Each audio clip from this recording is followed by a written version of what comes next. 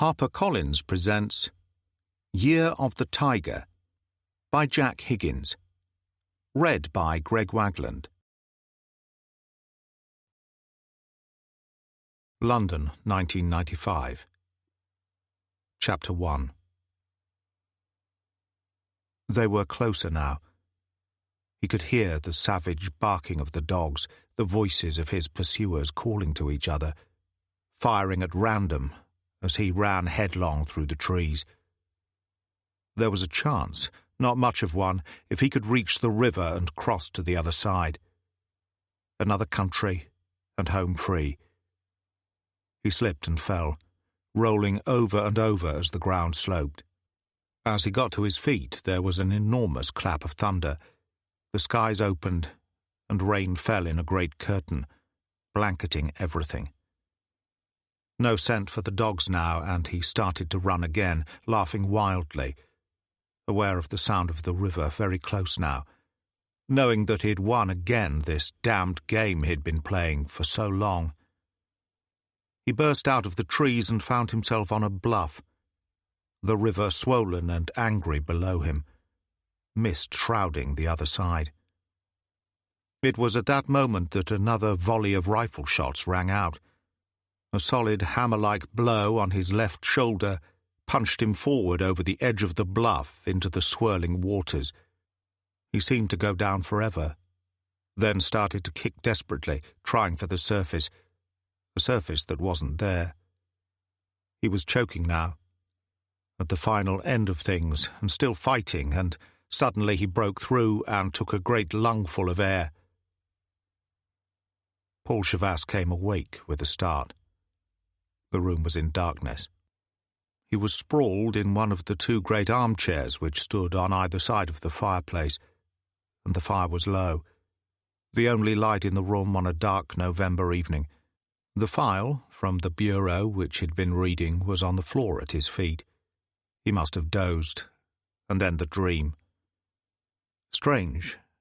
He hadn't had that one in years, but it was real enough, and his hand instinctively touched his left shoulder where the old scar was still plain to see. A long time ago. The clock on the mantelshelf chimed 6 times, and he got to his feet and reached to turn on the lamp on the table beside him. He hesitated, remembering, and moved to the windows where the curtains were still open. He peered out into St. Martin's Square. It was as quiet as usual, the gardens and trees in the centre touched by fog. There was a light on at the windows of the church opposite, the usual number of parked cars.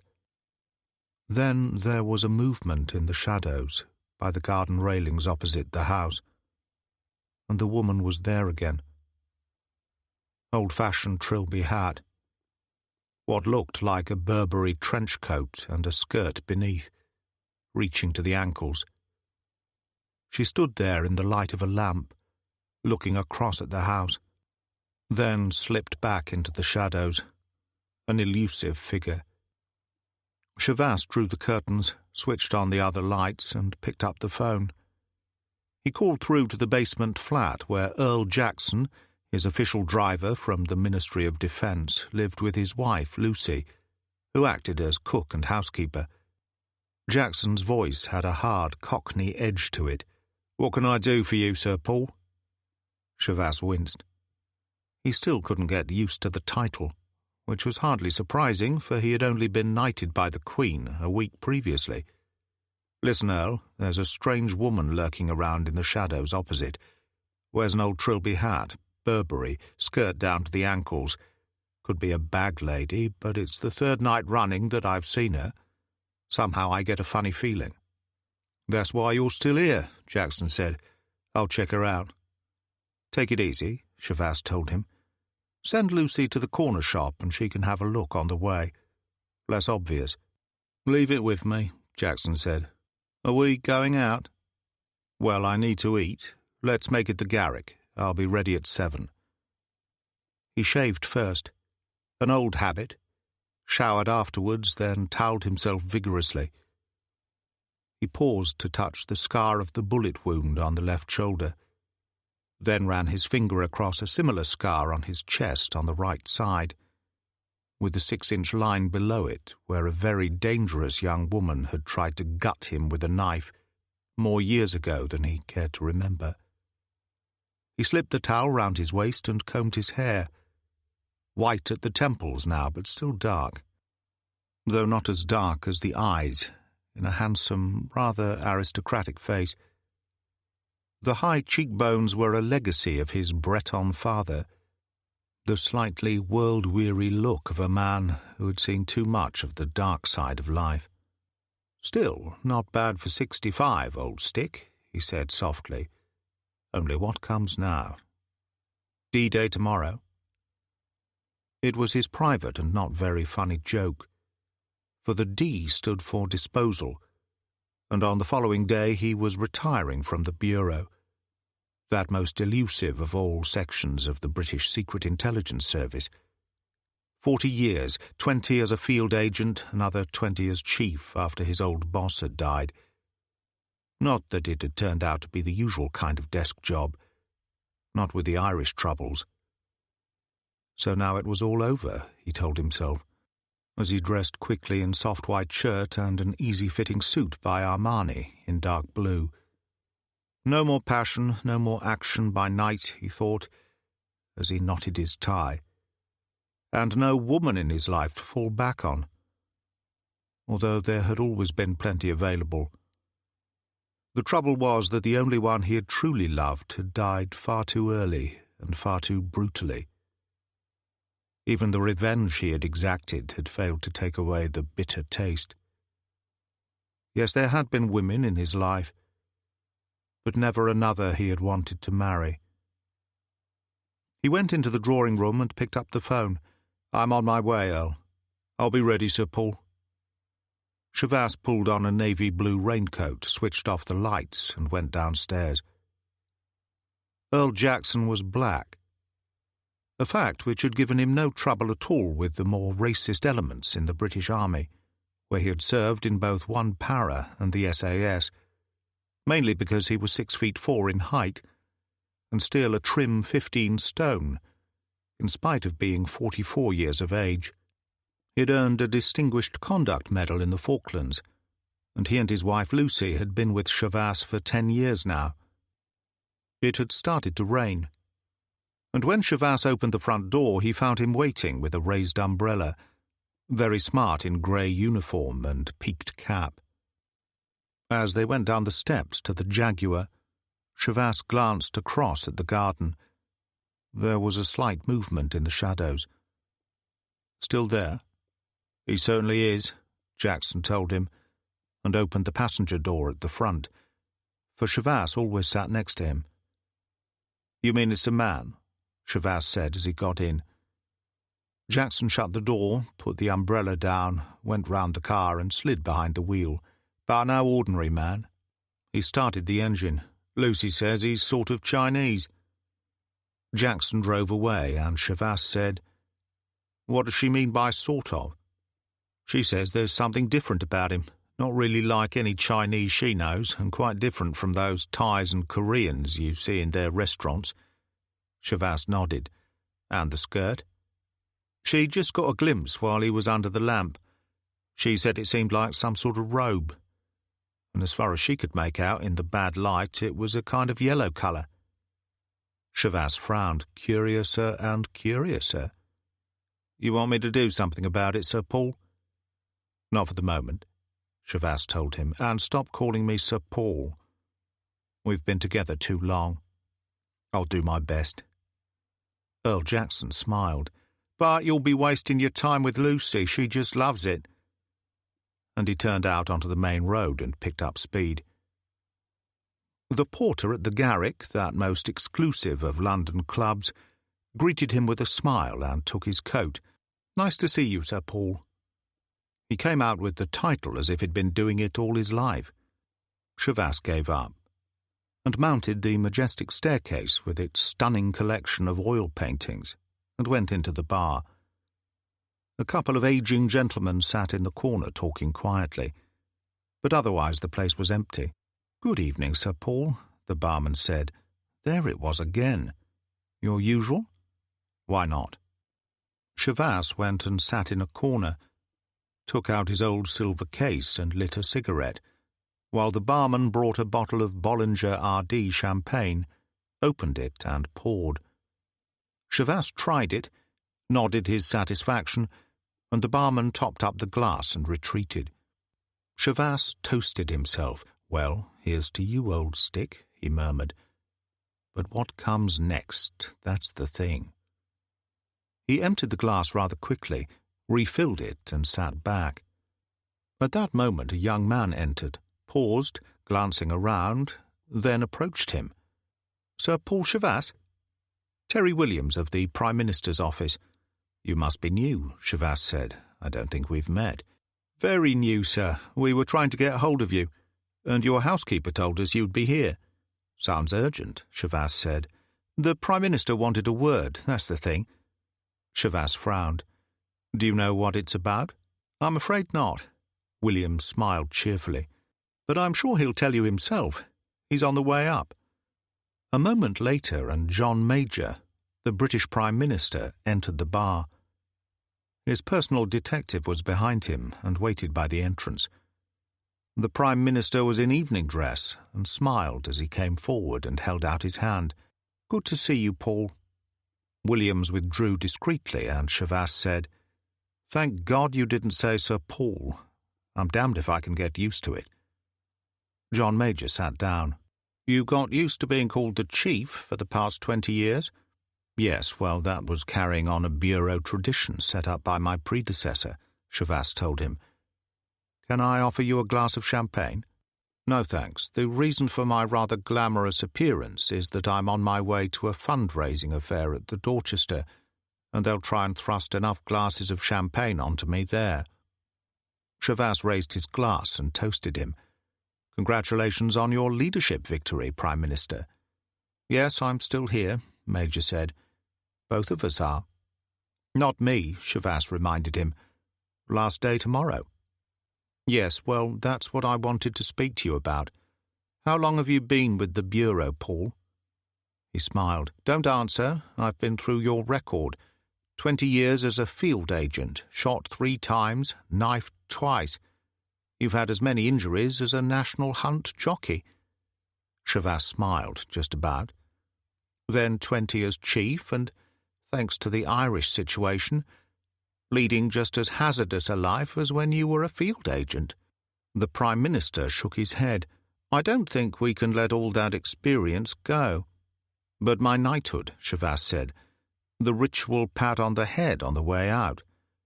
I must remind you, Prime Minister, that I'm 65 years of age."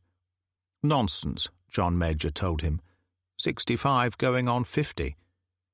He leaned forward. "All this trouble in what used to be Yugoslavia and Ireland is not proving as easy as we'd hoped." He shook his head. "No, Paul, we need you.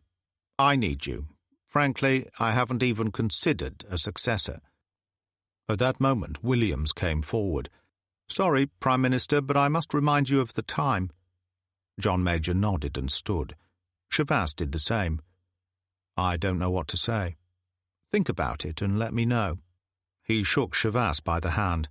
"Must go. Let me hear from you." And he turned and walked out, followed by his detective and Williams. And think about it Chavasse did as he sat at the long table in the dining room and had a cold lobster salad, washing it down with the rest of the champagne. It was crazy. All those years. A miracle that he had survived, and just when he was out, they wanted him back in.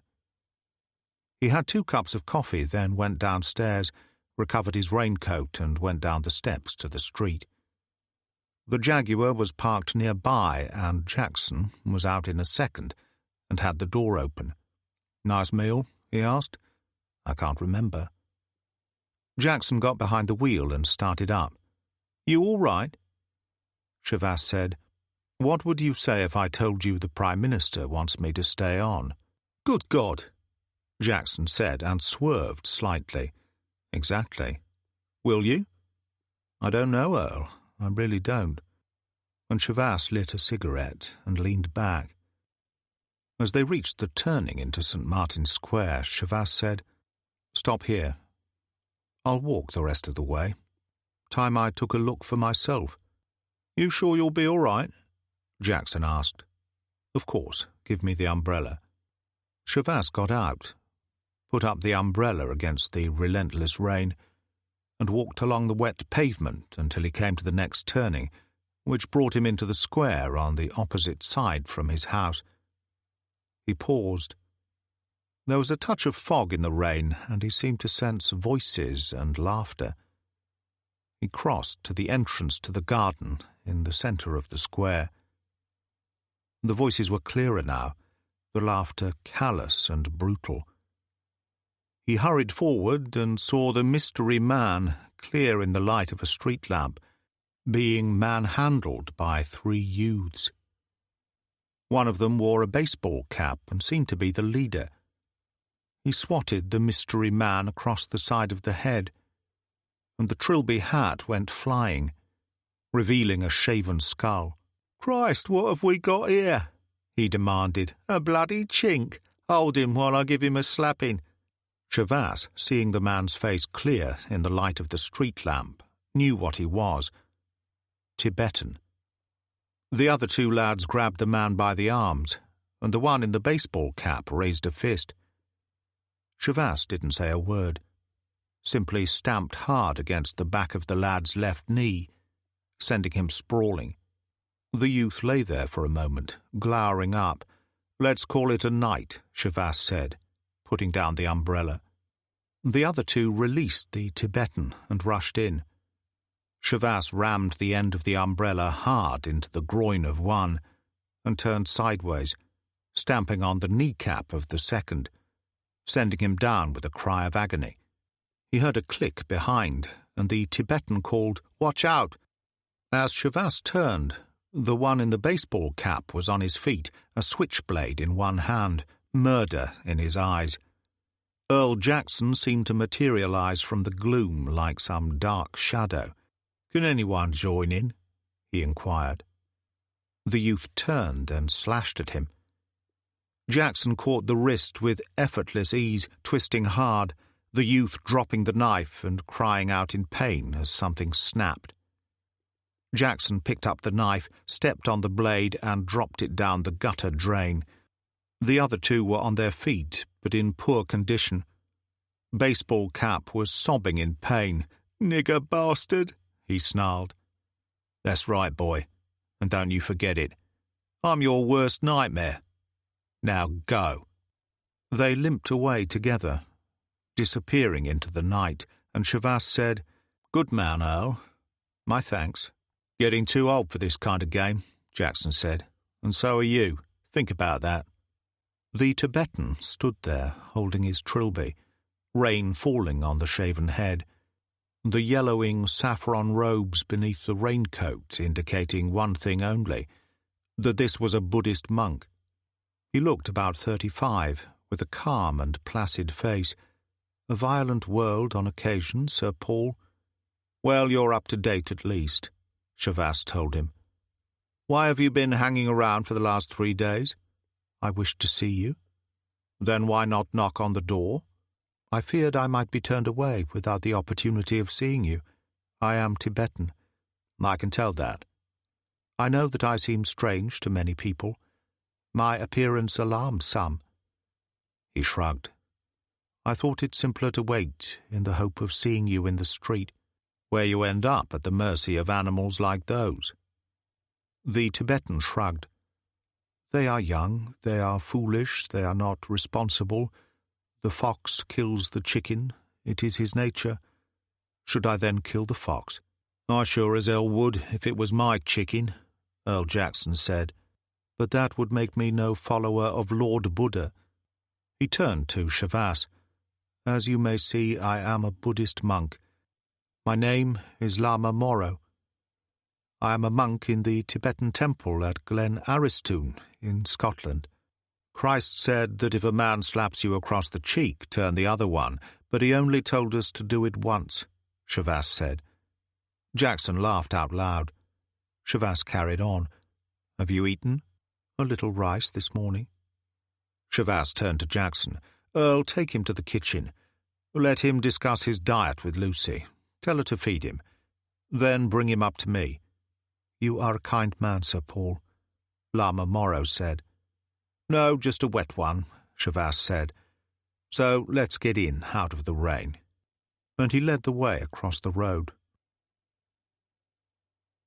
It was an hour later when there was a knock at the drawing-room door, and Lucy came in, the apple of Jackson's eye, a face on her like some ancient Egyptian princess, her hair tied in a velvet bow, neat in a black dress and apron. "I've got him for you, Sir Paul. Lucky I had plenty of rice and vegetables in. He's a nice man. I like him." She stood back, and Morrow entered in his saffron robes. "I've got his raincoat and hat in the cloakroom," she added, and left. Shavas was sitting in one of the armchairs beside the fire, which burned brightly, a glass in his hand. "Come and sit down." "You are too kind." Morrow sat in the chair opposite. "I won't offer you one of these." Shavas raised his glass. "It's Bushmills Irish whiskey. The oldest in the world, some say, and invented by monks." "How enterprising." "You're a long way from home," Shavas said. "Not really. I left Tibet with other refugees when I was 15 years of age. That was in 1975. "I see. And since then?" 3 years with the Dalai Lama in India. Then he arranged for me to go to Cambridge, to your old college, Trinity. You were also at the Sorbonne. I too have studied there. But Harvard eluded me." "You certainly know a great deal about me," Shavas told him. "Oh, yes," Morrow said calmly. "Your father was French?" "Breton," Shavas said. "There is a difference, of course. Your mother was English. You had a unique gift for languages which explains your studies at 3 of the world's greatest universities. A PhD at 21, you returned to Cambridge, to your own college, where they made you a fellow at 23. So there you were, at an exceptionally young age, set on an academic career at a great university." "And then?" Shavas inquired. "You had a colleague at Trinity whose daughter was married to a Czech. When he died, she wanted to return to England with her children. The communists refused to let her go, and the British Foreign Office wouldn't help." Morrow shrugged. "You went in on your own initiative and got them out, sustaining a slight wound from a border guard's rifle." "Ah, the foolishness of youth," Shavas said. "Safely back at Cambridge, you were visited by Sir Ian Moncrieff, known only as the Chief in intelligence circles, the man who controlled the Bureau, the most secret of all British intelligence units." "Where in the hell did you get all this from?" Shavas demanded. "Sources of my own," Morrow told him. 20 years in the field for the Bureau, and 20 years as chief after Moncrieff's death. A remarkable record. "The only thing remarkable about it is that I'm still here," Shavas said. "Now, who exactly are you?" "As I told you, I'm from the Tibetan temple at Glen Aristoun in Scotland." "I've heard of it," Shavas told him. "A Buddhist community." "I live and work there. I am the librarian. I have been collating information on the escape of the Dalai Lama from Tibet in March 1959. A great light dawned.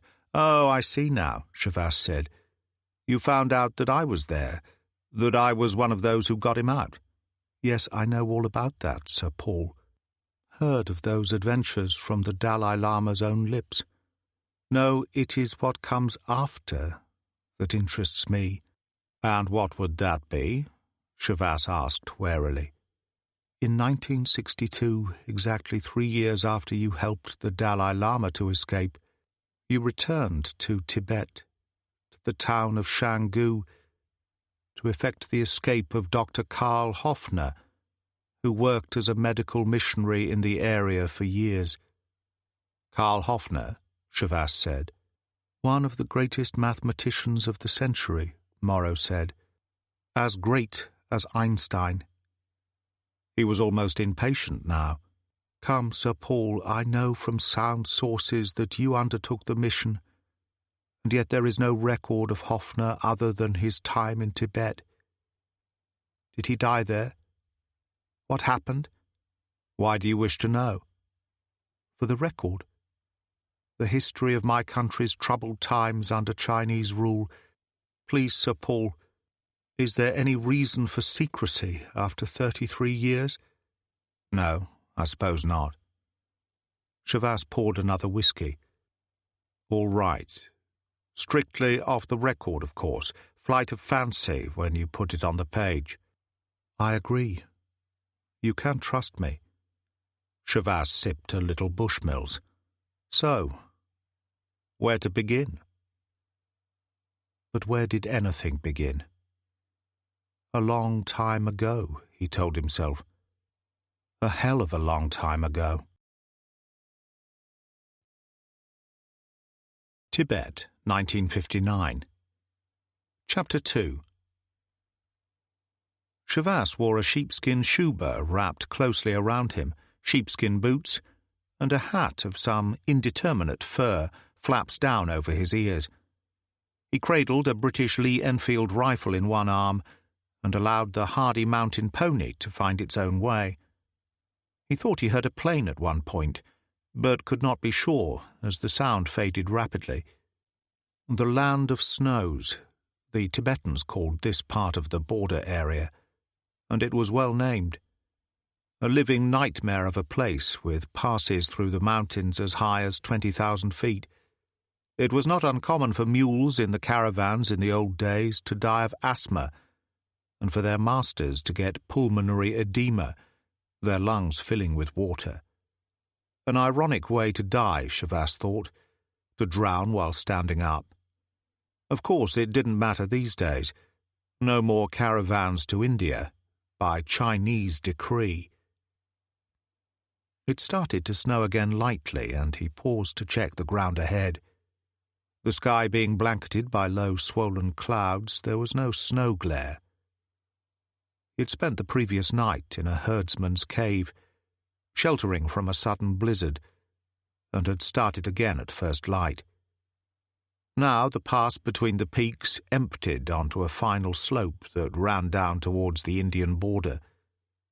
In fact, in the far distance, there was a flicker of colour, obviously a flag, and Chavas urged his pony forward. The border post was quite simple. A large stone hut, no barbed wire, no defence system.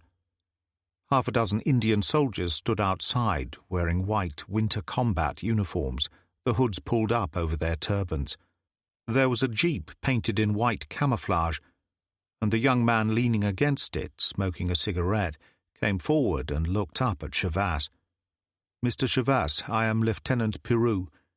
We heard over the radio from Tibetan freedom fighters that you were coming." He smiled. "I'm surprised that there are any left, if the reports we get of Chinese reaction are true." Chavas heaved himself out of the saddle, and a soldier led the pony away.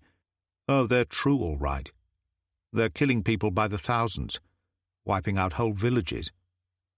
Pirou gave him a cigarette and lit it for him, and Chavas continued. "No, I'm afraid this time they intend to wipe out Tibetan resistance once and for all. Which is why the Dalai Lama has fled? Yes, he hopes to continue the struggle from India. Do you think Prime Minister Nehru will accept him?" "Oh yes, that has been made quite clear. But come, Mr. Chavas, my boss is waiting to see you, at Galah. That's about 10 miles from here." He smiled. "And only 16,000 feet. Chavas got into the jeep, and Pirou slipped behind the wheel. "And who might your boss be?" "Colonel Ram Singh, very correct and old school. Even went to Sandhurst." Pirou, in spite of the jeep sliding from side to side on the rough track, found another cigarette and lit it one-handed. "I thought the CIA were to do great things, help the rebels and so on." "They dropped in a certain amount of arms," Chavas told him. "Mostly British, because they didn't want the Chinese to make an American connection. Other than that, they haven't done much." But you have, Mr. Shavas. British intelligence still functions, it would seem. So they tell me. I understand you were told by the Indian government not to cross the border, but went anyway? That's true. And Major Hamid went with you? Also true. Peru shook his head. Crazy Pathan. They'll court-martial him for this. No, they won't. He's behind me right now, with the Dalai Lama. I only came ahead to confirm their arrival time. Hamid will be an instant hero to every Indian on this continent. Perhaps not, my friend. And what do you mean by that? Shavas demanded. Oh, that's for my boss to tell you. Shavas sat there, frowning, and they came over a rise and saw a number of Nissen huts below, beside an airstrip. The aircraft parked at one end had twin engines and was painted white. A Navajo, Shavas said. What's that doing here? A quick link with the lowlands, supplies, communications. The air-stair door means we can get stretchers in. And why the white strip? So that if I stray over the border, it will make it more difficult for the Chinese to shoot me down. Peru smiled. Oh yes, Mr. Shavas, I am the pilot. Indian Air Force, not Army. And he drove down the track. It was warm in the Nissen hut, as the 4 officers and Shavas leaned over the map on the table. Colonel Ram Singh was small and fierce, with a thin moustache, the medal ribbons on his shirt making a fine show. Not good, Mr. Shavas, not good. I can tell you unofficially that Prime Minister Nehru and the Indian government are prepared to receive the Dalai Lama. Peru here was to fly him out as soon as he arrived. Which isn't likely now, I'm afraid, Peru said. I made an overflight. Quite illegally, of course. His finger touched the map. Here is the Dalai Lama's column. I'd estimate by now about 15 miles to go. He indicated again, and here, 25 miles behind them, a Chinese column coming up fast, jeeps, not horses, certain to catch them before the border. Shavas examined the map carefully. When did you see all this? An hour ago, not much more? Shavas nodded. I came that way myself. The terrain is terrible. Even a jeep is lucky to cover 10 miles in an hour. Rough ground and boulders everywhere. So, Ram Singh said, that means the Chinese are still on the other side of the Sholo Gorge, hundreds of feet deep. There's an old wooden bridge there. It's the only way across. Destroy that, and they've had it. The Dalai Lama will be home free. An attractive idea, Mr. Shavas, but if you are suggesting that Lieutenant Peru should somehow bomb their bridge, I must say no. Chinese territory. That is what they claim, and we are not at war with China. Well, I am. Shavas turned to Peru. You carry parachutes on that thing? Of course. Shavas said to Ram Singh, Meet me halfway, Colonel. You've already allowed Peru to fly over there. Let him volunteer again. You find me some explosives. On the way in, we drop a message to the Dalai Lama's column to alert Hamid as to what's going on. Then I'll parachute in at the bridge and blow it up. But what happens after? Peru demanded. You'll be all alone out there on foot. Hopefully Hamid will ride back for me. There was a long silence. All the officers exchanged glances. The colonel looked down at the map, drumming his fingers on it. He glanced up. You would do this, Lieutenant? He asked Peru. My pleasure, Colonel. Madness, Ram Singh said. Total madness. Suddenly he smiled. We'd better get cracking, Mr. Shavas. Not much time. Ram Singh said, A very simple explosive, Mr. Shavas. He opened an army haversack and produced one of several dark green blocks. We get it from the French army. Plastique, Shavas said. Totally harmless until used in conjunction with one of these timer pencils. He held a few up. 5-minute fuses, but the 2 with yellow ends are 2 minutes. Shavas took the haversack on his back and pushed his arms through the straps. One of the officers helped him into a parachute. Another gave him a Sten gun with 2 magazines taped together, which he draped across his chest. Ram Singh picked up a weighted signal can with a great scarlet streamer attached to it. The message for Major Hamid. It tells him exactly what you intend. Ram Singh put a hand on Shivas's shoulder. "I hope he finds it possible to, how shall I put it, to retrieve you, my friend." "He's a Pathan," Shivas said simply.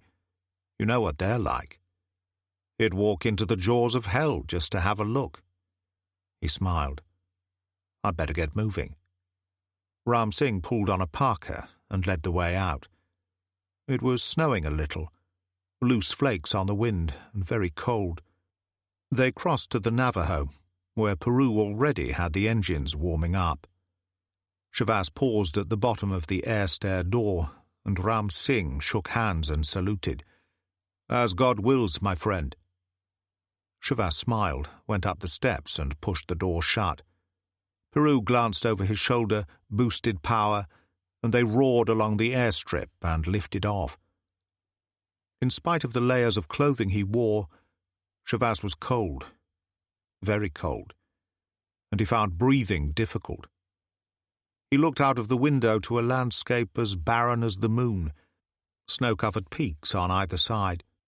Now and then they dropped sickeningly in an air pocket and were constantly buffeted by strong winds. Peru glanced over his shoulder and shouted above the roar of the engines, "I'll curve round to the gorge first. Let's make sure the Chinese are still on the other side before we communicate with Hamid." "Fine," Shivas told him. They entered low cloud, which enveloped them for 5 minutes, came out on the other side, and there was the gorge below, the bridge in clear view.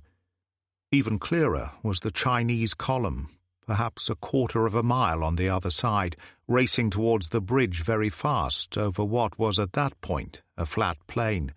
"No time to hang around. They'll be at the bridge in 10 minutes, Shivas shouted. "I'm on my way. Take me down to 500. Peru dropped the nose. The Navajo went down and levelled out. Shivas moved awkwardly because of the bulk of his equipment and released the air stair door. There was a great rush of air. He waited until they were as close to the bridge as possible and tumbled out head first. Hamid dismounted and waited, while one of the Tibetan freedom fighters galloped to where the signal can lay on the snow, the scarlet streamer plain. The man leaned down from the saddle, picked up the can, and galloped back. Hamid was a typical Pathan, a large man, very tall, dark-skinned, with a proud look to his bearded face. Behind him the column had stopped as everyone waited. The horseman arrived and handed over the can.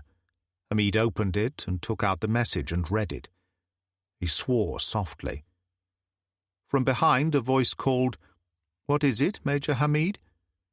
The Dalai Lama, covered by sheepskins, lay on a kind of trailer, pulled by a horse, for he was too ill to ride. "It's from Shivas." "So he got through?" "Unfortunately, there's a Chinese column very close to us, on the other side of the Sholo Gorge. It would seem Shivas has dropped in by parachute, in an effort to blow the bridge. I must go to his aid." "I understand," the Dalai Lama said. "Good. I'll take 2 of the escort with me. The rest of you must press on with all possible speed." He rode across to one of the carts and picked up a Sten gun and 2 magazines, which he stuffed into his saddlebag. Then he gave a quick order to 2 of the Tibetans and galloped away.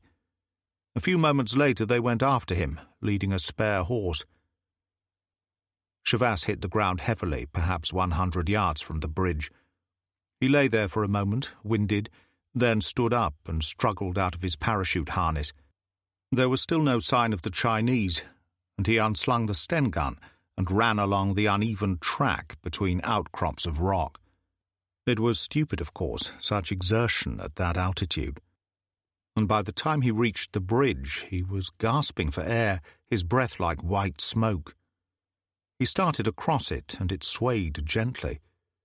He got to the centre, took off the haversack, and selected a block of plastique, inserted a 5-minute timer, lay down, and reached over the edge and wedged the explosive into a space between the ends of 2 struts. He activated the timer, stood up, and, at that moment, a Chinese jeep appeared on top of the rise on the other side. Its machine gun opened up at once. Shavas ran, the Sten gun in one hand, the haversack in the other. He reached the end of the bridge, ducked behind one of the supporting posts, found another block of plastique, inserted a yellow 2-minute fuse, and activated it. The jeep kept firing, bullets clipping wood from the post. He laid the plastique block down, returned fire with his Sten, and a lucky shot knocked one soldier out. The jeep, halfway across the bridge, paused.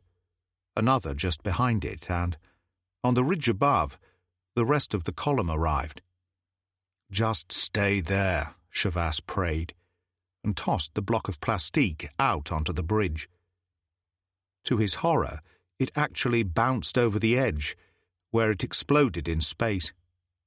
The jeep started forward, firing relentlessly, followed by the other, and the column moved down on the other side. Shavas ran up amongst the rocks, head down, glancing back to see the two jeeps reach firm ground. At that moment, and just as the convoy started across, there was a huge explosion. The center of the bridge twisted up into the air, lengths of timber flying everywhere. The two lead jeeps in the convoy on the other side went with it. As the reverberations died away, there were cries of rage from the Chinese soldiers in the two jeeps which had got across, 3 left in one and 4 in the other. They both fired their light machine guns into the rocks below the escarpment, and Shavas cowered down and opened his haversack. 1 block of plastique left. He inserted the remaining 2-minute pencil and started to count, the Sten gun ready in his other hand. He fired it in short, sharp bursts with his left hand, still counting, and they raked the rocks with machine gun fire so fierce that he had to keep his head down and hurl the block of plastique blindly. This time his luck was good, for it landed in the jeep containing 4 soldiers and exploded a second later with devastating effect. He glanced over a rock and saw only carnage. The 4 soldiers killed outright, and the other jeep tilted on one side, its 3 occupants thrown out. As Shavas watched, they got to their feet, coughing in the acrid smoke, and picked up their weapons. He stood and opened fire with the Sten, 3 bullets kicking up dirt beside them. Then the magazine simply emptied itself. He threw it down, turned, and ran for his life, as the 3 Chinese cried out and came after him. Bullets ploughed into the ground beside him, kicking up snow as he struggled up the slope, and then a cheerful voice cried, "Lie down, Paul, for God's sake!" Hamid appeared on the ridge above, holding the Sten light machine gun in both hands.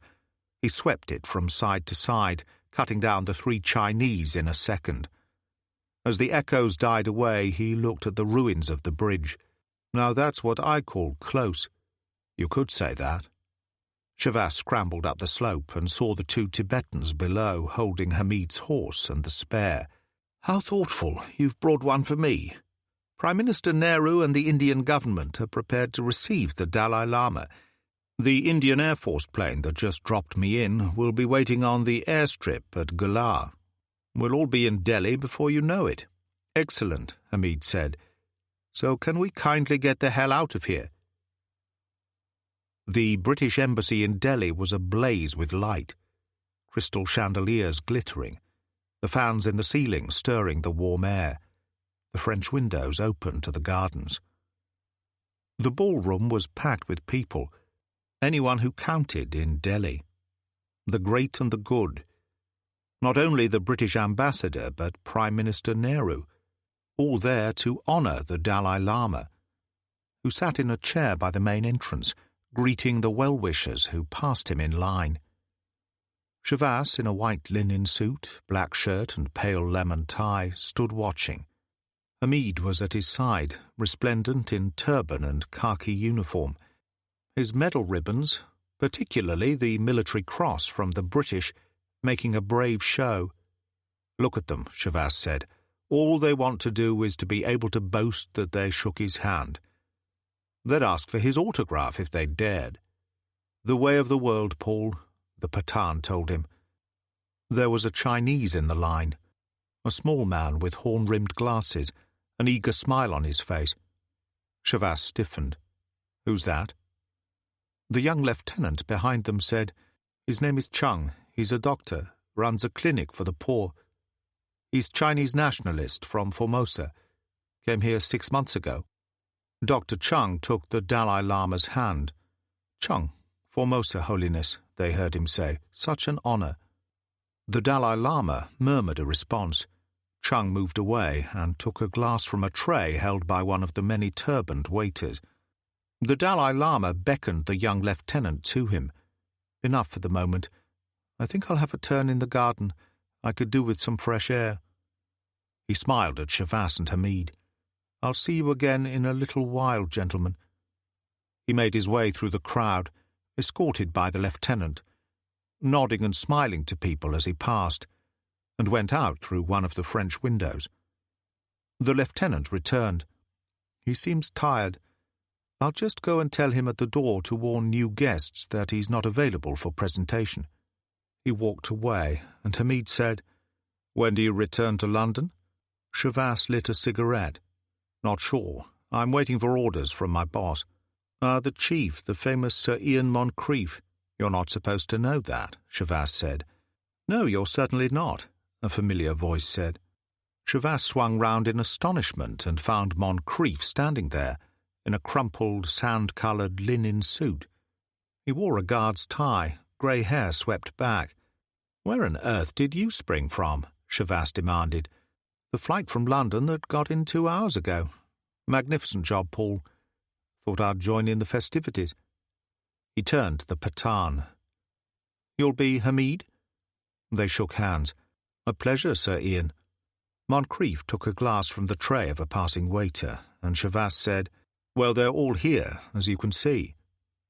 Moncrief drank some of the wine, including the opposition. "What do you mean?" Hamid asked. "Our Chinese friend over there." Moncrief indicated Chung, who was working his way through the crowd towards the French windows.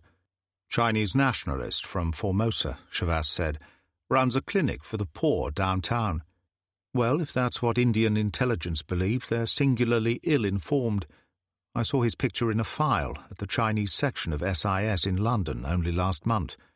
He's a communist agent. Where's the Dalai Lama, by the way?" "In the garden," Hamid told him. At that moment, Chung went out through one of the open French windows. "Come on," Shavas said to Hamid, and pushed his way quickly through the crowd. The garden was very beautiful, flowers everywhere.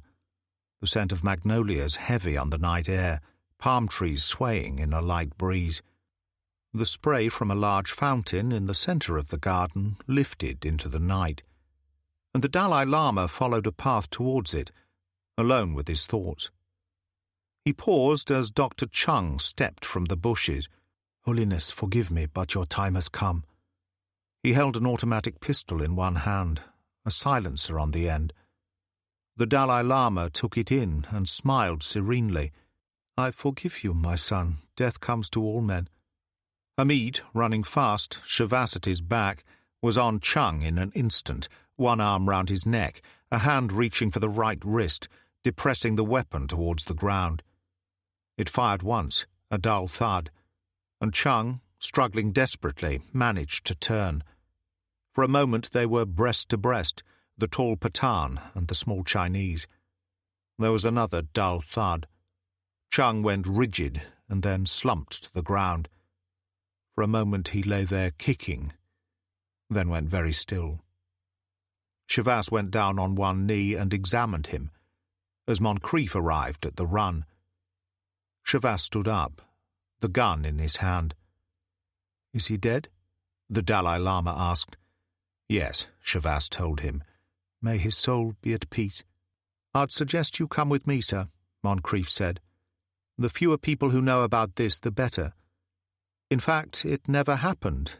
Did it, Major?" "I'll handle it, sir," Hamid said. "Utmost discretion. I'll get the head of security." Moncrief took the Dalai Lama away. Hamid said, "Pity the poor sod decided to shoot himself here, and we'll never know why, will we? As good a story as any. You stay here, Paul. You'll make a fine witness. And so will I. He shook his head. Peking has a long arm. The Pathan hurried away. Shavas lit a cigarette, went and sat on a bench by the fountain, and waited.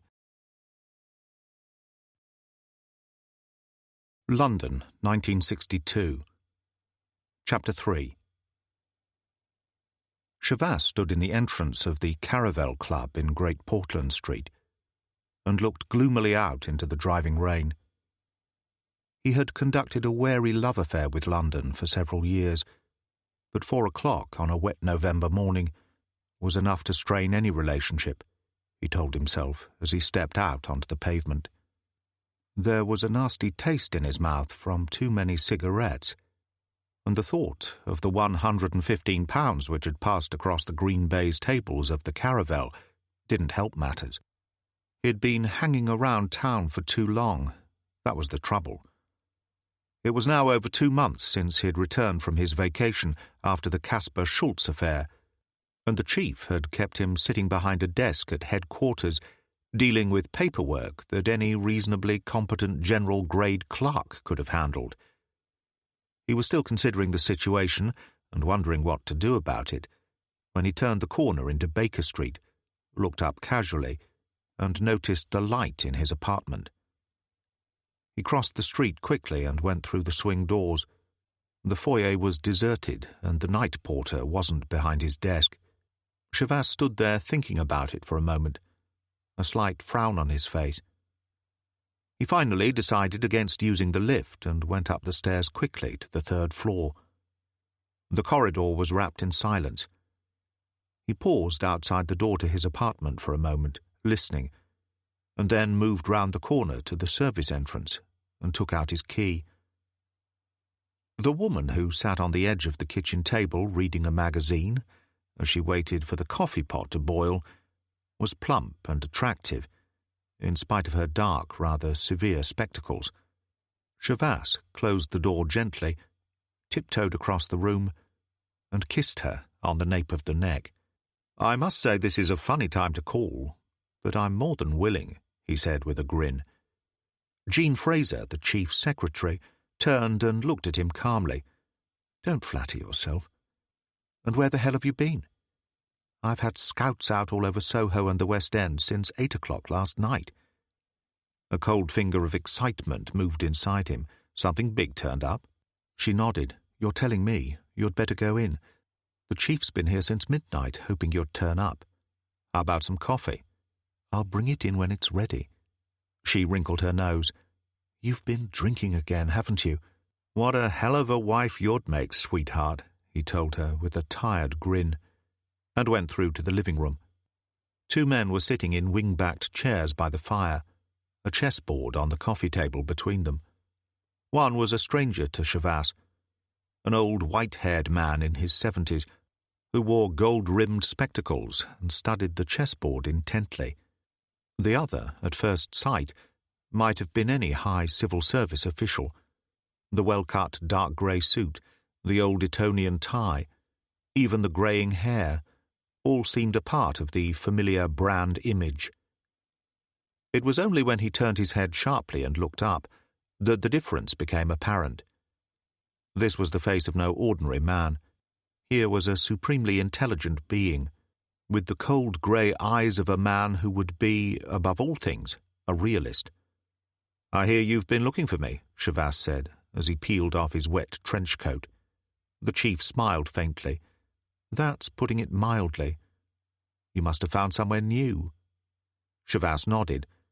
"The Caravel Club in Great Portland Street. They do a nice steak, and there's a gaming room. Sherry and roulette, mostly." "Is it worth a visit?" "Not really." Shavas grinned. "Rather boring and too damned expensive. It's time I saw a little action of another kind." "I think we can oblige you, Paul," the chief said. "I'd like you to meet Professor Craig, by the way." The old man shook hands and smiled. "So you're the language expert. I've heard a lot about you, young man. All to the good, I hope." Shavas took a cigarette from a box on the coffee table and pulled forward a chair. Professor Craig is chairman of the Joint Space Research Program recently set up by NATO, the chief said. He's brought us rather an interesting problem. To be perfectly frank, I think you're the only available bureau agent capable of handling it. Well, that's certainly a flattering beginning, Shavas said. What's the story? The chief carefully inserted a Turkish cigarette into an elegant silver holder. When were you last in Tibet, Paul? Shavas frowned. You know that as well as I do. 3 years ago when we brought out the Dalai Lama. How would you feel about going in again? Shavas shrugged. My Tibetan is still pretty fair, not fluent, but good enough. It's the other problems, specific to the area, which would worry me most. Mainly the fact that I'm a European, I suppose. But I understood you to say you'd helped out the Dalai Lama 3 years ago, Professor Craig said. Shavas nodded. But that was different, straight in and out again within a few days. I don't know how long I could get by, if I was there for any period of time. I don't know if you're aware of this fact, Professor, but not a single Allied soldier escaped from a Chinese prison camp during the Korean War, and for obvious reasons. Drop me into Russia in suitable clothes, and I could pass without question. In a street in Peking, I'd stick out like a sore thumb. Fair enough, the chief said. I appreciate your point. But what if we could get round it? That would still leave the Chinese, Shavas told him. They've really tightened up since I was last there, especially after the Tibetan revolt. Mind you, I think their control of large areas must be pretty nominal. He hesitated and then went on. This thing, is it important? The chief nodded gravely. Probably the biggest I've ever asked you to handle. You'd better tell me about it. The chief leaned back in his chair. What would you say was the gravest international problem at the moment? The bomb? Shavas shook his head. No, I don't think so. Not any more, anyway. Probably the space race. The chief nodded. I agree, and the fact that John Glenn and those who have followed him have successfully emulated Gagarin and Titov has got our Russian friends worried. The gap is narrowing, and they know it. Is there anything they can do about it? Shavas said. The chief nodded. Indeed there is, and they've been working on it for too damned long already. But perhaps Professor Craig would like to tell you about it. He's the expert. Professor Craig took off his spectacles and started to polish their lenses with the handkerchief from his breast pocket. The great problem is propulsion, Mr. Shavas. Bigger and better rockets just aren't the answer, not when it comes to travelling to the moon. And anything further involves immense distances. And presumably the Russians have got something, Shavas said. Craig shook his head. Not yet, but I think they may be very near it. Since 1956 they've been experimenting with an ionic rocket drive using energy emitted by stars as the motive force. It sounds rather like something out of a science fiction story, Shavas said. I only wish it were, young man, Professor Craig said gravely. Unfortunately, it's hard fact, and if we don't come up with another answer quickly, we might as well throw in the towel.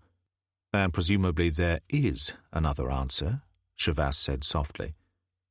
The professor adjusted his spectacles carefully and nodded.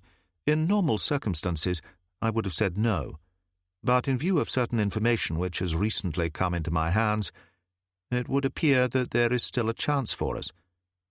The chief leaned forward. 10 days ago, a young Tibetan nobleman arrived in Srinagar, the capital of Kashmir. Ferguson, our local man, took him in charge. Besides possessing valuable information about the state of things in western Tibet at the present time, he was also carrying a letter for Professor Craig. It was from Karl Hoffner. Shavas frowned. I've heard of him vaguely. Wasn't he some kind of medical missionary in Tibet for years? The chief nodded. A very wonderful man whom most people have completely forgotten. Remarkably similar career to Albert Schweitzer, doctor, musician, philosopher, mathematician. He's given 40 years of his life to Tibet, and he's still alive, Shavas said. The chief nodded. Living in a small town called Canggu, about 150 miles across the border from Kashmir, under house arrest as far as we can make out. This letter, Shavas said, turning to Professor Craig. Why was it addressed to you? Karl and I were fellow students and research workers for years, Craig sighed. "One of the great minds of the century, Mr. Chavas. He could have had all the fame of an Einstein, but he chose to bury himself in a forgotten country." "But what was in the letter that was so interesting?" Chavas asked. "On the face of it, nothing very much. It was simply a letter from one old friend to another. It apparently heard that this young Tibetan was making a break for it, and decided to take the opportunity of writing to me, probably for the last time. He's in poor health." "How are they treating him?" "Apparently quite well." Craig shrugged. "He was always greatly loved by the people. Probably the communists are using him as a sort of symbol. He said in his letter that he had been confined to his house for more than a year and, to help pass the time, had returned to his greatest love, mathematics. Presumably this is important. Karl Hoffner is probably one of the great mathematicians of all time," Professor Craig said solemnly. "Do you mind if I get a little technical?" "By all means," Chavas told him. "I don't know the extent of your knowledge of mathematical concepts," Craig said, "but you are perhaps aware that Einstein demonstrated that matter is nothing but energy fixed in a rigid pattern?" "E equals mc squared," Chavas grinned. "I'm with you so far." "In a celebrated thesis written for his doctorate when a young man," Craig went on, "Karl Hoffner demonstrated that energy itself is space locked up in a certain pattern. His proof involved an audacious development of non-Euclidean geometry, which was as revolutionary as Einstein's theory of relativity." "Now you've completely lost me," Chavas said. "It doesn't matter," Craig smiled. "Probably only 6 brains on Earth were capable of understanding his theory at the time, such was its complexity. It aroused considerable interest in academic circles and was then virtually forgotten. It was only theoretical, you see. It led nowhere and had no conceivable practical application." "And now he's taken it one stage further," Chavas said. "Is that what you're leading up to?" Craig nodded. "He mentioned in his letter, quite casually I might add, that he had reached the solution to the problem. He has proved that space can be twisted, manipulated if you like, until it becomes an energy field." "And this is really important," Chavas said. "Important?" The professor sighed. "For one thing, it relegates nuclear physics to roughly the Eocene age of science. For another, it gives us an entirely new concept of space travel. We could produce an energy drive for our rockets from space itself, something which would be infinitely superior to the Russian concept of the ionic drive." "Do you think Hoffner has any idea of the importance of his discovery?" Chavas said. Craig shook his head. "I don't think he can even be aware that orbital flights have taken place. If he knew that man had already crossed the space threshold, the value of his discovery would be at once obvious to him." "It's incredible," Chavas said, "quite incredible. What's even more to the point is that knowing this does us no damn good at all, as long as the know-how remains locked in the brain of a sick old man under house arrest in a communist-dominated country," the chief said. "We've got to get him out, Paul." Chavas sighed. "Well, I was begging for action," he said, "and now I've got it. Though how the hell I'm supposed to pull it off, I don't know. I've already given that quite some thought." The chief pushed the chessboard out of the way and unfolded a large map. "Now, this is the area involved. Kashmir and western Tibet. Canggu is about 150 miles from the border. You'll notice that some 50 miles into Tibet, there's a village called Rudok. In this dispatch the other day, Ferguson informed me that, according to the young Tibetan nobleman who brought out the letter, the Chinese have little control of the area. He says the monastery outside Rudok is quite a center of resistance. If we could get you there, you'd at least have a base. Of course, from then on you'd have to play it by ear." "Two obvious points," Chavas said. "How do I get in, and how do I get the locals to accept me if I do?" "That's all arranged," the chief said. "Since yesterday evening, when Professor Craig first came to see me to point out that there was more in the letter than met the eye, I've used the special line to speak to Ferguson in Srinagar no less than 4 times. He's arranged for this young Tibetan to go in with you." "And what about transportation?" We'll fly you in." Shavas frowned. "Are you sure it's possible from Kashmir? The Ladakh range is a hell of a height." "Ferguson's dug up a bush pilot named Jan Kerensky. He's a Pole, flew for the RAF during the war. He's doing government work in the area, aerial reconnaissance and so forth. Apparently there's an old RAF emergency airstrip outside Leh, which he sometimes uses. That's only 80 or 90 miles from the Tibetan border. We've offered him 5,000 to fly you in and land you at this monastery near Rudok, and another 5 to pick you up again exactly 1 week later.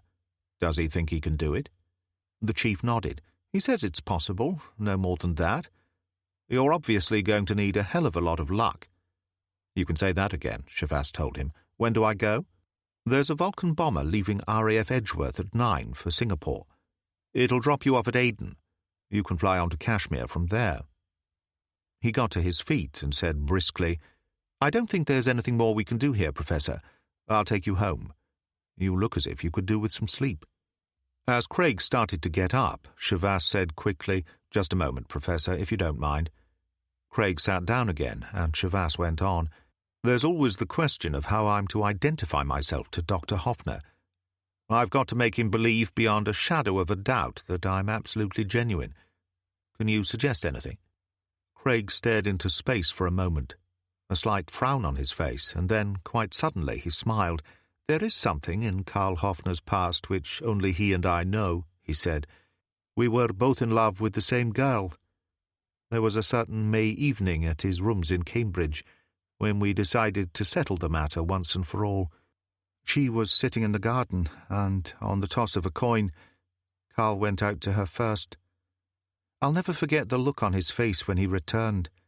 Later, as I stood in the garden with her after she'd promised to become my wife, he sat in the darkness inside and played the Moonlight Sonata. He was a superb pianist, you know." "Thank you, sir," Shavas said gently. "A long, long time ago, young man, but he'll remember every detail of that night. I know I do." Craig held out his hand. "I can only wish you luck, Mr. Shavas. I hope to see you again very soon." He picked up his coat and moved to the door. The chief turned briskly and smiled. "Well, Paul, it's going to be a tough one. Just remember how important this is to all of us. Jean's going to stay and cook you a meal, and so on. She'll drive you to Edgeworth and see you off. Sorry I can't come myself, but I have an important conference at the Foreign Office at 9:30. "That's all right, sir," Shavas said. The chief ushered Craig to the door, opened it and turned. He seemed to be about to say something else, and then thought better of it and closed the door gently behind him. Shavas stood there in the middle of the room for a long moment after they had gone, and then he lit a cigarette and went back into the kitchen. Jean Fraser was making a bacon and egg fry. She turned and wrinkled her nose. "Better have a shower, you look awful." "So would you if you'd been handed a job like this," he said. "What's happened to the coffee, anyway?" "I didn't want to disturb you." She hesitated and came towards him, smoothing her palms nervously along her thighs. "It's not so good, is it, Paul?" "It stinks," he said, putting it mildly. He grinned crookedly. "Sometimes I wonder why I ever got mixed up in this crazy business." Suddenly she seemed close to tears. He bent down quickly and kissed her on the mouth. "Give me 10 minutes to shower and change, and I'll have breakfast with you. Afterwards you can drive me to my doom." She turned away quickly, and he went back into the living room and started to take off his tie. He opened the window and stood there for a moment, breathing in the raw freshness of the rain, and suddenly felt exhilarated, tremendously exhilarated. It was the first time for 2 months that he had felt really alive. When he went into the bathroom, he was whistling. India, Tibet, 1962. Chapter 4. When Shavas crossed the tarmac at Srinagar Airport the following morning, Ferguson was waiting by the gate.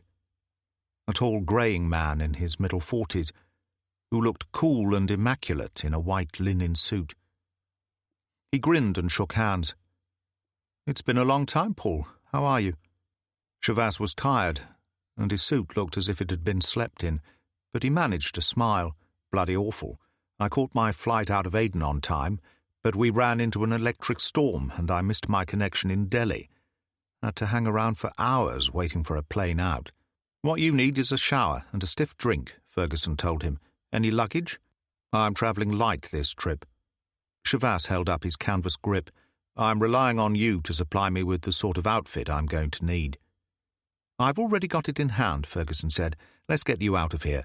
My car's parked just outside." As they drove into Srinagar, Shavas lit a cigarette and looked out of the window at the great white peaks of the mountains outlined like a jagged frieze against the vivid blue sky. "So this is the Vale of Kashmir?" "Disappointed?" said Ferguson. "On the contrary," Shavas told him.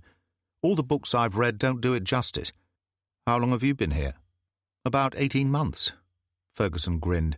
"Oh, I know I've been put out to pasture, but I'm not complaining. I'm strictly a desk man from now on. How's the leg these days?" Ferguson shrugged. "Could be worse. Sometimes I imagine it's still there. But they say that kind of hallucination can last for years." They slowed down as the car nosed its way carefully through the narrow streets of a bazaar, and Shavas looked out into the milling crowd and thought about Ferguson.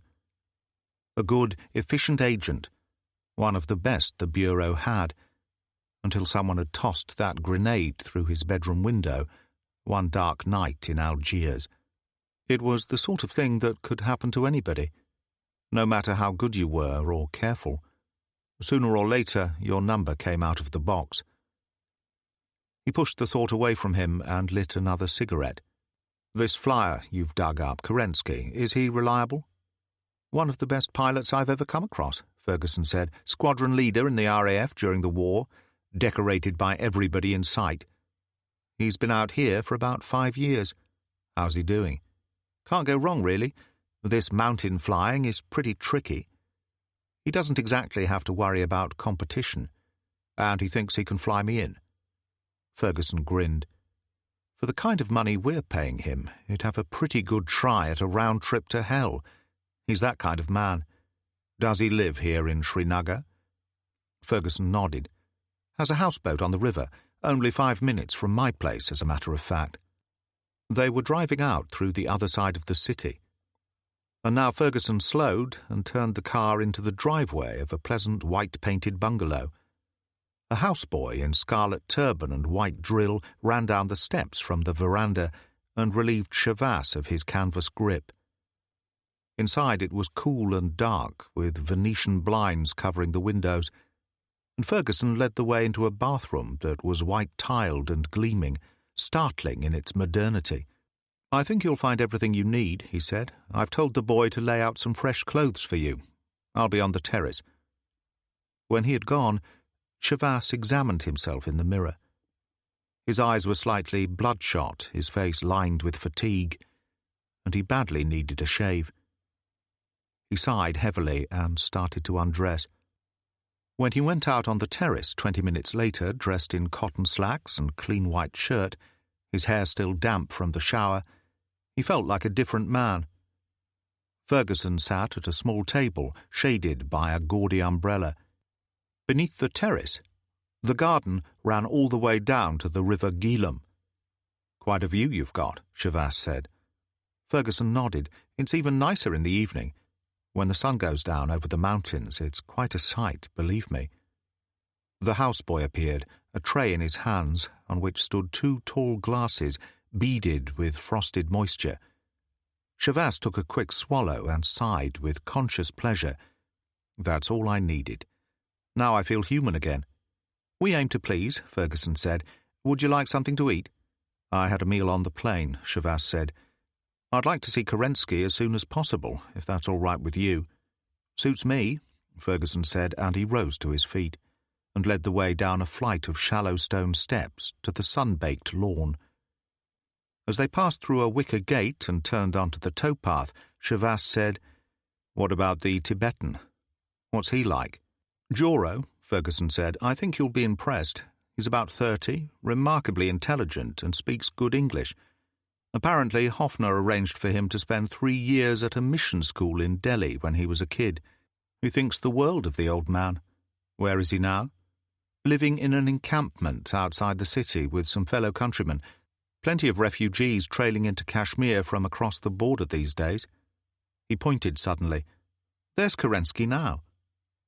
The red and gold houseboat was moored to the riverbank about 40 yards away. The man who stood on the cabin roof was wearing only bathing shorts. As they approached, he dived cleanly into the water. Ferguson negotiated the narrow gangplank with some difficulty because of his leg, and Chavas went first and gave him a hand down to the deck. It had been scrubbed to a dazzling whiteness, and the whole boat was in beautiful condition. "What's it like below?" Chavas asked. "First rate," Ferguson told him.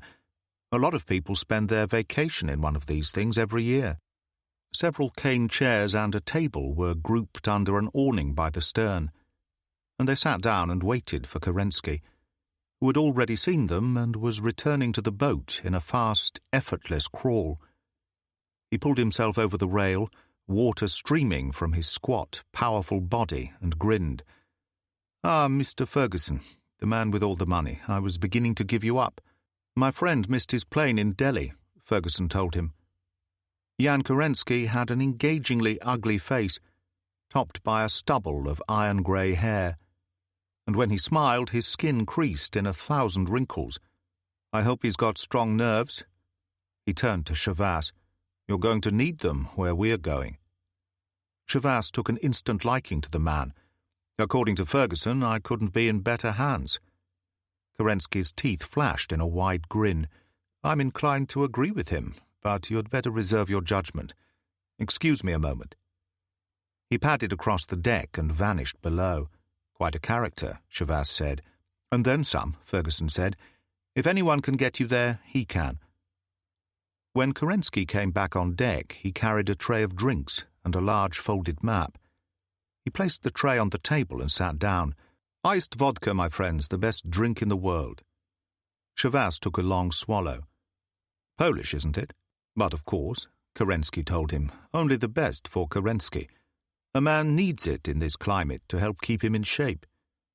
He slapped his brawny chest with one hand. "Not bad for 45, eh, Mr. Chavas?" Chavas managed to keep his face straight, but it was quite an effort. "I'm impressed." Kerensky pushed the tray out of the way and unfolded the map. "Let's get down to business. Ferguson says you've been inside Tibet before." "Only the southeast," Chavas told him. "The west is different," Kerensky said. "Nearly all of it 15, maybe 16,000 feet above sea level. Wild, rugged country. And you think we can fly in?" Kerensky shrugged. "We can try. There's an emergency strip at Leh, which I sometimes use. That's a village in the gorge of the upper Indus, about 11,000 feet up. From there to Rudok is only 120 miles. And we can land there all right." Kerensky nodded. "I've already had a talk with this Tibetan who's going with you. He described a perfect spot about 8 miles east of Rudok, a sand flat beside a lake." "That sounds fine," Chavas said. "What kind of plane are you using?"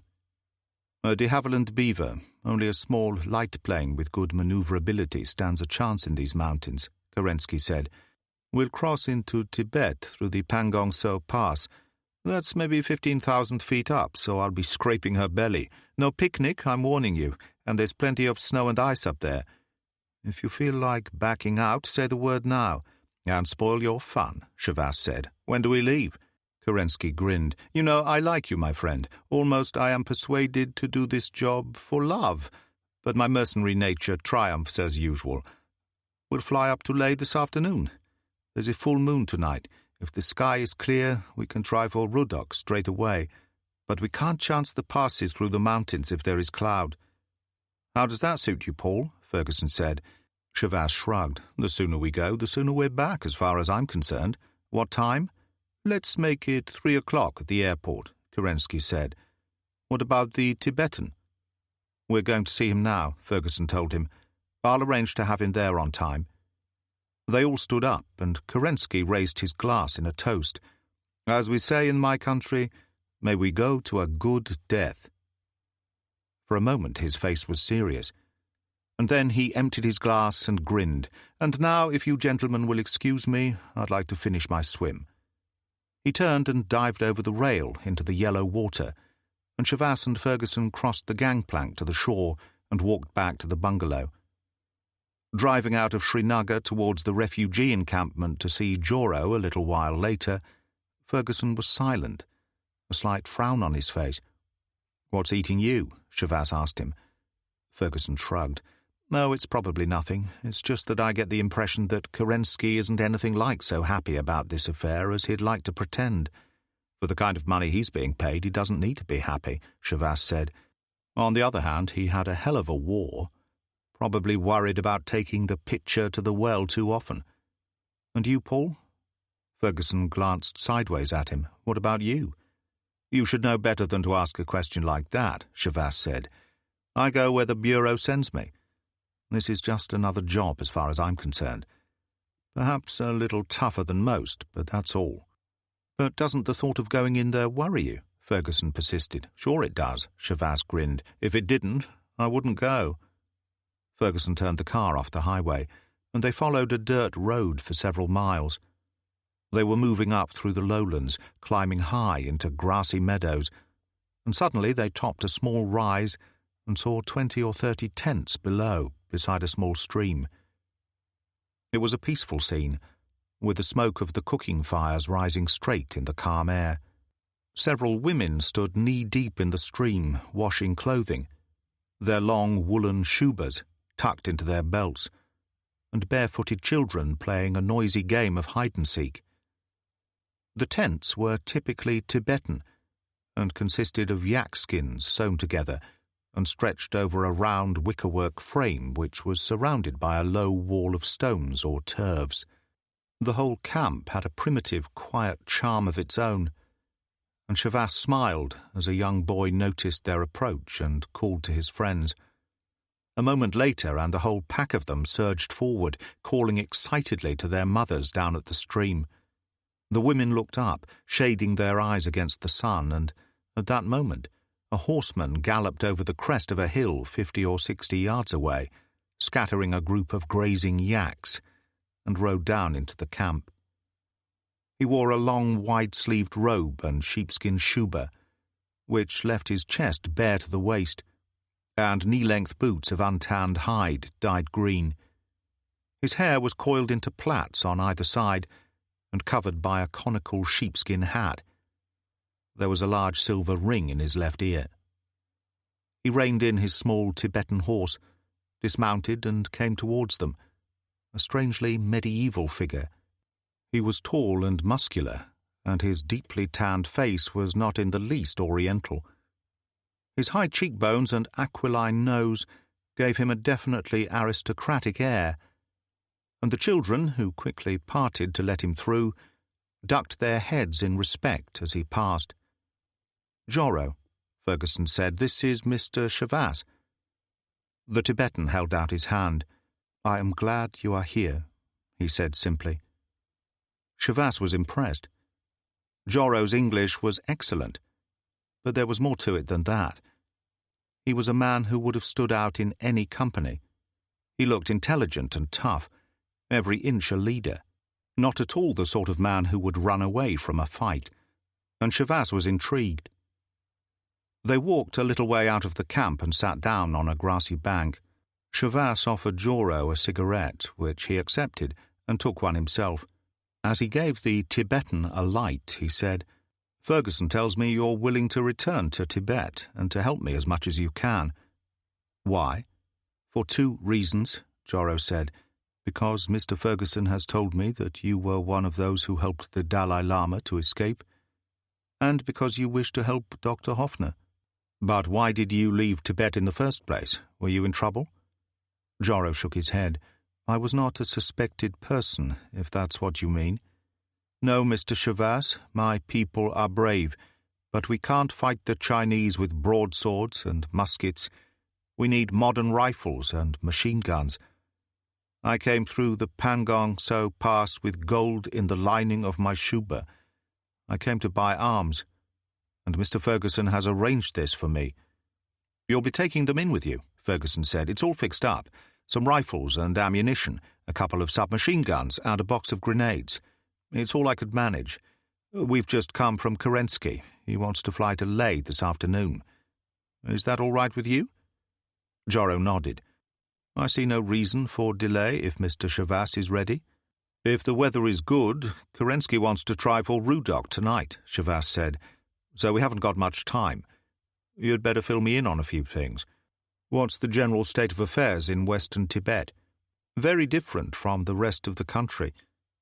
The Chinese have built a road to link Gartok and Yarkand through the disputed territory of the Aksai Chin Plateau, which they claim from India, but there is little traffic. The area is the most sparsely populated part of Tibet, and they only control the villages and towns, and not all of those. So there's been some local resistance." Joro smiled faintly. "Most of my people are herdsmen who move constantly with their flocks, hard mountaineers who do not take kindly to Chinese brutality. What would you expect?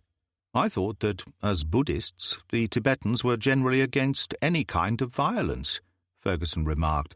"That was true once," Joro said grimly, "but then the Reds came to butcher our young men and defile our women.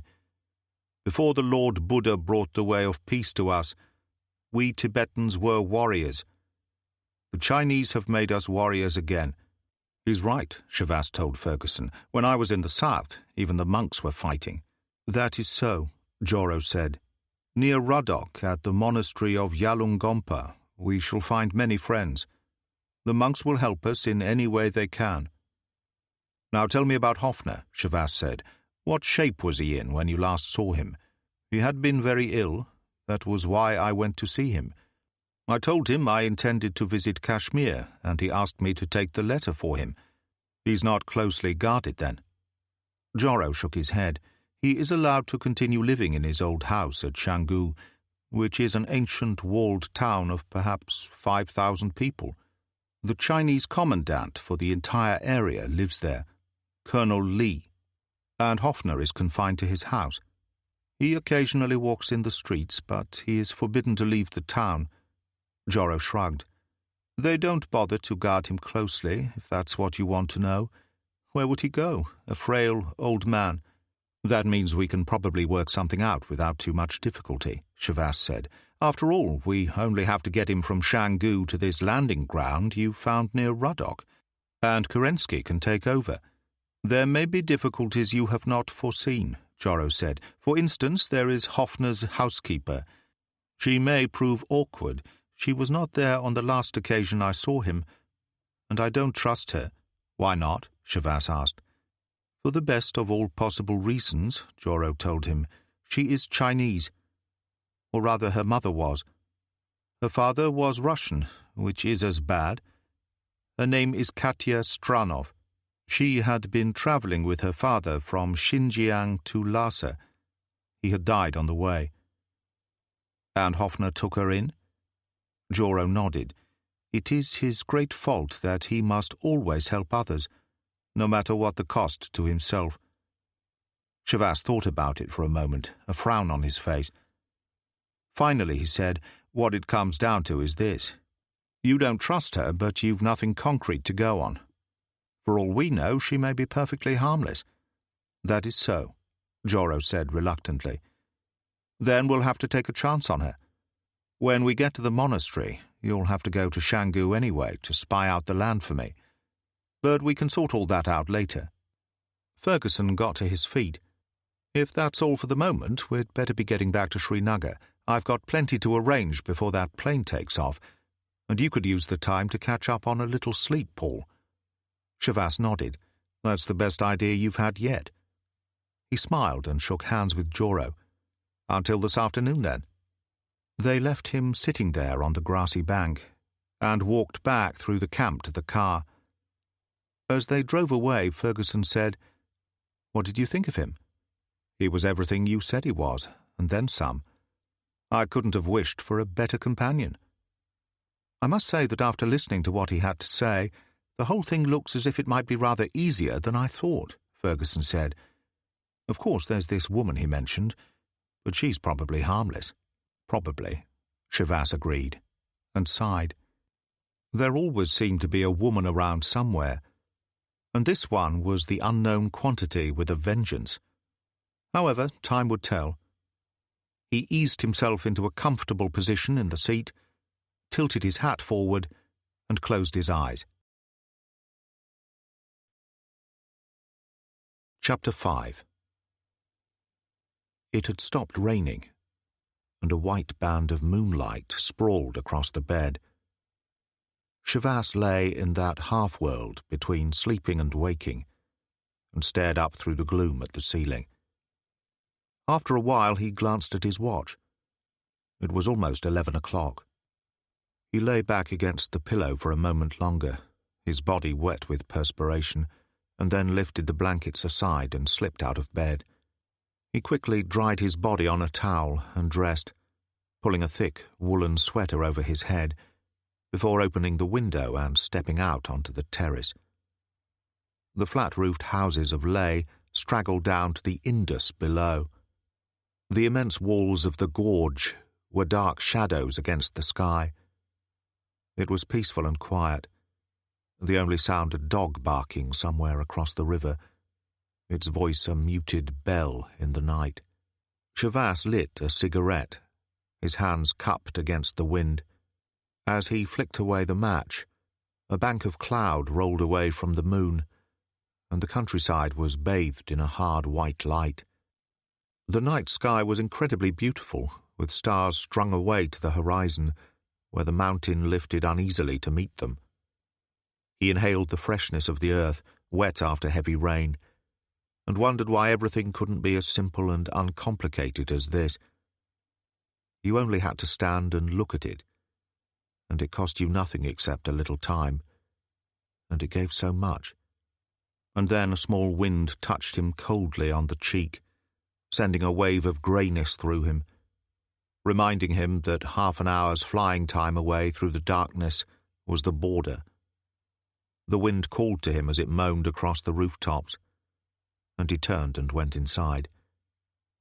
The hotel was wrapped in quiet, and as he went downstairs, a blast of hot, stale air met him from the small hall, where an ancient fan creaked uselessly in the ceiling, hardly causing a movement in the atmosphere.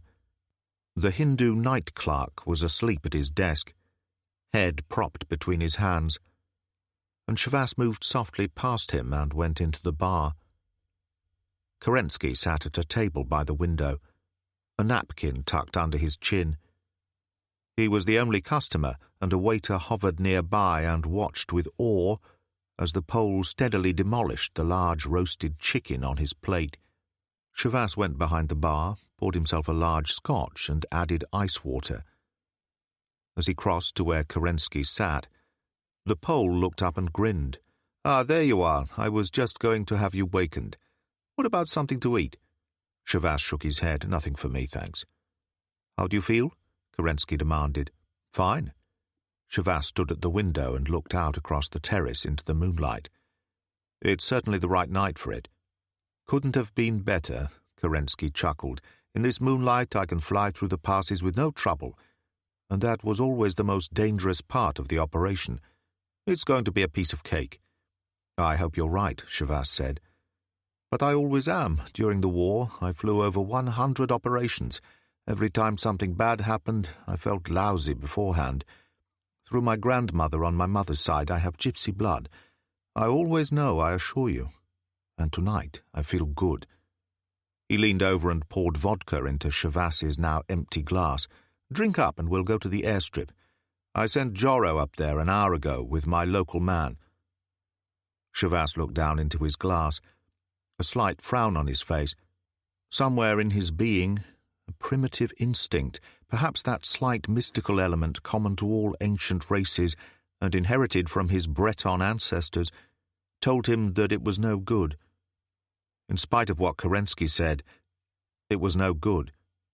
Accepting that fact, a strange fatalistic calm took possession of him. He raised his glass, smiled, and took the vodka down in one easy swallow.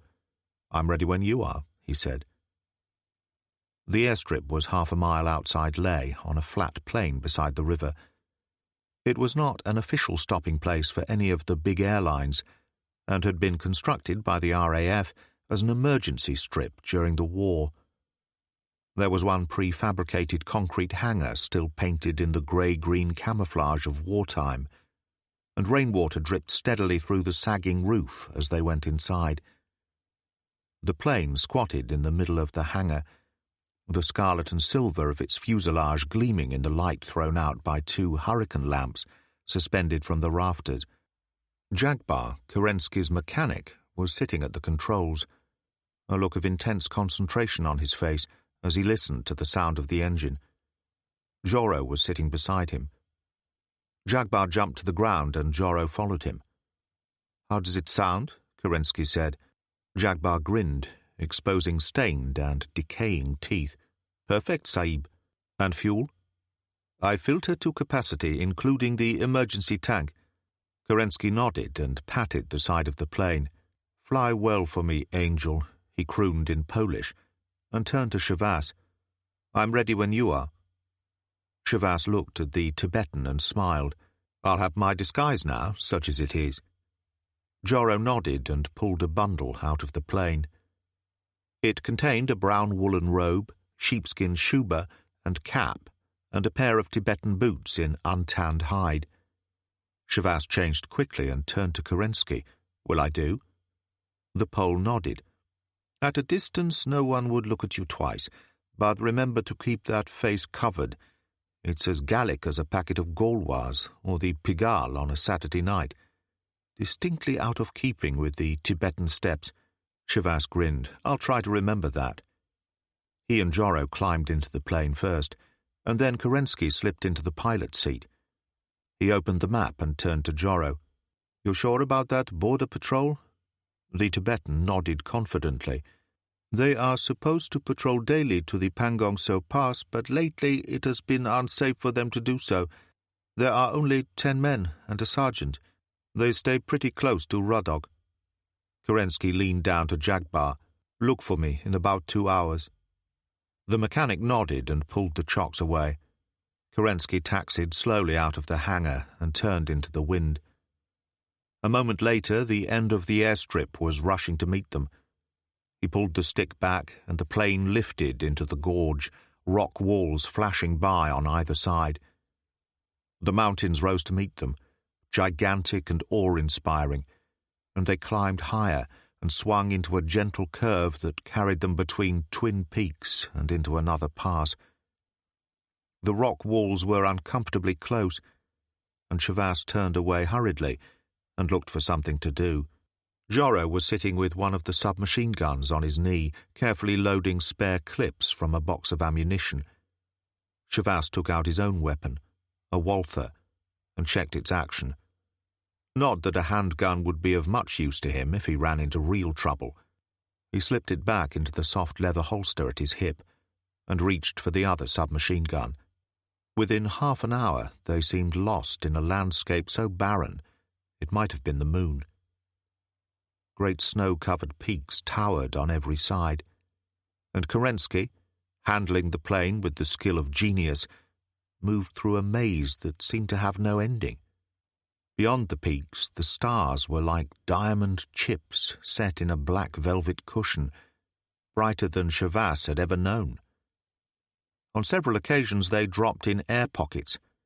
Once, as they curved from one pass into another, Shavas could have sworn that their right wingtip touched the rock wall.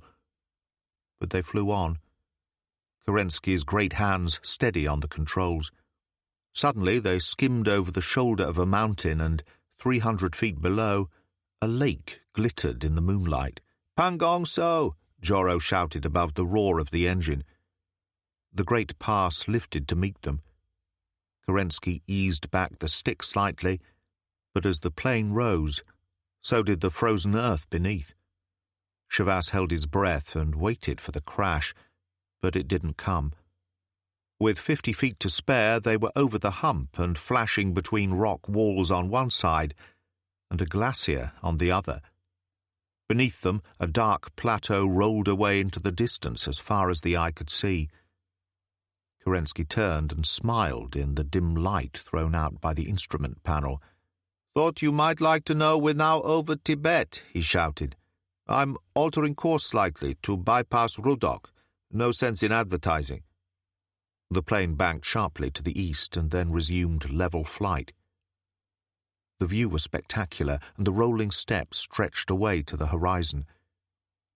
Here and there hollows and valleys lay dark and forbidding, thrown into relief by the white moonlight which picked out the higher stretches of ground. And then a lake appeared, and a few moments later another. Joro tapped Kerensky on the shoulder, and the Pole nodded and took the plane down. The sand flat at the eastern end of the lake gleamed white in the moonlight, and Kerensky circled once and started to put the plane's nose down for a landing. Suddenly he banked sharply and started to climb. "What's wrong?" Shavas cried. "Thought I saw a light down there," Kerensky said, "just over the hill from the shore. I'll go down and take a look." He took the plane round once more, but there was no sign of a light. "What do you think?" he said over his shoulder. Shavas looked inquiringly at Joro, and the Tibetan shrugged. "If there was a light, it could only have been a herdsman's fire. Chinese soldiers wouldn't dare to spend a night in the open in this area." "That settles it." Shavas tapped Kerensky on the shoulder. "Put her down." Kerensky nodded and circled the lake once more before turning into the wind for a perfect landing on the shore. Shavas didn't waste any time. As the plane taxied to a halt, he opened the door, jumped down to the ground, and turned to help Joro down with the guns and ammunition. Sand, whipped up by the propeller, enveloped him in a cloud of stinging particles. But within a few moments the boxes were on the ground, and Joro was beside him. Kerensky reached over to close the door. "1 week from now, same time, same place," he shouted above the roar of the engine. "And be here on time. I don't want to hang around." Shavas and Joro quickly dragged the boxes out of the way and stood back and watched as Kerensky taxied along to the other end of the strand and turned into the wind. As he moved forward, the engine note deepened, and a few moments later the plane banked away across the lake, gaining height all the time, and disappeared towards the northwest. Shavas turned to Joro, his ears still ringing with the sound of the plane's engine. "We'd better find somewhere to dump this little lot until your pals from Yalungompa can pick it up." He moved across the sand towards a narrow gully which cut into the side of the hill about 40 yards away. Strange how the sound of the engine still rang in his ears. But the gully looked just the place. He turned to call Joro, and a jeep appeared on the crest of the hill as if by magic. In that first frozen moment of panic, he was aware of the peak caps of the soldiers and the long, ugly barrel of the machine gun mounted on a swivel, and then he was running into the open, one hand reaching for his Walther. "Look out, Joro!" he cried in English.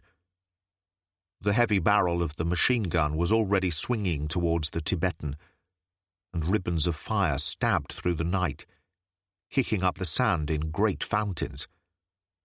Joro flung himself sideways, rolling desperately, and Shavas dropped to one knee and loosed off a couple of shots to draw their fire. Joro scrambled to his feet and disappeared into the shelter of a jumbled mass of boulders at the water's edge. As the barrel of the machine gun turned towards Shavas, he retreated into the mouth of the gully, flinging himself flat on his face as bullets hammered the rocks beside him. A splinter cut his cheek, and when he got to his feet and tried to move further into the sheltering darkness, a bullet sliced across his left shoulder. He hugged the earth again and waited. And when the bullets at last stopped coming, the silence was even harder to bear. He cautiously scrambled to his feet again, and immediately there was a muffled explosion, and the gully was bathed in a hard, white light. He looked up at the descending flare and waited because there was no place to run to. After a while, stones rattled down, and 2 Chinese soldiers appeared on the rim of the gully, burp guns ready. As he raised the Walther to fire, a third man appeared between them. He stood on the edge of the gully, a slight smile on his face, so close that Shavas could see the feather in his Tyrolean hat and the fur collar of his hunting jacket. "Don't be a damned fool," he said calmly in English. "That thing's going to do you no good at all." Shavas looked up at him in astonishment, and then, in spite of the pain in his shoulder, he laughed. It had, after all, been a night for surprises. "You know, I think you've got something there," he said, and tossed the Walther across and waited for them to come for him. Chapter 6. The wind from the steps moved down into the hollow, touching Shavas with icy fingers. He shivered and pulled his sheepskin shuba up about his face with one hand. The pain in his shoulder had lapsed into a slow, dull ache, the raw flesh anesthetized by the bitter cold, and he had a splitting headache and a slight feeling of nausea, probably something to do with the fact that he hadn't had sufficient time to become acclimatized to the altitude. He sat with his back propped against one of the wheels of the jeep, and a few feet away, a spirit stove flared in the wind in front of a small pup tent. The two Chinese soldiers crouched beside it. One of them held his burp gun across his knees and smoked a cigarette, while the other heated coffee in an aluminium pan. Shavas wondered about Joro. At least he had managed to get away in one piece, so something had been salvaged from the mess. But for the moment he could look for no help in that direction. Without arms and alone, the Tibetan could accomplish nothing. If he managed to contact some of his men, that would be another story. The tent flap opened, and the man in the Tyrolean hat and hunting jacket crawled out, carrying a first aid box. He crouched down beside Shavas and grinned sympathetically. "How do you feel?" Shavas shrugged. "I'll survive, if that's what you mean." The man produced a packet of cigarettes. "Try one of these, it might help." He was about 35, tall and well-built, and the match flared in his cupped hands to reveal a strong, sensitive face and mobile mouth. Shavas drew smoke deep into his lungs and coughed as it caught at the back of his throat. "Russian," he exclaimed, holding the cigarette up. And suddenly things became a little clearer, but certainly. The man smiled.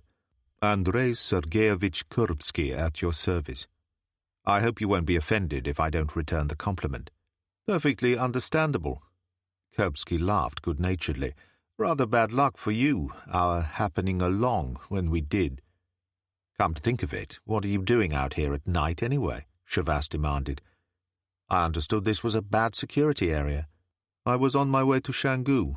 Our engine broke down, and by the time we'd diagnosed the trouble, it was dark, so I decided to camp here for the night. It was quite a surprise when you flew in, almost as great as when I heard you cry a warning to your comrade in English." "I must be getting old," Shavas sighed. "So it was your light we saw?" Kurbsky nodded.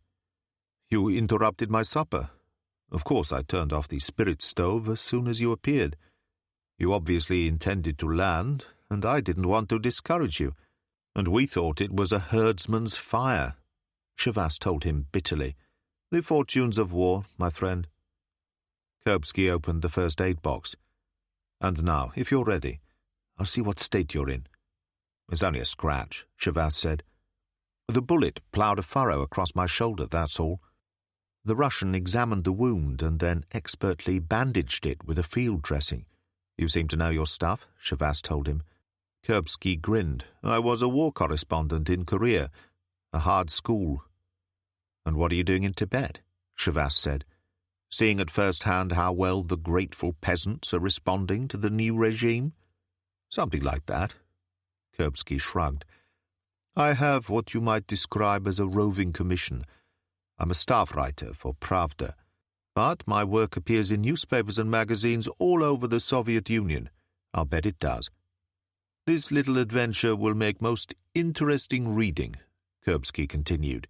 "The mysterious Englishman, if that is what you are, landing guns by night, disguised as a Tibetan. It's a great pity you couldn't have been an American. That would have made it even more sensational." The flame of the spirit lamp, flickering in the wind, danced across his face, and there was a glint of humour in his eye. An involuntary smile tugged at the corners of his mouth, and Chavas sighed. It was hard not to like a man like this. What happens now? Some coffee, a little supper, and sleep, if you can manage it.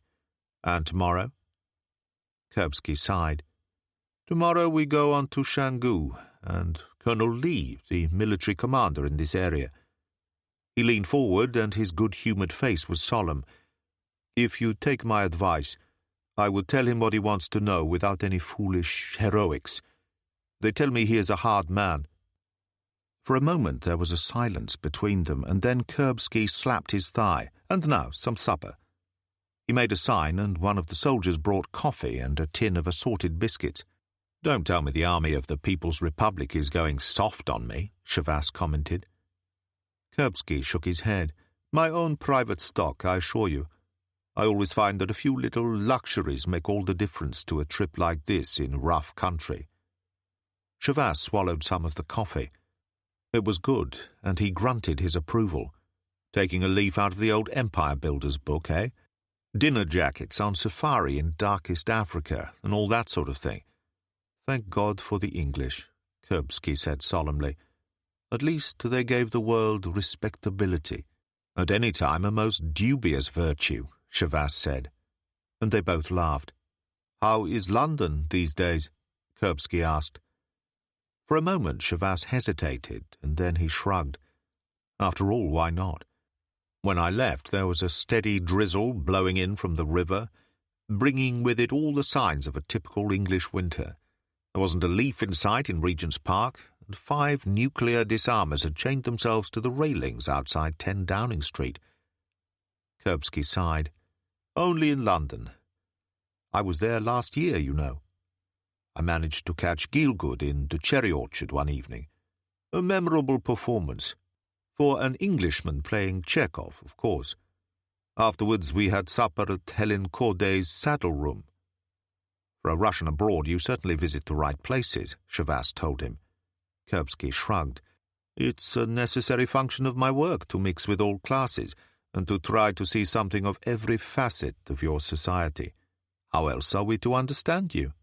The sentiment does you credit, Chavas told him, although I can't say it's one I've frequently encountered among Russian journalists. Then you have obviously been mixing in the wrong circles, Kurbsky said politely. One of the soldiers brought more coffee. When he had moved back to the fire, Chavas said, One thing puzzles me. I thought things were strained between Moscow and Peking. How come the Chinese are letting you run loose in their most closely guarded province? We have differences from time to time, nothing more than that. Chavas shook his head. Don't kid yourself. You people like to make cracks about American political immaturity, but at least they had the good sense to realize before the rest of the world who the real enemy of peace was. China's your problem, as well as ours. Even Khrushchev's got the brains to see that. Politics and religion. Kurbsky sighed and shook his head. Even friends quarrel about such matters. I think it is time we turned in. In spite of the quilted sleeping bag which Kurbsky gave him, Chavas was cold. His head was splitting, and he was again conscious of that slight feeling of nausea.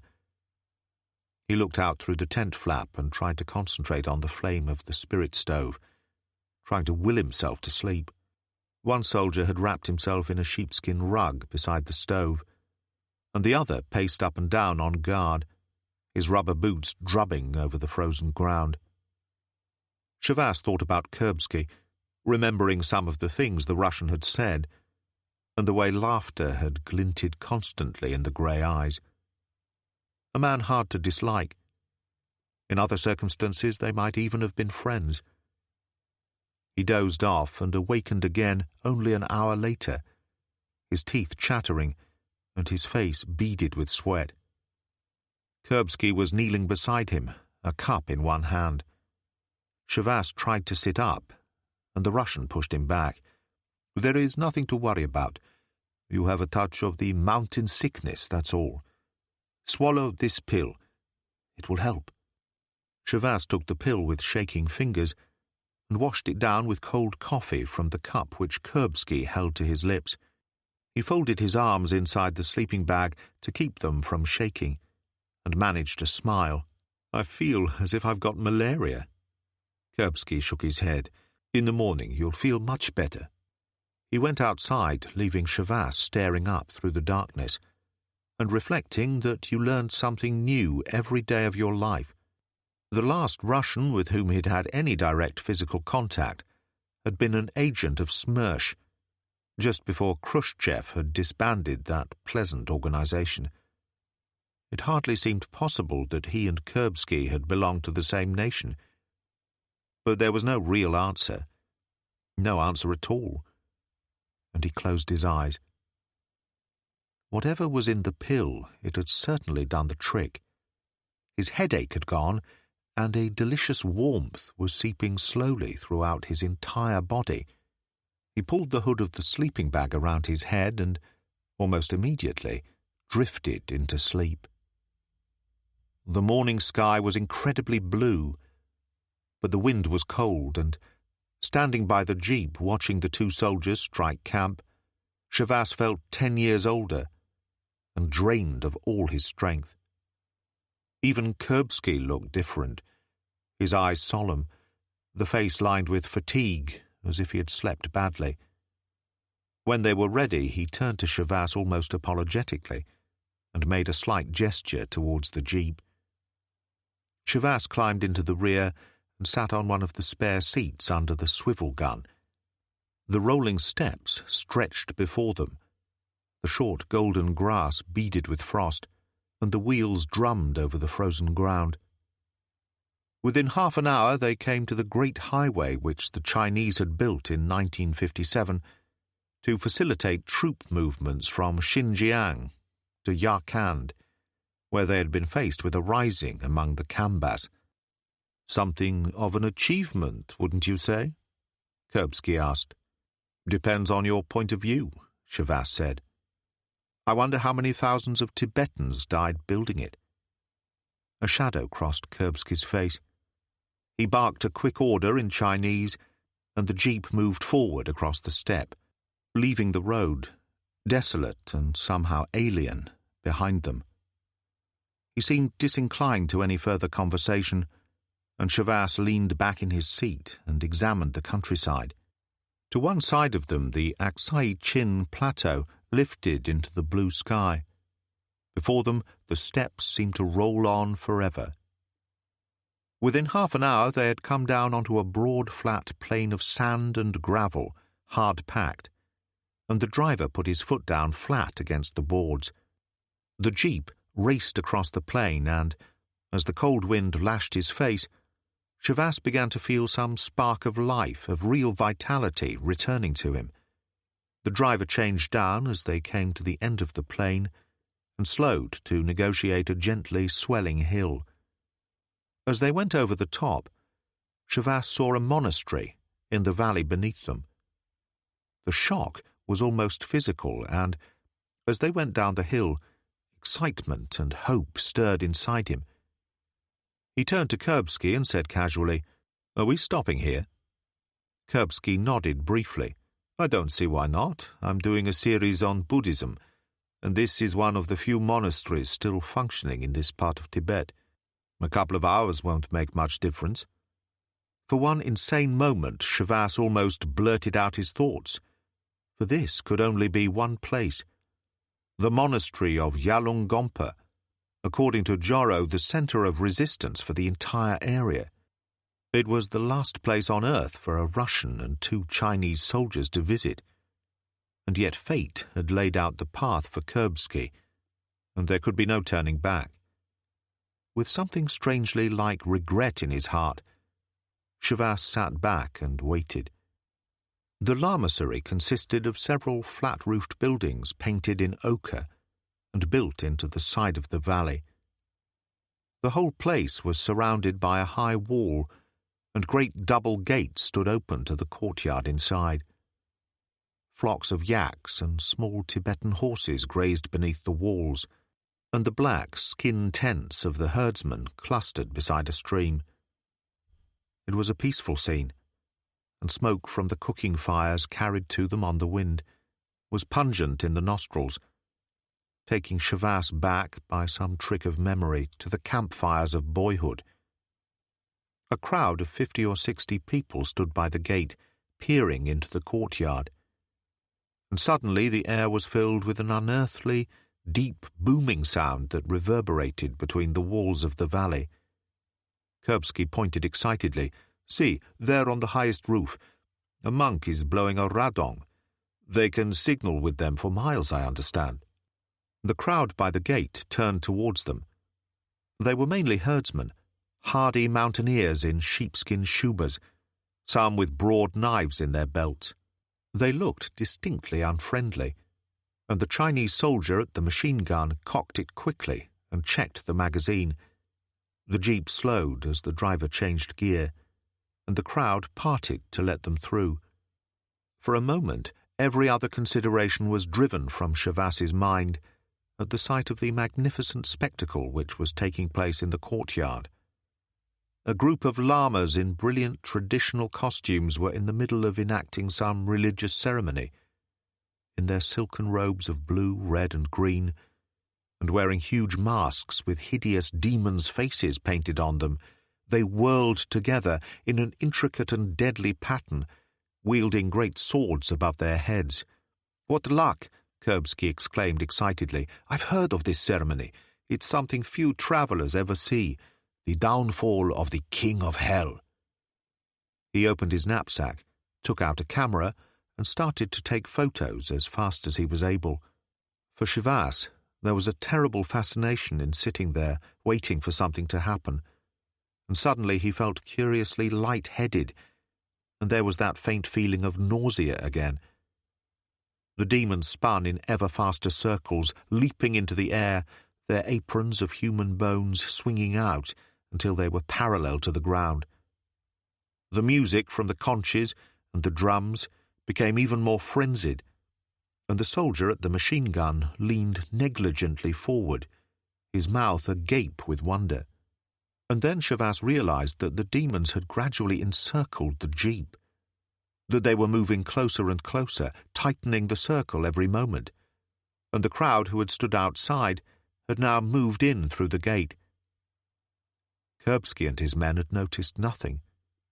Once the Russian cursed and hastily reloaded the camera and continued to take pictures as fast as he could. Shavas had been keeping his eye on one man who seemed to be leading the others in their dance. His robe was scarlet, his mask scarlet and white, with dark horsehair tails. The sword in his hand spun in a glittering circle of steel as he revolved, and suddenly he was very close.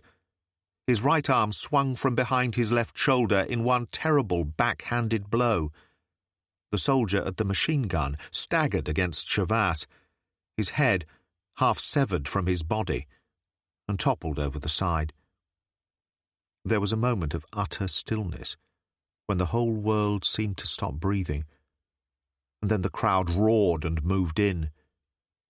Everything seemed to move away from Shavas as the demon wrenched off his mask, and Joro glared up at him, his face cold and hard, the face of the killer. The driver screamed once as hands reached for him, dragging him from behind the wheel, and Kurbsky stood there, his face frozen with horror, the camera still half raised. He threw one terrible, agonized glance at Shavas, and then was pulled backwards out of his seat. For a brief moment he managed to get to his feet, covered in dust, blood on his face, and then they swarmed over him like a great sea, blotting him from sight. Shavas found himself scrambling over the side down into the crowd, his mouth open in a soundless scream, as he tried to claw his way through the living wall towards the Russian. Faces turned towards him, blind with fury and passion, lips drawn back from decaying teeth. As hands clawed at his clothing, he smashed a fist into someone's mouth, and then a searing pain flooded through his head, and he plunged into darkness. Chapter 7. He opened his eyes slowly. For a moment his mind was a complete blank, and he struggled up on one elbow, panic moving inside him. He was lying on a narrow bed in one corner of a dark and windowless room. A flickering butter lamp hung from a chain in the centre, and all the gods and devils in the Buddhist pantheon chased each other through the shadows on the ancient tapestries which covered the walls. Their great demons' faces loomed out of the darkness at him, and he closed his eyes for a moment, and became aware of a low, monotonous voice. When he opened them again, he realized that a saffron-robed monk in a conical hat was sitting in the shadows a few feet away, beads clicking between his fingers as he prayed. As Shavas moved, the old man stopped praying, got to his feet and came forward. He looked incredibly old, his yellow parchment face netted with 1,000 wrinkles. Quite suddenly he smiled, and, pulling the tapestry at the end of the bed to one side, went out through a low arch. Shavas felt completely rested, and his headache had vanished. He flung the sheepskin to one side and swung his legs to the floor. At that moment the tapestry was pulled back and Joro entered. The Tibetan was dressed in the brown robe and sheepskin shuba he had worn on the plain, and there was a smile on his face. The other Joro, the one who had worn the mask of the King of Hell, might never have existed. "How are you feeling?" he said. "All things considered, pretty good," Shavas told him. "I don't know what made me act the way I did. I think I had a touch of fever or something. It was the mountain sickness, nothing more. It makes a man do strange things. The abbot gave you something for it while you slept." "That was a pretty neat trick you pulled out there in the courtyard," Shavas said. Joro shrugged. "They had the machine gun, so we had to be careful. I'm glad it worked. I had to walk most of the night to get here in time, but I knew they would take you to Shangu, and this meant that they would have to pass through here. What happened to the Russian? Is he dead?" Joro nodded. "Naturally. To my people, the Russians and the Chinese are simply two sides of the same coin. Here is your Walther. I found it in his pocket." Shavas sighed, a feeling of genuine regret running through him. He was a good man by any standards. "Not by mine," Joro told him. "To me he was the enemy, and this is the war. It is as simple as that. In any case, I couldn't have stopped the people once they got started. I had enough trouble saving you when you got in among them." "My thanks for that, anyway." Joro shook his head. "They are not needed. I was simply repaying a debt. It was your quickness which saved me at the lake." "You found the arms, I suppose," Shavas said. "They were in the rear of the jeep." Joro nodded. "Some of my men are preparing them for use in the next room. Why not come through? There is a fire there and some tea. Tibetan, I'm afraid, but it's time you got used to it." He plucked back the tapestry, and Shavas followed him into a much larger room with a low, crudely plastered ceiling and tiny windows set high in the wall. The guns were laid out on a large wooden table, and 3 Tibetan warriors cleaned them expertly. "They seem to know their stuff," Shavas commented. Joro nodded. "They are quick to learn. This is something the Chinese have yet to discover." A fire of yak dung burned brightly on the stone hearth, and as Shavas watched, Joro crumbled a handful of brick tea into a cauldron of boiling water and added butter and a pinch of salt. "You haven't got such a thing as a cigarette, have you?" Shavas asked. Joro nodded across to the table. "One of my men emptied the Russian's pockets. His things are over there. There were 3 or 4 packets of cigarettes, I believe." Shavas crossed to the table and stood looking down for a moment at all that remained of a man. A wallet, his travelling papers, and 3 packets of cigarettes. He lit one slowly and returned to the fire with the wallet and travelling papers, where he sat down on a rough wooden bench. The wallet contained a wad of Chinese banknotes, a couple of letters obviously received from friends in Russia, and a membership card for a Moscow press club. There were no intimate little snapshots of wife or children, and, feeling curiously relieved, Shavas turned to the papers. There were the usual travelling permits, plus a special visa for Tibet, date-stamped Peking, and countersigned by the military governor in Lhasa. They were smeared with blood and badly damaged by a knife thrust. But Kurbsky's face still stared out from the photo of identification. Shavas sat there looking at the papers, so deeply immersed in thought that when Joro pronounced the tea ready and handed him a metal cup, he drank the contents down without thinking. "The tea?" Joro smiled. "You like it?" Shavas looked at the empty cup in his hands with a slight frown and then grinned. "I didn't even feel it go down. You'd better give me another." It was curiously refreshing, and he felt life returning to him.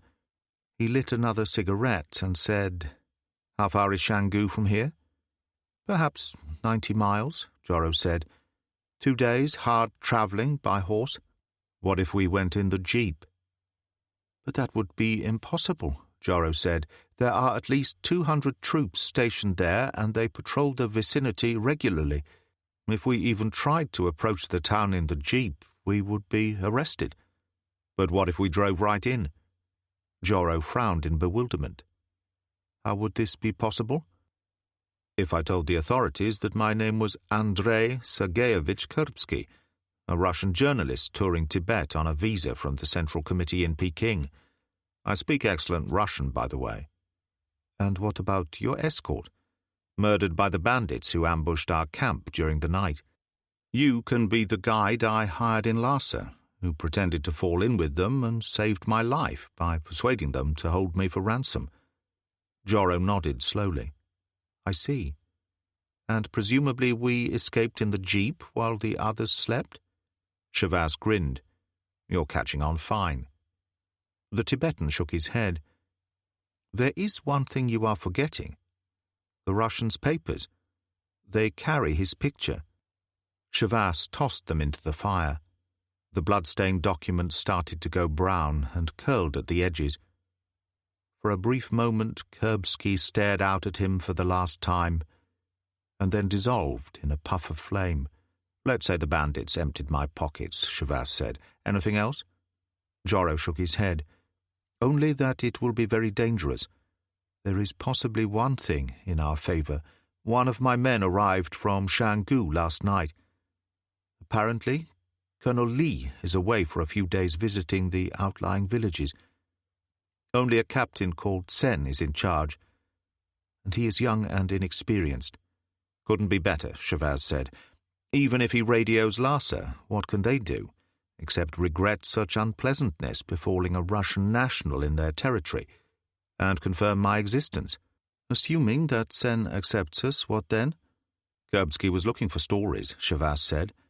"I don't see why he couldn't have visited Canggu with the intention of interviewing Dr. Hoffner." The Tibetan smiled suddenly, and his eyes sparkled. "This would really be a very good joke at the expense of the Chinese. Perhaps Dr. Hoffner would even agree to accommodating you at his home during your stay." His smile suddenly disappeared, and he looked serious again. "But whatever we do, it must be handled quickly and before Colonel Li returns. He is not an easy man to fool, I assure you. Then we'd better get started." He left Joro to make arrangements with his lieutenants. Then he went outside and stood at the top of a flight of stone steps and looked down into the dusty courtyard. It was peaceful and deserted except for the row of monks sitting against a wall in the pale sunlight and praying together, their voices only a murmur on the quiet air. That death had visited this place such a short time before seemed incredible, and yet, as he crossed to the jeep, he passed great purple patches of blood which had soaked into the dust. He climbed behind the wheel and lit a cigarette and thought about life. 5,000 years previously, an Old Testament prophet had put it as perfectly as anyone ever could. Time and chance happeneth to all men.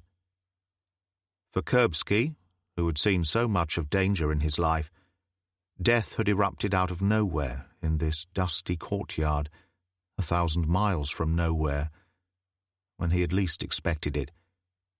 Shavas shivered involuntarily. It was a sobering thought, and he was still considering it when Joro joined him a few minutes later, and they drove out through the gates and started their journey. For the first couple of hours they followed the winding course of an ancient caravan trail through the steppes that was now rutted by the wheels of Chinese military vehicles. On several occasions they passed herdsmen and their flocks, and once a long caravan of heavily laden yaks and mules. The landscape was harsh and forbidding, with the skyline broken here and there by strange stone shrines and poles bearing sacred garlands and prayer flags. Almost 4 hours after leaving Yalongompa, Shavas braked to a halt and touched Joro, who was dozing in the corner on the shoulder. Shanggu stood beside a river in a wide and shallow valley, and its flat-roofed buildings climbed the opposite slope in tiers. The most imposing by far was the monastery, which stood in the very centre of the ancient walled town, its walls striped in red, green, and black. "Is the monastery still functioning?" Shavas asked Joro as he engaged a low gear and took the jeep down the steep slope. The Tibetan shook his head. "Colonel Lee uses it as his headquarters. There are only a few monasteries left in Tibet now. Only Yalongompa's isolation has saved it so far." The familiar tents of the herdsmen clustered around the walls of the town, and they passed a caravan, causing heads to turn curiously, and went in through the great archway of the main gate. Just inside, a white concrete pillbox looked somehow incongruous, and 3 soldiers in quilted, drab uniforms squatted in the dust and gambled with dice.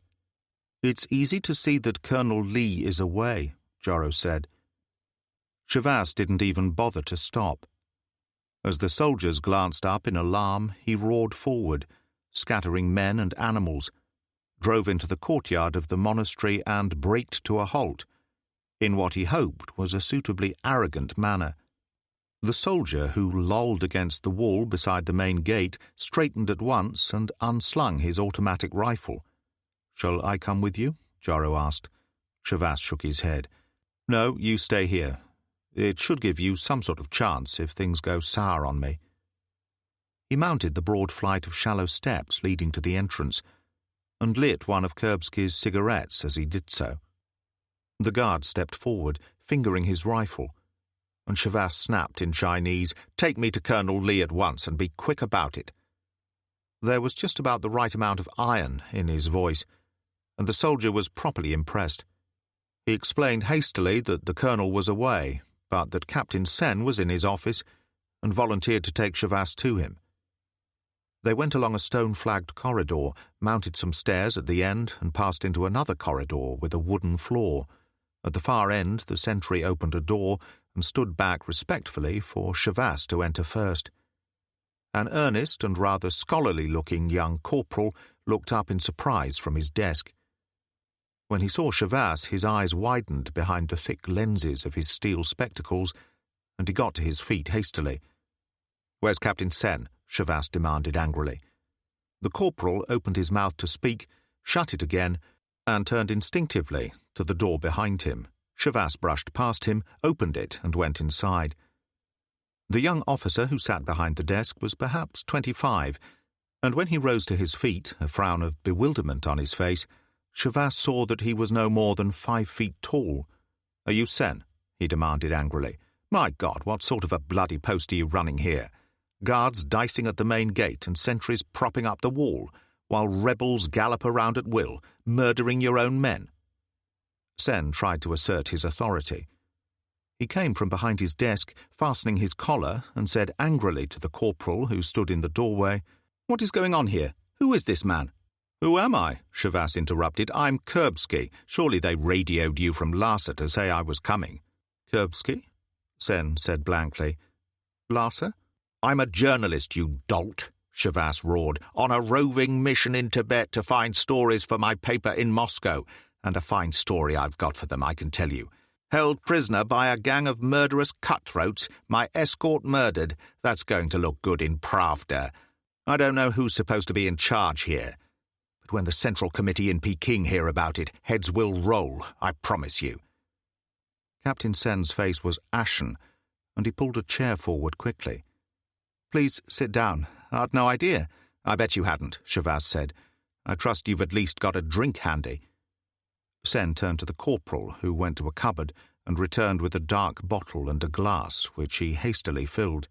"What the hell is this supposed to be?" Shavas demanded, as the liquor burned its way down his throat. "Petrol?" Sen managed to smile with some difficulty and went back to his chair. "If I could see your papers, Comrade Kurbsky?" "Papers?" Shavas said in amazement. "Good God, man, they stripped me of everything. I'm lucky to be here in one piece.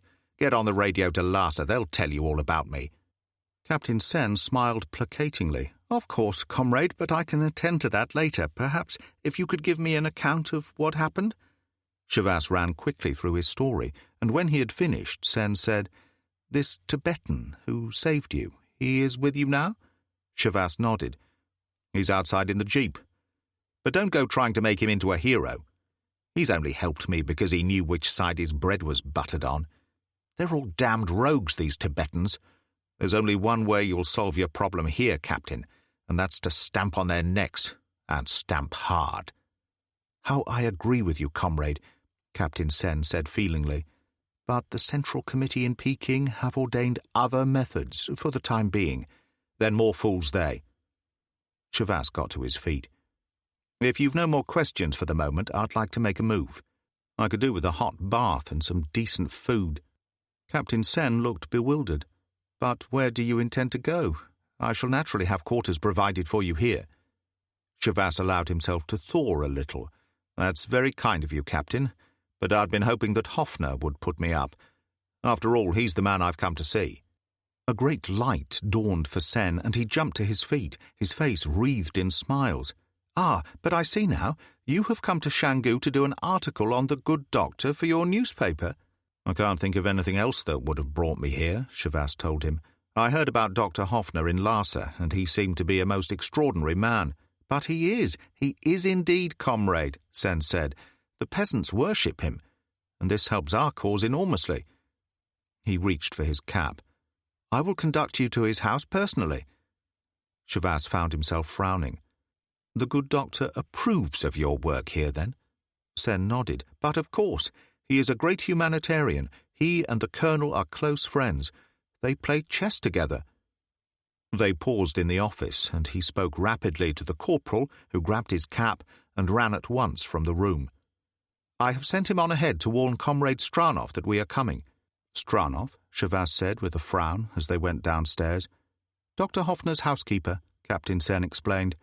"Her father was Russian, her mother Chinese, a wonderful woman." There was a sudden warmth in his voice, and Shavas stifled a smile.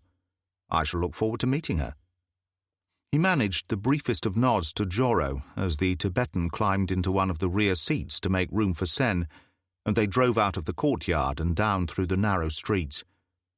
They passed through the bazaar where merchants sat with their carpets, and bootmakers and silversmiths worked in the open at their trade. People scattered hurriedly as Shavas sounded his horn, and sullen, unfriendly glances were directed towards them. Hoffner's house was one of the largest in town. It was a 3-storied, flat-roofed building surrounded by a high wall, and Shavas drove through the gate at Sen's direction and braked to a halt in the courtyard. He switched off the engine, climbed from behind the wheel, and started up the steps to the front porch, Sen just behind him. At that moment the door opened, and a young, slightly built woman stepped out to greet him.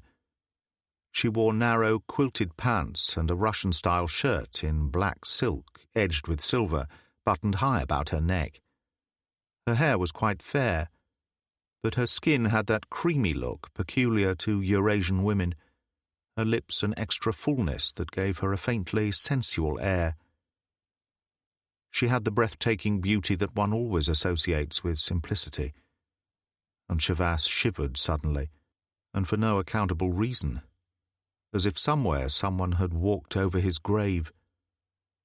She stood before him looking steadily and gravely into his face, and then she smiled, and it was as if a lamp had been lit within her.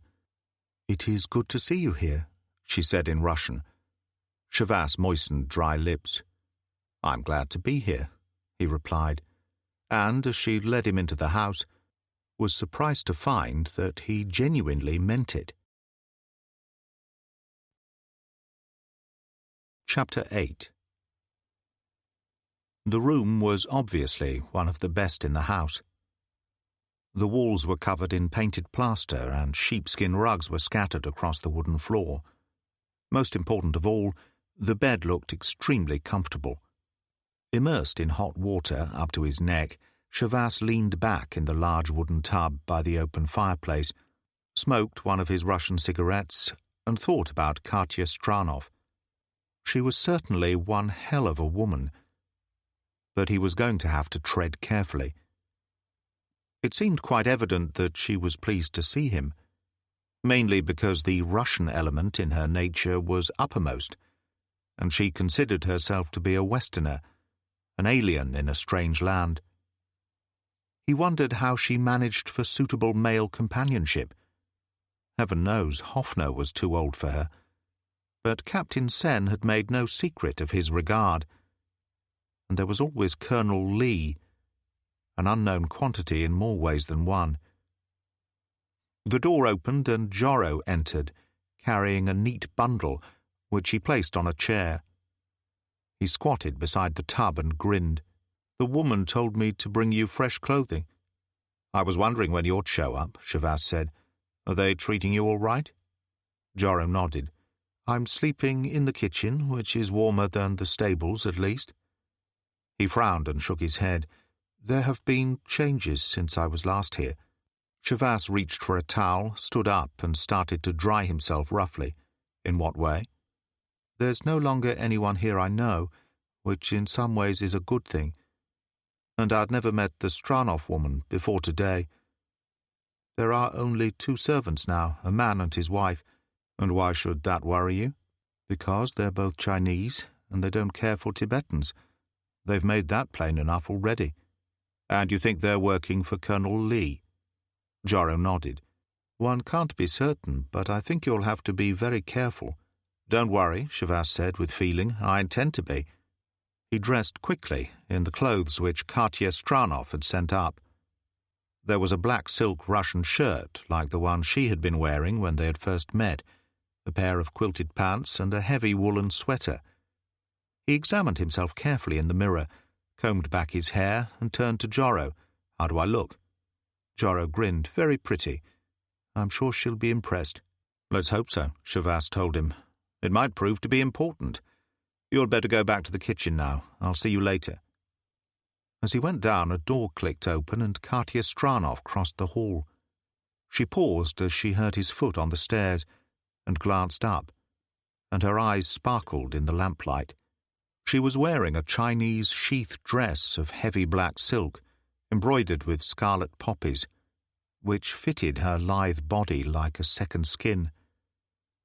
It buttoned high about her neck, and 2 discreet vents on each side of the skirt gave him a glimpse of slender legs as she moved to greet him. "You certainly look better for the bath. All you need now is a drink and a decent meal." "I'd love both," he said. "But first, would it be in order for me to compliment you on that astonishing dress?" He could have sworn that she blushed, but in the lamplight it was difficult to be sure. She took his arm and smiled. "Dr. Hoffner is waiting to meet you." She opened the door and led the way into a large and comfortable room. The walls were shelved from ceiling to floor and packed with books, and a table in the centre was laid for a meal. A pleasant fire burned on the large open hearth, and flames danced on the shiny surface of a grand piano, which stood against one wall by the window. The whole room possessed a wonderful air of peace and tranquillity. The man who had been sitting reading in a chair by the fire turned and got to his feet. He was one of the largest men Chavasse had ever seen, with a great breadth of shoulder and hair like a snow-white mane swept back behind his ears. He wore an old corduroy jacket and an open-neck shirt. But it was the remarkable eyes which Chavasse noticed most, dark and deep, and full of a tremendous serenity. For a brief moment they registered puzzlement, and there was a slight frown. And then Hoffner smiled and held out his hand. "This is a great pleasure, Comrade Kurbsky, a very great pleasure. We don't often see visitors in Shanggu." "I've looked forward to this meeting for some time," Chavasse said. "May I compliment you on the excellence of your Russian?" "You must praise Katya for that, not me." Hoffner glanced at her affectionately. "When she came here first a year ago, I knew no Russian at all." She kissed his cheek. "Come and eat. Comrade Kurbsky must be hungry. Afterwards there will be time to talk." She had obviously gone to considerable trouble to make the meal into something of an occasion. There were candles burning on the table, and the food was surprisingly good. They had a clear chicken soup, mutton, boiled rice, and chopped vegetables, Chinese style, and the dessert was tinned pears. There was even a bottle of very passable wine. As he rose from the table, Hoffner sighed and shook his head. "I don't know how she does it, Kurbsky. I really don't." "What a hypocrite he is," Katya said to Chavasse. "Each week he allows poor Colonel Lee to win one game of chess, which puts him in such a good mood that he willingly gives me anything I ask for." "Colonel Lee is one of the finest chess players I've ever known," Hoffner said. "He needs no assistance from me when it comes to winning. But I must say he's very good to us." They went and sat by the fire, and Katya made coffee over a small spirit lamp. She looked very attractive with the firelight gleaming in her fair hair, and Chavasse suddenly felt relaxed and completely at ease. He lit one of his Russian cigarettes, and as he blew out a long plume of smoke, Katya wrinkled her nose and sighed. "That smell, there's nothing quite like it. It reminds me of home more vividly than anything else ever could. Would you care for one?" She shook her head. "I'd better not.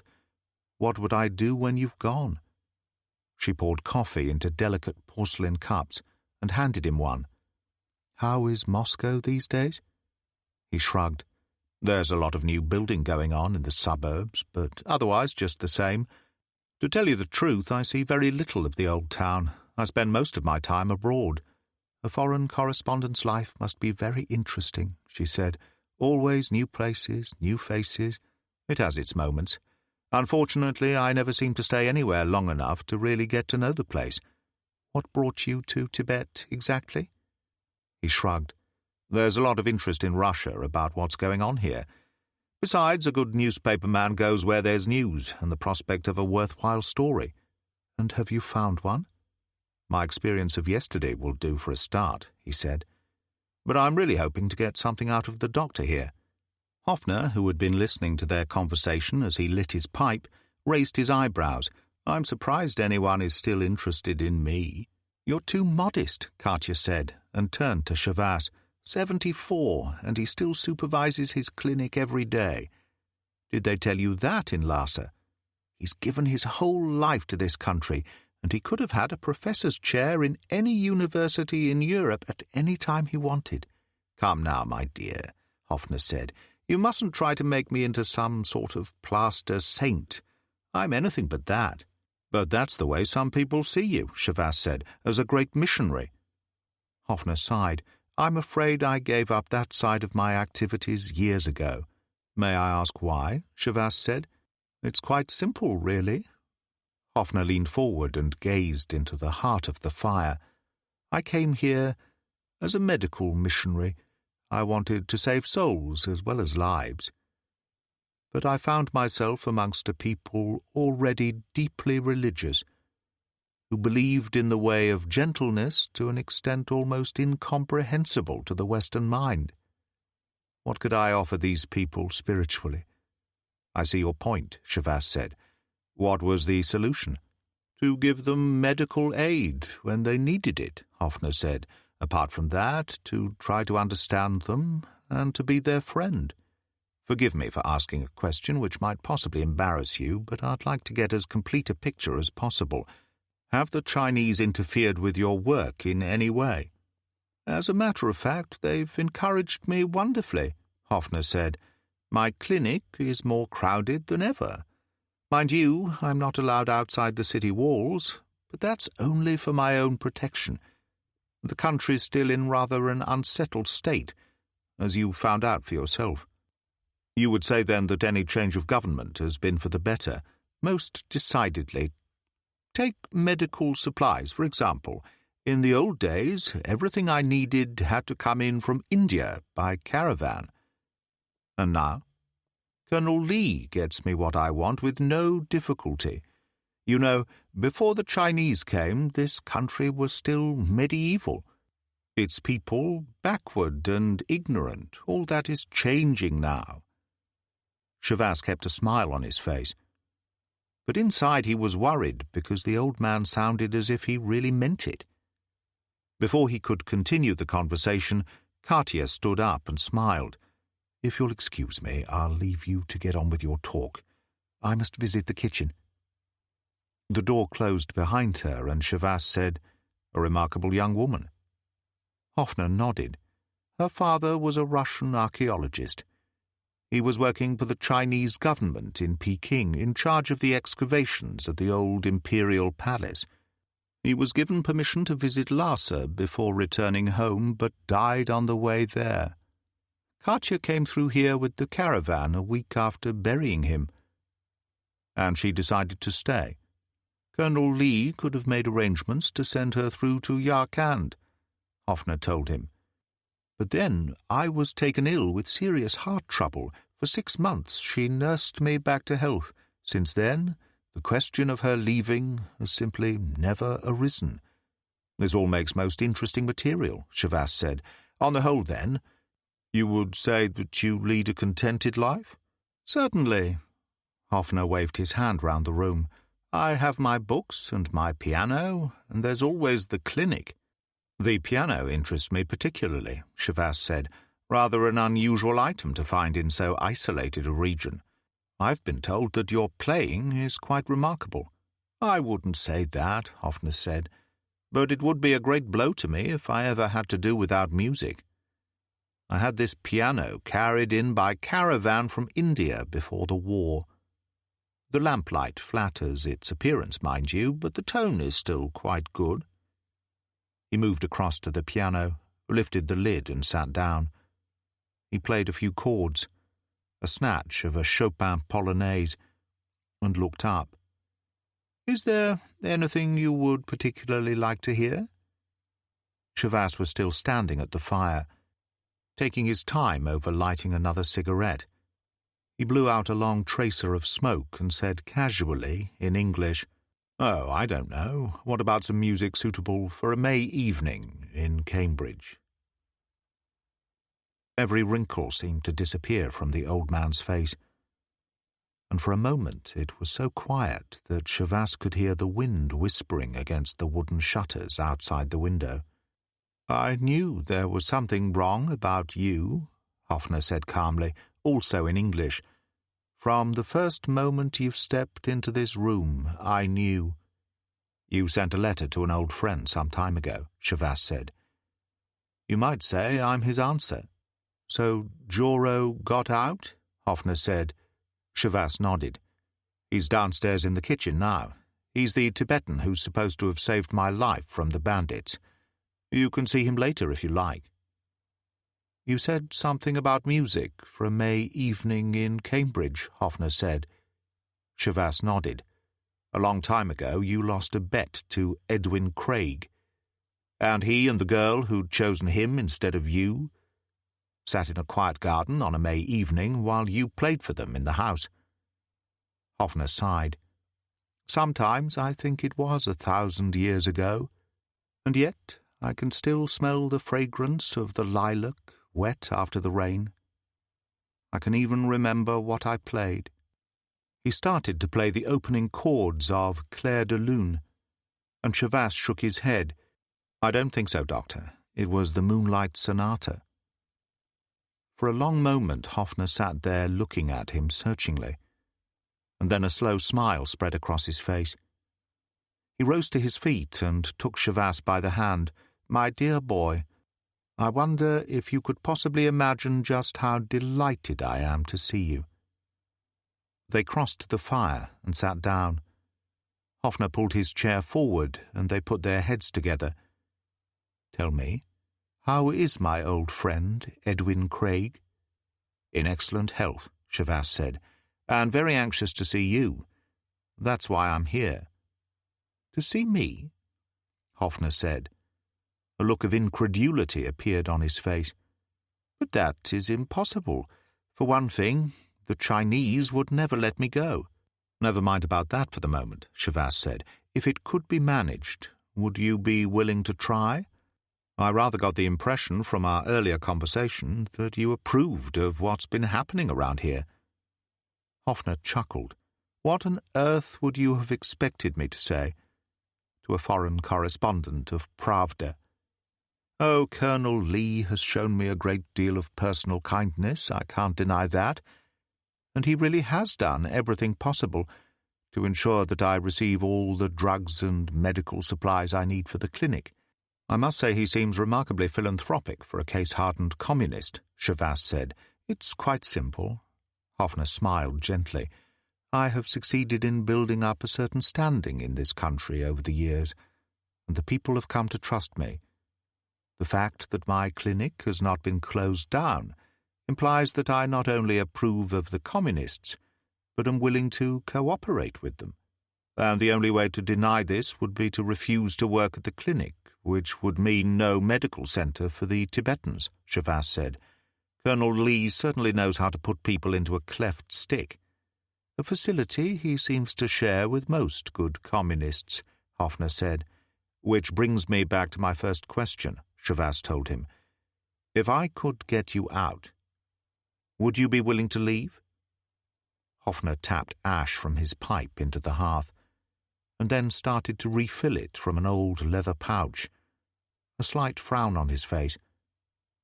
After a while he said, Young man, I am 74 years of age. I'm also in rather poor health, which is no good augury for the future. I may not approve of the communist regime as practiced in this country, but they do at least allow me to continue to give medical treatment to a rather backward people who would otherwise have to manage without it. It would seem to me that my duty lies in continuing to offer it to them for the few years that remain to me. And what if I said that you were needed on the outside more? Chavasse asked. A great deal more. I think it would help if you were to explain, Hoffner told him, and smiled suddenly. It would also help if I knew your real name. Chavasse shrugged. It won't mean anything to you, but I don't see why not. It's Chavasse. Paul Chavasse. Ah, French, Hoffner said. How interesting. But I hope you don't mind if we continue to use English for the moment. It makes a delightful change, I assure you. Chavasse lit a cigarette and leaned forward. Many years ago you prepared a thesis for your doctorate in mathematics, in which you proved theoretically that energy is space locked up in a certain pattern. Hoffner frowned. But how did you know this? You mentioned it to Craig in your letter. You also went on to say that you've now carried things a stage further. You've now proved that space itself can be changed into an energy field. But I don't understand, Hoffner said in surprise. Why is Edwin Craig so concerned about what, at best, is an interesting new mathematical concept, all entirely theoretical, I assure you? It was until the Russians sent a man called Gagarin into space to orbit the world, Chavasse told him. and then sent another to prove it was no fluke. Hoffner had been in the act of applying a lighted taper to the bowl of his pipe. He paused, and something glowed deep in his dark eyes. "It would be stupid of me to imagine that you are joking?" Chavas nodded. "The Americans have already emulated the performance. They're trailing slightly, but catching up fast. I wouldn't like to say who'll be first on the moon. One thing I am sure of, it won't be the Chinese. They aren't even in the race. Which explains why here in Shanggu we have been kept in the dark." Hoffner jumped to his feet and paced restlessly across to the window and turned. "For once in my life, I feel really angry, not only as a scientist, but as a human being. To think that while here one day has followed the next like any other, outside in the world man has already taken the first steps on the greatest adventure ever known." He came back to his chair and sat down. His face had become animated and flushed, and there was a sparkle in his eyes. "Tell me about it," he demanded. "Everything you know. What kind of propulsion are they using, for example?" "Both solid and liquid fuels," Chavas told him. "Multi-stage rockets, of course." Hoffner shook his head. "But this is primitive, my friend. To take a satellite to the edge of space is one thing, but to reach the moon or beyond—" "That's where you come in," Chavas explained. "The Russians have been working for years on an ionic rocket drive using energy emitted by stars as the motive force. They're years ahead of the West. If they keep that lead, it means eventual world domination by communism. And Craig thinks that my new theory can take that lead away from them?" Chavas nodded. "I'm no scientist, but he seems to think that, with your discovery, we could produce an energy drive for our rockets from space itself. Is he right?" Hoffner nodded soberly. "Speeds greater than we have ever dreamed of, something essential if the universe is ever to be fully explored." There was a moment of silence before Chavas said quietly, "I know your patients are important to you, but you must see now why it's essential that you should return to the outside world." Hoffner sighed heavily and knocked out his pipe. "I do, indeed." For a moment longer he stared into the fire, and then he looked up and smiled. "I don't know how on earth you intend to manage it, young man. But when do we leave?" He frowned suddenly. "And what about Katya? I can't leave her behind." "Do you really think she'd come?" Chavas asked in surprise. Hoffner nodded. "She is anything but a political animal, and she has no ties here or in Russia, no family." Chavas sighed. "It could be awkward. Let me think about it. But for God's sake, don't tell her a thing. What she doesn't know can't be squeezed out of her. That's always important in an affair like this, in case anything goes wrong. There's no need to rush things. We've got 5 clear days before my plane returns. The only real problem will be in finding a way of getting you out of Shanggu." He had been subconsciously aware of a slight draft on his right cheek for several moments. He turned and found Katya standing just inside the door, a tray in her hands on which stood a glass of hot milk. He wondered how long she had been standing there, and, more important, just how much she had heard. But she gave him no sign. She moved forward, handed the glass of milk to Hoffner, and said calmly in Russian, "Time for bed, Doctor. It's been a long day." Hoffner sighed, took a sip of milk, and made a face.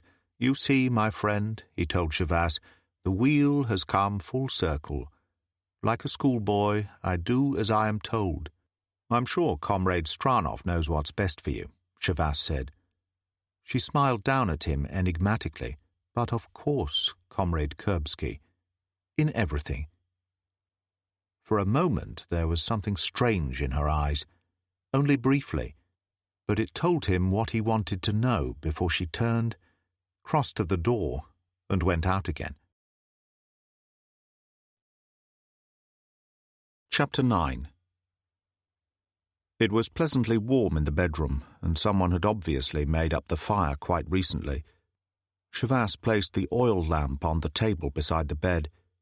opened the shutters and stepped out onto a covered balcony which ran the length of the house and overlooked the garden at the rear. There was no rain, but the wind was moist, and he inhaled the freshness of wet earth. And then the tiredness hit him, and he went back inside and closed the shutters. As he started to undress, there was a soft knock at the door, and Hoffner came in. He carried an old bathrobe over one arm and, smiling, dropped it across the end of the bed. "I thought you might need one." There was something in his voice, a slight element of strain that brought a frown to Chavass's face. "What's wrong?" he demanded. Hoffner sighed and sat down on the bed. "I'm afraid Katya knows everything." Chavasse lit a cigarette calmly. "You'd better tell me about it." "It's very simple. She heard rather more of the tail end of our conversation than we thought. For one thing, she speaks very good English, and she's no fool. She's just been to my room. Wanted to know exactly what was going on and who you really were." "What did you say?" Hoffner shrugged. "That I'm a tired old man who wants to go home to die, and that friends of mine have sent you in to help me get out." "And nothing more than that?" "There didn't seem any point at the moment." "That was wise," Chavasse told him. "After all, she is a Russian citizen. Helping you is one thing, but aiding and abetting in an affair the success of which can only be to the ultimate harm of her country presents her with a difficult psychological choice. In any case, as I said before, the less she knows, the less she can give out under pressure." "You know best," Hoffner said. "But I don't think you need to worry. As I said before, she isn't interested in politics. She isn't even a party member. If anything goes wrong and Chinese intelligence get their hands on her, she'll end up by being anything they want her to be." Chavasse told him grimly. "I suppose you're right." Hoffner got to his feet. "You'd better have a word with her in the morning. At the moment, she is quite convinced I'd be committing suicide, that my heart wouldn't stand the trip." "I'll handle it," Chavasse told him. "You get some sleep and don't worry. Everything's going to be fine, I promise you." The door closed softly behind the old man, and Chavasse stood there for a moment, thinking about the whole affair. And then the tiredness hit him again, driving everything else from his mind. He had barely sufficient strength to strip the clothes from his body and climb into bed. He blew out the lamp and for a while lay there, allowing each tired muscle to relax, staring up at the shadows on the ceiling. And then he was asleep. He was not aware of coming awake, only of the fact that he was lying there and that the fire was almost out. He raised his wrist, and the luminous dial of his watch glowed through the darkness. It was just after 2 a.m., which meant that he had been asleep for no more than 4 hours, and yet he no longer felt tired. As he lay there, the very air seemed electric and humming with energy, as if there was nothing sleeping, as if outside in the darkness a presence waited for something to happen. In the distance, thunder rumbled menacingly, and then lightning flared, and in the split second of its illumination, he saw each item of furniture in the room clearly. He swung his legs to the floor, reached for the bathrobe Hoffner had loaned him, and padded across to the window. As he opened the shutters and stepped out onto the balcony, the rain came in a sudden great rush, filling the air with its voice. It was bitterly cold, but for a moment or two he stood there breathing deeply, taking the freshness into his lungs, filled with a strange inward restlessness.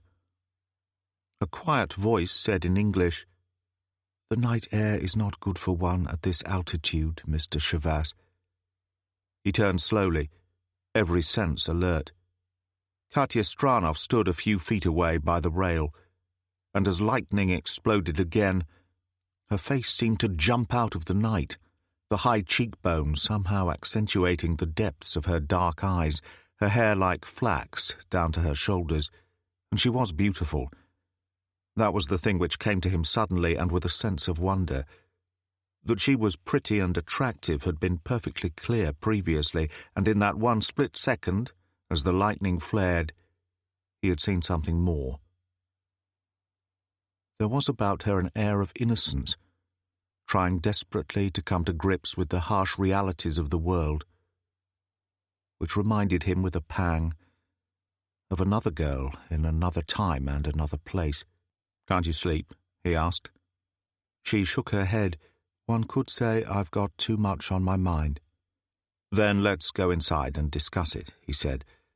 "The fire is almost out in my room, but it's quite warm." She moved past him without a word, and he followed her in and closed the shutters. When he turned, he saw that she had poked the fire into life again and replenished it with a couple of logs from the pile that was neatly stacked at one side of the hearth. She sat on the sheepskin rug and held her hands to the blaze, and he pulled a chair forward. "I saw Hoffner leaving your room earlier," she said, without looking at him. "I suppose he told you about our conversation?" He nodded. "You mean about your eavesdropping act when we were talking after dinner?" She turned quickly and something sparked in her eyes. "I'm not ashamed. He's an old man. If I don't worry about him, no one else will." There was a toughness in her voice, an indication of something stronger in her than he would have imagined, and he grinned and held up a hand in mock alarm. "Hey, I'm on your side." "I'm sorry," she said, immediately contrite. "But Hoffner's been like a father to me. He's a very wonderful man. I only want what's best for him." "We're in agreement on that point for a start." "But are we?" she asked. "Do you honestly think that a 74-year-old man with a weak heart has the slightest chance of making the kind of trip you contemplate?" "Under the right circumstances, I do," Shavas told her. "But he's a sick man," she insisted. "Do you seriously think he could survive a trip on horseback at this altitude over some of the roughest country in the world?" "Maybe he won't have to." She frowned at once. "I'm afraid I don't understand." "You don't have to, and neither does the doctor for the moment. Just leave the details to me." He leaned forward and grinned. "And relax. Everything's going to be fine, I promise you." She shook her head in exasperation. "You make everything sound so easy, just like my father used to. If he said a thing, then it had to be." "It's not a bad way to live." "You think so?" She sighed. "He said we would go to Lhasa by caravan, that it would be simple, the journey of a lifetime. His plans didn't include dying of typhoid on the way." "How could they?" Shavas said gently. "Death has a perverse habit of making its own appointments." In the short silence which followed, he took out his cigarettes and offered her one. She accepted without a murmur, and he gave her a light. After a moment she said, "The real Kurbsky. He's dead, isn't he?" He nodded soberly. "I'm afraid so." "Did you kill him?" He shook his head. He and his escort really were ambushed by partisans. They obviously cared as little for Russians as they do for Chinese. "I see," she said. "And you simply assumed his identity? These partisans, were they friends of yours?" He shrugged. "In a manner of speaking. If you mean, could I have saved Kurbsky's life, I'm afraid not. I didn't have that kind of influence with them." "What about this Tibetan who came here with you? Joro, I think you said his name was. Couldn't he have done something?" "You obviously haven't been mixing in the right circles," Shavas told her. "As far as these people are concerned, this is war. They're fighting against a brutal invader who's attempting to change their entire way of life by force." "Please," she said, "I'm not a child. I know that the Chinese have done some terrible things here, but all this bloodshed and killing—" She shuddered. "It seems such an appalling waste of human life." "Perhaps it is," he said. "But remember what Lenin once said. The purpose of terrorism is to terrorize. It's the only way left to a small people to fight back against an empire." "My father used to say that no man was God," she said. "Least of all Lenin. I'm afraid he didn't care for him very much." "He sounds like a man after my own heart," Shavas said. "Tell me about him." She shrugged. "There seems so little to tell now. He was a scholar, you see, with no interest in government or politics. I think that, of all activities, archaeology is the one in which the state can interfere least. We tended to live very much our own lives. What about your mother? She died when I was born. I spent my early years at school in Moscow with an aunt of my father's. When I was a little older, he was able to take me with him on his field trips. We lived in Peking for the last 3 years of his life. Why was he so keen to visit Lhasa? She shook her head. I don't really know. A dream he'd had for a very long time, I think. It seemed like a good opportunity before returning to Russia. Don't you ever feel like going back yourself? Not really, she said. Oh, I miss the theatres, the books, all that sort of thing, but nothing more. My aunt died 3 years ago, and I've nobody else. Except for Hoffner, Shavas said gently. She turned, a warm smile illuminating her face. That's right, except for Hoffner. He took me in when I was sick, and nursed me back to health. He's come to mean a great deal to me. He seems to feel exactly the same about you, Shavas told her. Did he tell you he wants you to leave with us? She nodded. I would go with him gladly. I want you to accept that. It's just that the whole affair seems so impossible. He shook his head. Believe me, it isn't. I might almost say it's going to be astonishingly simple. But you needn't worry about that for the time being. We've got several days to kill before we can make a move. We're better off here, considering the state of Hoffner's health and his age, than roughing it in the hills. I see. She got to her feet. We'll just have to wait as patiently as we can, I suppose, until you're ready to take us into your confidence. She sounded slightly angry, and he stood up and smiled. Don't take it like that. I'm only thinking of you and the doctor. What you don't know can't harm you. He placed his hands on her shoulders. The only real problem's going to be how to pass the time. What do you do for amusement round here? She shrugged. Not very much. I usually go horseback riding outside the walls if the weather's reasonable. Now that sounds just my style. She relaxed suddenly and smiled.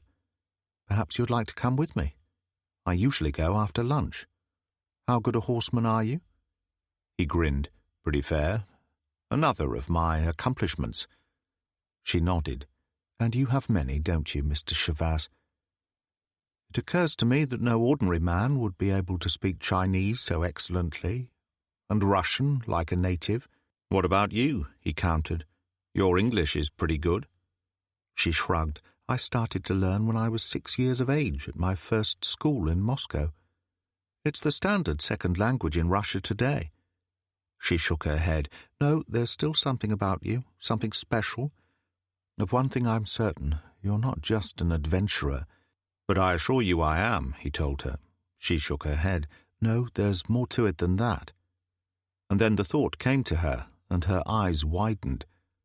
She took a step towards him, one hand catching hold of the lapel of his bathrobe. There is something more, isn't there?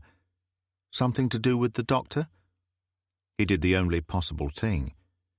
His arms slid around her waist, and he kissed her. Her entire body seemed to come alive, and she started to tremble.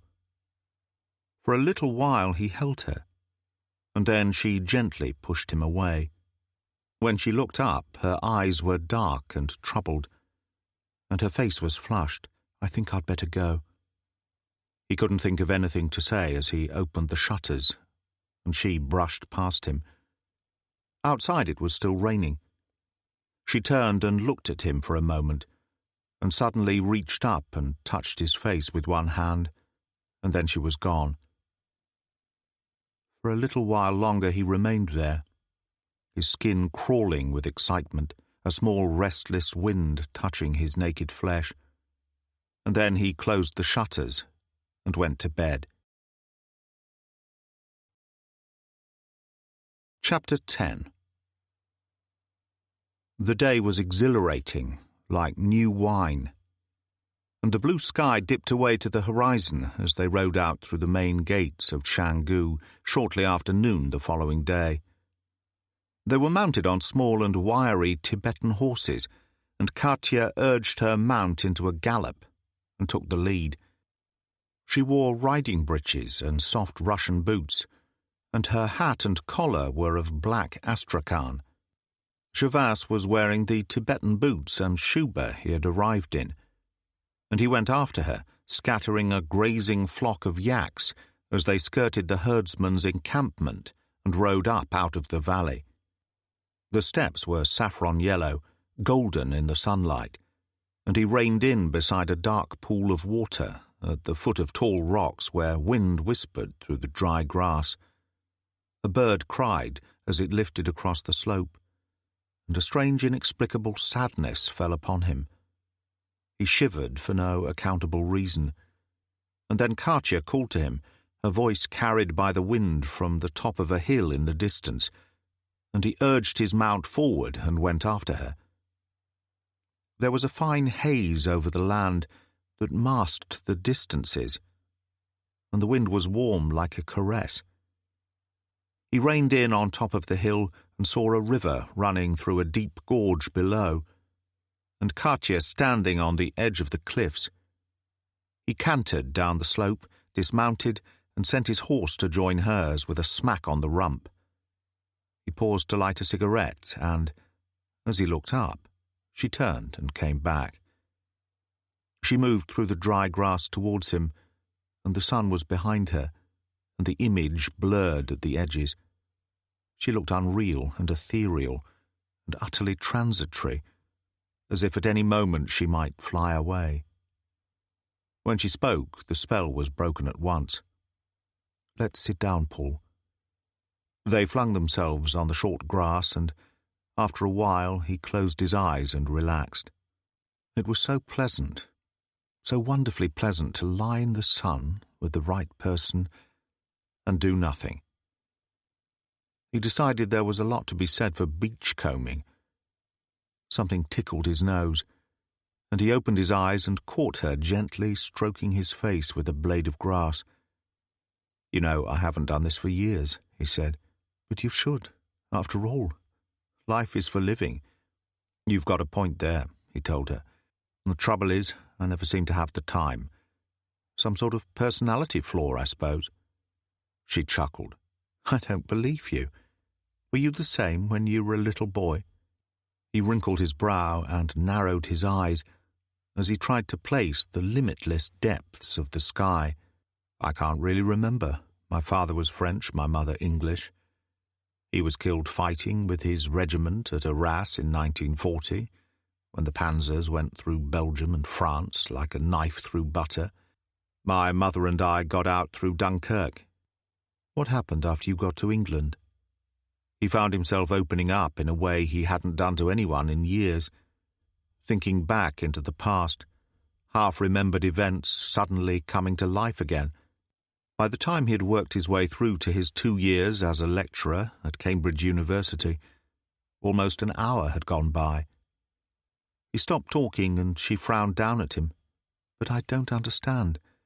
You had everything you ever wanted and the prospect of a brilliant academic future, and yet you threw it all away." "I changed my ideas about living, that's all," he said. "One summer vacation, I helped a friend of mine get a relative out of Czechoslovakia. I found I rather enjoyed the experience." She sighed and shook her head despairingly, as though he were a small boy she had detected in some foolishness. "So you decided to take this sort of thing up permanently?"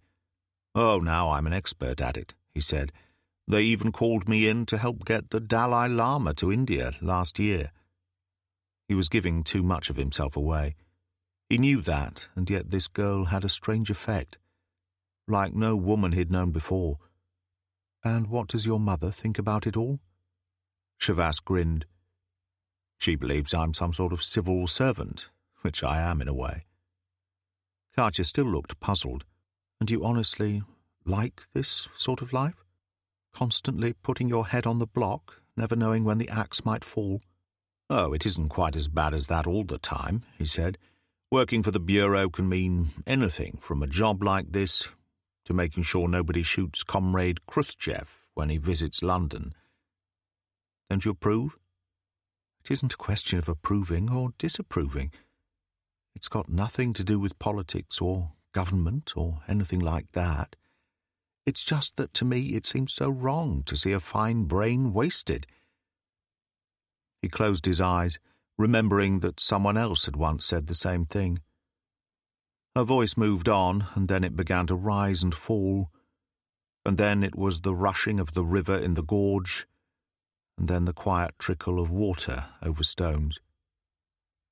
He awakened suddenly. Above him, clouds turned and wheeled across the sky, hinting at a break in the weather. Katya had gone, and he scrambled to his feet and looked about him. There was no sign of her, and a slight twinge of panic sent him running to the edge of the cliff. She was standing on a boulder at the water's edge, throwing stones into the river in an abstracted manner. As his boots crushed across the shingle, she turned towards him. "You deserted me," he told her.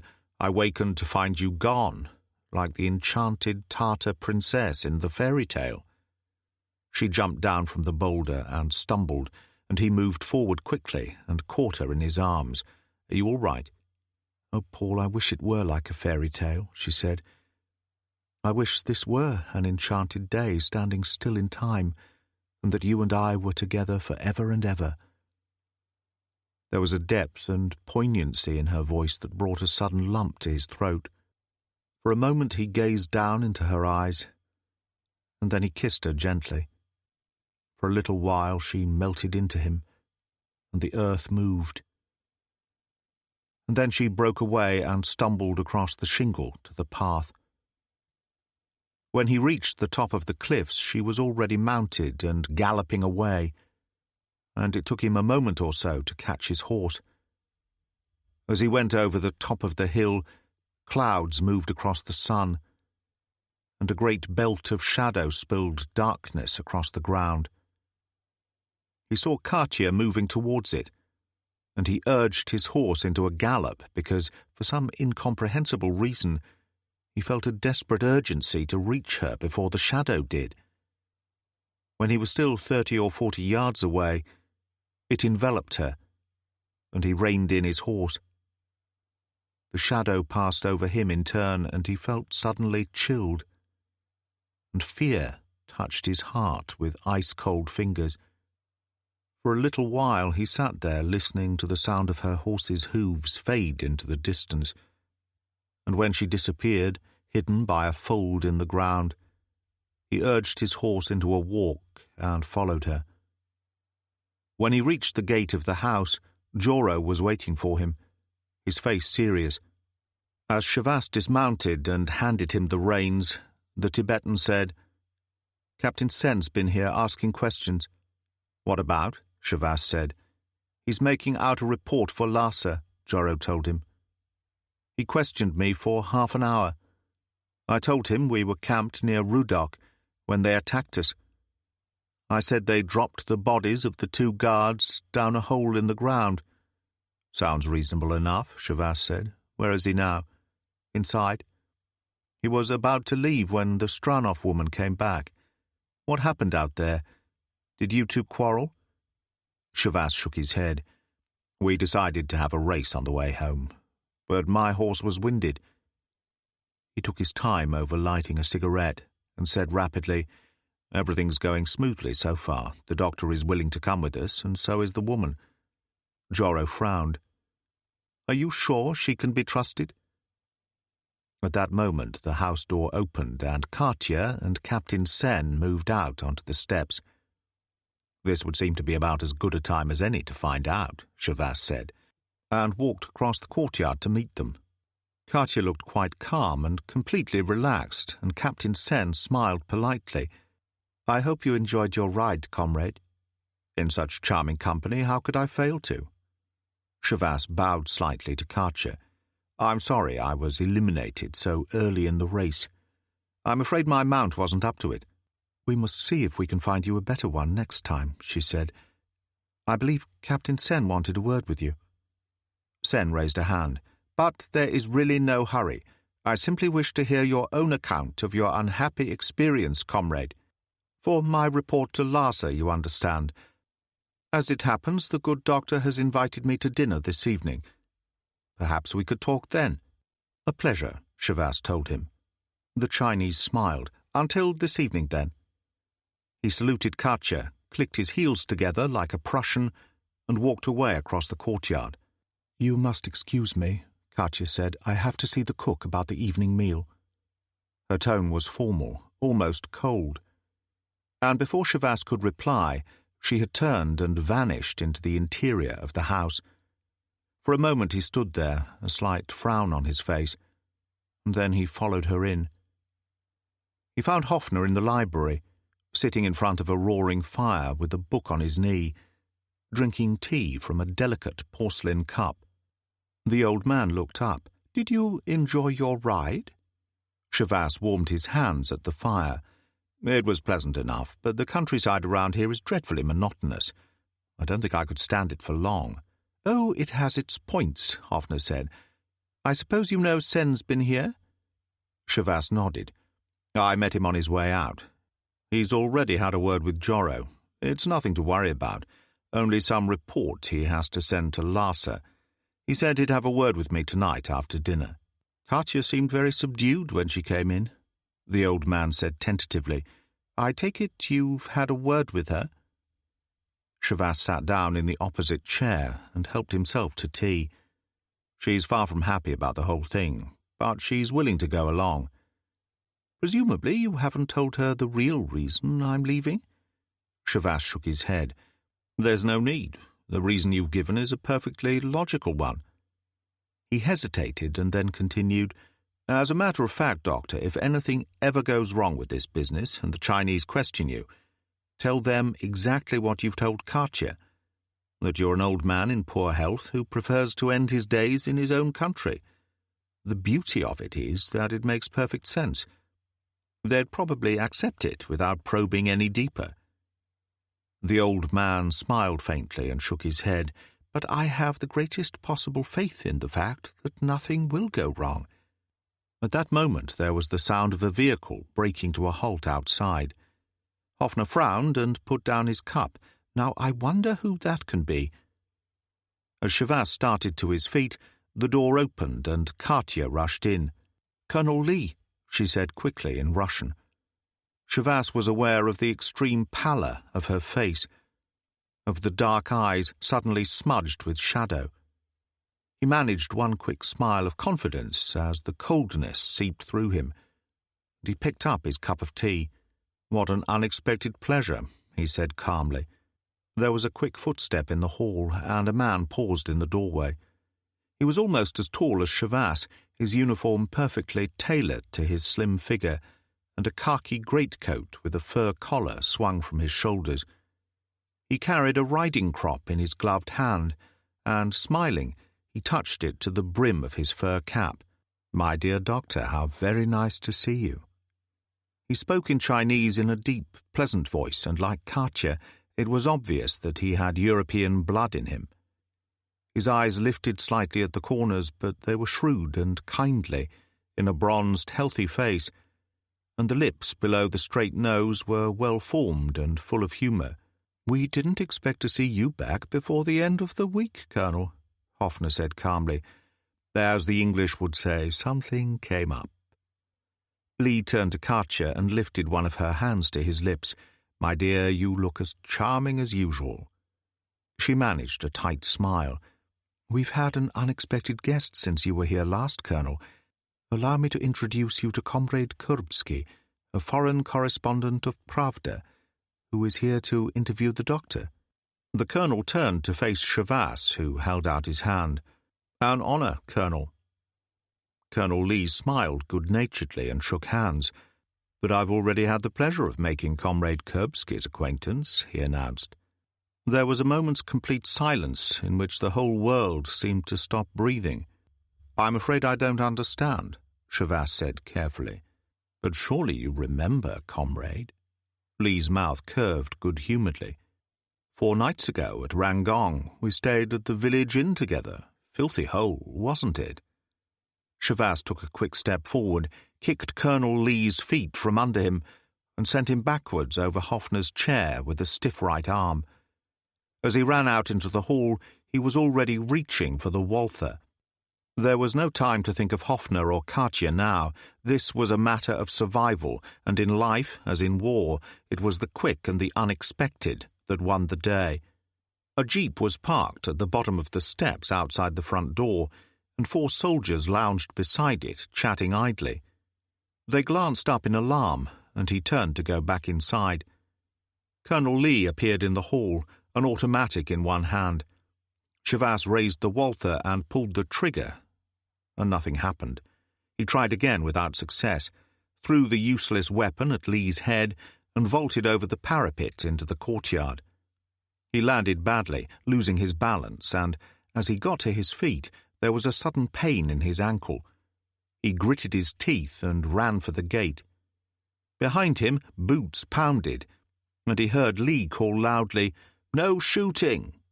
He was within a yard of the gate when a foot tripped him, and he hurtled to the ground, instinctively putting his hands to his face and rolling away to avoid the swinging kicks. A foot caught him in the side, another grazed his face, and then he was on his feet again, standing with his back to the wall. He caught one brief glimpse of Katja Stranov's face as she stood in the entrance with Hoffner, and then the 4 soldiers started to move in. One of them carried a long military truncheon, and he darted forward and swung at Chavasse's head. Chavasse ducked, and, as the truncheon dented the wall behind him, he lifted a foot into the man's crutch.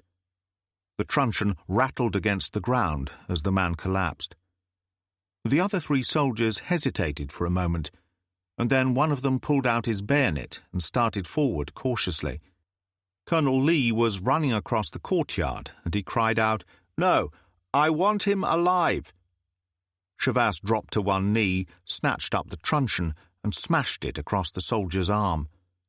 The bone snapped like a dry twig, and the man screamed, the bayonet slipping from his nerveless hand.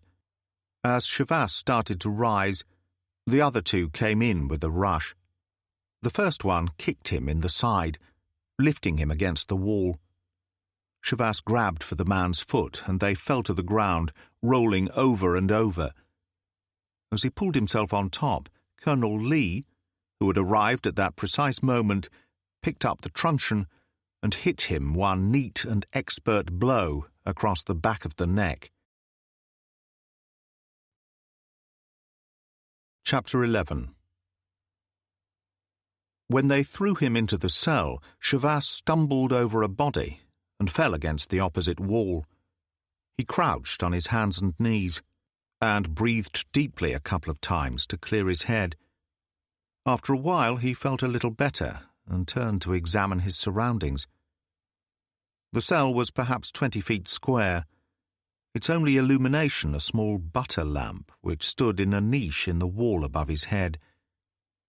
In its pale light he saw that the place was crammed with stinking humanity. A few heads turned towards him listlessly, to stare vacantly a moment, before turning away. Most of them were Tibetan peasants, their sheepskin shubas wrapped closely about them while they slept. In one corner, an old lama, his face wrinkled with age, yellow robes torn and soiled, stared into space, fingers clicking through his beads, while he intoned a succession of Om Mani Padme Hums in a low, monotonous voice. It was unbelievably cold, and rain drifted in a fine spray between the bars of the small window set high in the wall. Chavasse got to his feet, stepped over one poor wretch who huddled in a tattered robe, face beaded with fever, and pulled himself up to look outside. One adobe wall of the courtyard had crumbled away, and he could see down into the town. The wind which howled across the flat rooftops of Shanggu came from the steppes of Mongolia, bringing winter with it, touching his face with cold fingers. He shivered despite himself, a wave of greyness running through him, as if somewhere someone had walked over his grave. A door opened on the other side, and light flooded out into the courtyard, framing a Chinese soldier in the entrance. He turned and spoke to someone inside. There was a sudden burst of laughter, and then he closed the door and ran across the yard, head bent against the rain. Shavas dropped down from the window. The man with fever was moaning steadily like some animal in pain, lips drawn back, teeth tightly clenched together. Shavas picked his way cautiously between the sleeping bodies towards a vacant corner near the door, and withdrew hurriedly as the appalling stench of human excrement filled his nostrils. He returned to his original place and sank down into the sodden straw. A few feet away, a huge Tibetan in tattered robe and conical felt hat crouched against the wall and stared at him unwinkingly, one hand scratching for lice.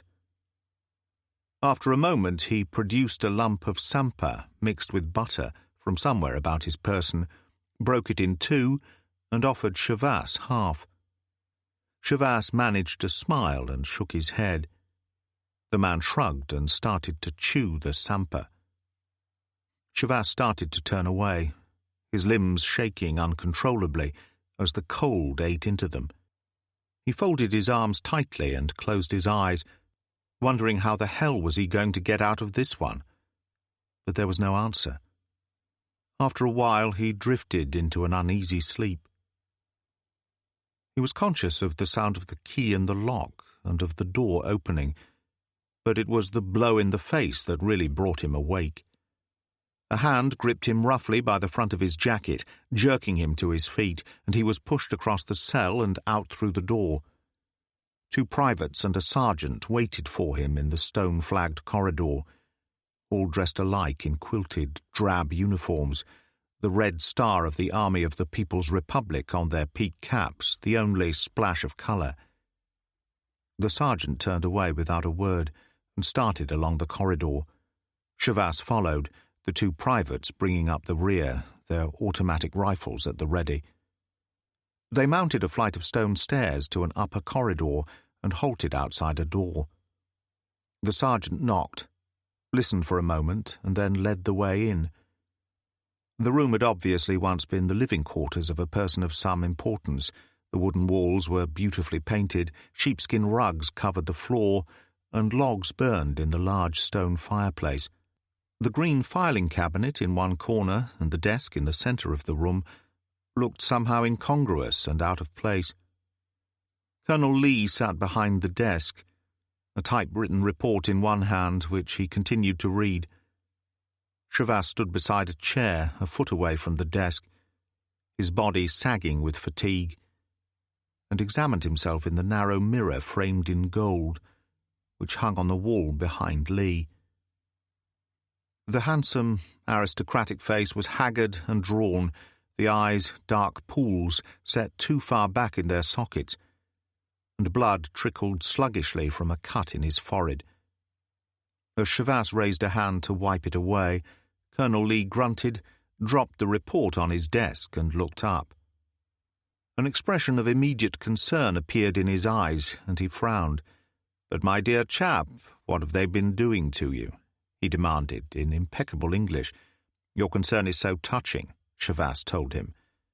Lee leaned back in his chair, a slight smile tugging at one corner of his mouth. "So you speak English. You see already we have made progress." Shavas cursed silently. He was tired, more tired than he had been for a long time, and because of that, he had fallen for the oldest trick in the book. He shrugged. "You're round." "Naturally," Lee said calmly, and nodded to the sergeant and two privates, who immediately withdrew. The warmth of the room was beginning to make Shavas feel a little light-headed. He swayed slightly, groping for the edge of the desk to steady himself. Colonel Lee rose to his feet at once. "I think you'd better sit down, my friend." Shavas slumped into the chair, and Lee crossed to a lacquered cabinet in one corner, opened it, took out a bottle and two glasses, and returned. He filled the glasses quickly and pushed one across the desk. Shavas waited for the Chinese to drink first. Lee smiled faintly and emptied his glass. "Drink up, my friend," he said. "I think you will be surprised." It was the finest Scotch whisky, and Shavas coughed a little as it caught at the back of his throat. He reached for the bottle and filled his glass again. "I'm glad you approve," Lee said. Shavas toasted him silently and took it down in one quick swallow. As the liquor flooded through him, he felt better. He leaned back in the chair and said, "All the comforts of home, eh? You guys certainly have it rough working for the proletariat. By the way, you haven't got such a thing as a cigarette, have you? Your boys cleaned me out. From the look of them, I'd say you don't pay them very often." Colonel Lee produced a packet of American cigarettes from his pocket and threw them across the table with a quick flip of his fingers. "You see, I can supply all your requirements." Shavas took out a cigarette and leaned across the table for a light. "What's the matter with your own brands?" Lee smiled pleasantly. "But Virginia cigarettes are extremely good. When our time comes, we will undoubtedly take them all for home consumption." "Careful, comrade," Shavas warned him. "In Peking, they'd call that treason." Colonel Lee smiled and adjusted a cigarette in his elegant jade holder. "But we are not in Peking, my friend. Here, I am in complete control." The voice was still pleasant, the mood tranquil, but Shavas was beginning to recognize the technique, and he grudgingly admitted that it was being put across by an expert. "What happens now?" he said. Colonel Lee shrugged. "That depends entirely on you, my friend. If you cooperate, things can be made much easier for you." Shavas was interested. There was still a suggestion that a deal could be made. That much was obvious. But then it was all part of a familiar pattern. He smiled at the colonel through smoke. "So there's still a chance for me?" "But of course," Lee said. "All you have to do is tell me who you really are, and what your mission is here in Shanggu." "What happens if I do?" Shavas said. Lee shrugged. "We can always make use of those who freely admit their errors." Shavas laughed harshly and stubbed his cigarette out in the jade ashtray. "If that's the best you can do, I'm not buying." The Chinese tapped the desk with one elegant hand and said reflectively, "It's a very great pity." He sounded genuinely sorry, and Shavas listened to him in a curious, detached sort of way, and thought of other things at the same time. "What is?" "The fact that we are on opposite sides. I'm not a political idealist or fanatic. I'm quite simply a man who has always adjusted himself to the prevailing circumstances." "I hope it works out for you," Shavas said, an edge of irony in his voice. "Oh, but it will, I assure you." Lee smiled gently. "You see, I have chosen the winning side. Make no mistake about that." He adjusted the papers on his desk into a neat pile. "There is still time for you to change your mind." Shavas sighed and shook his head. "No thanks, Colonel. Better move into Phase 2. Lee frowned. "Phase 2? I'm afraid I don't understand." "You really ought to catch up on your reading," Shavas told him. "To be precise, the latest publication of the Central Committee in Peking, Interrogation of Political Prisoners and Aliens. First you're nice, then you're nasty, with due acknowledgement to Comrade Pavlov, of course." Colonel Lee sighed. "You people really have the strangest ideas about us." He pressed a buzzer on the desk, and almost immediately the door opened and the sergeant entered and stood behind Shavas. Shavas got to his feet wearily. "Now what?" The colonel shrugged. "It's up to you. I can give you a few hours to think things over. After that—" He shrugged, picked up another report and opened it. The two privates were waiting outside, and they trailed along behind as Shavas followed the sergeant along the corridor and down the stone stairs to the basement, and turned into a brightly lit stone corridor. Stout wooden doors were ranged along one wall, and the sergeant opened one and motioned Shavas inside. He found himself in a small stone cell, which was no more than 6 feet square. There was an iron cot against one wall, and no window. The door clanged shut behind him, and he was immediately engulfed in darkness. The walls and roof dripped with moisture, and he groped his way cautiously towards the iron cot. There was no mattress, but in the state he was in, he could have slept on the floor. He lay down, the rusty springs digging into his back, and stared up into the darkness. He had a breathing space. Why, he didn't know, but at once he relaxed, the tension draining out of him. He was so tired. His limbs ached, and there was a slight nagging pain in the centre of his forehead. He sighed and closed his eyes, and immediately the cell was filled with a hideous, frightening clamour. He scrambled to his feet, every nerve tingling. A large bell was fixed just above the door, and it rang continuously, while a red light flickered on and off rapidly. He stood there looking up, sick to his stomach, knowing what was to come. And the key grated in the lock and the door was thrown open. The little sergeant stood in the entrance, hands on hips, and smiled gently. Chavasse moved outside. The two privates were waiting, and they escorted him along the corridor. When the sergeant unlocked the door at the far end, a flurry of rain greeted them as they moved out into the night. The sergeant walked through the darkness towards a truck parked by the guardroom, and Chavasse waited in the centre of the courtyard with the two privates, and the wind from the steps was like a bayonet in his back. He wondered wearily what was going to happen next, and then twin shafts of light from the truck picked him out of the night. The sergeant returned, took out his automatic and made a sign to his two men, who withdrew into the darkness. Chavasse waited. For the moment he and the sergeant seemed to be alone. He slid one foot forward cautiously, his eye on the automatic, and was deluged in ice-cold water from behind. It hit with the force of a physical blow. He swung round and received another wave full in the face. The two soldiers stood laughing at him, buckets in their hands. His whole body seemed to be gripped in a great vice which squeezed the air from his lungs as the wind cut through his soaked clothing, burning into his very flesh. He managed one faltering step towards them, his hands coming up, before the sergeant hit him a blow in the kidneys. As he went down, they moved in, boots and fists thudding into his defenceless body. He was conscious of lying there in the centre of the yard, his face pillowed against the wet cobbles. He opened his eyes, and the lights from the truck hurt them. And then he heard voices and was lifted from the ground and carried towards the lighted doorway. It was with no sense of surprise that he found himself outside Colonel Lee's office, supported by the two privates. The sergeant knocked at the door, opened it, and they went in.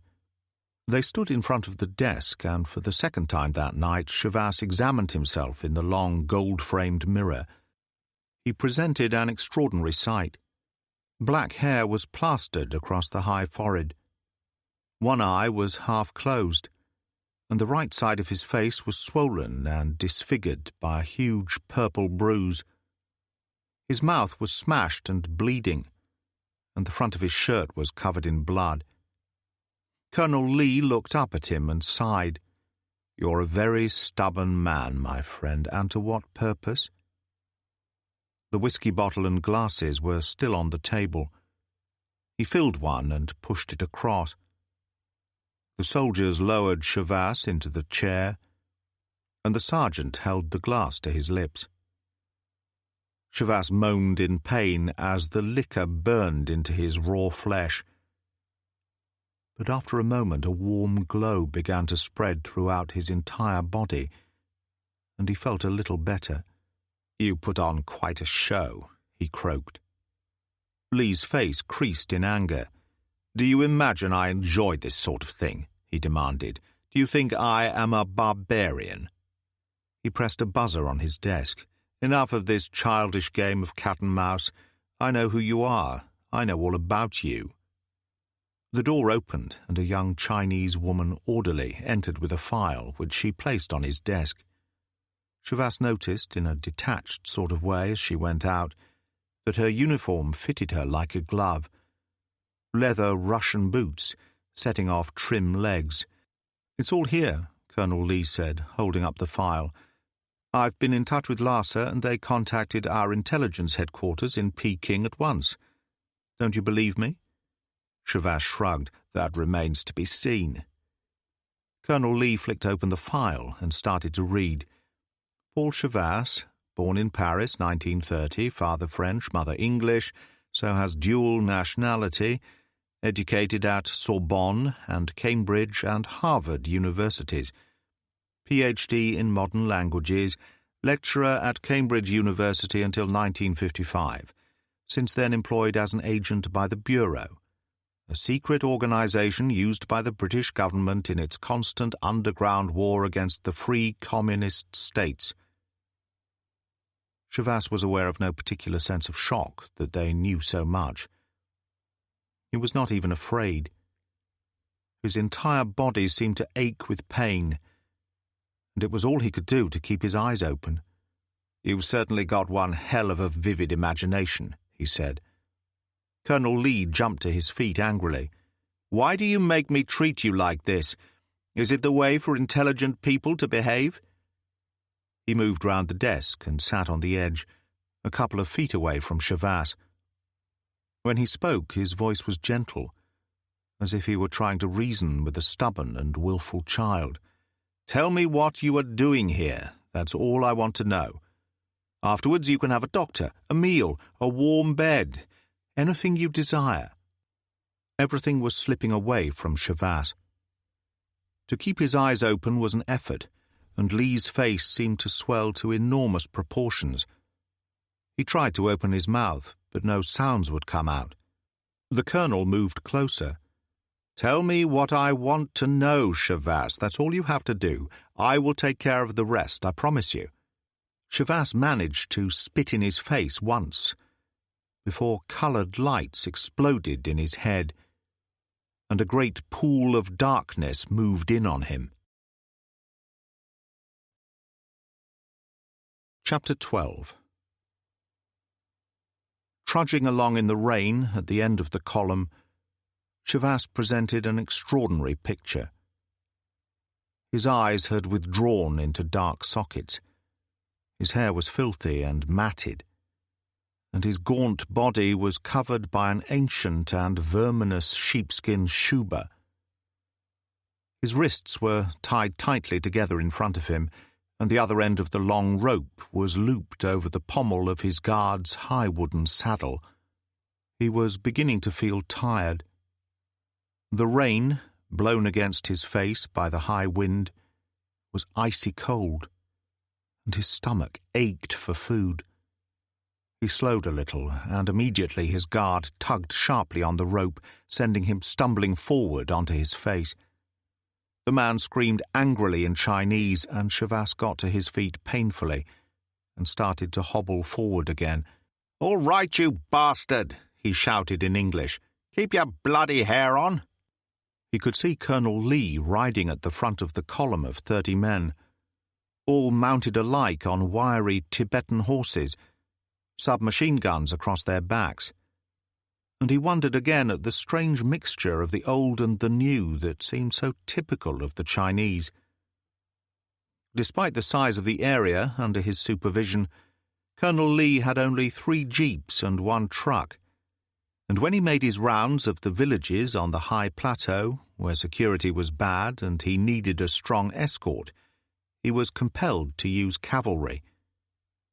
The rain increased in force, and Shavas trudged on, feeling utterly miserable, the coldness of it seeping into his very bones. He was perhaps at the lowest point in his life, and the fact that he admitted this even to himself was extremely dangerous. Colonel Lee would have been surprised if he'd known how close he was to cracking. Shavas raised his bound hands to wipe rain from his face, and stumbled on.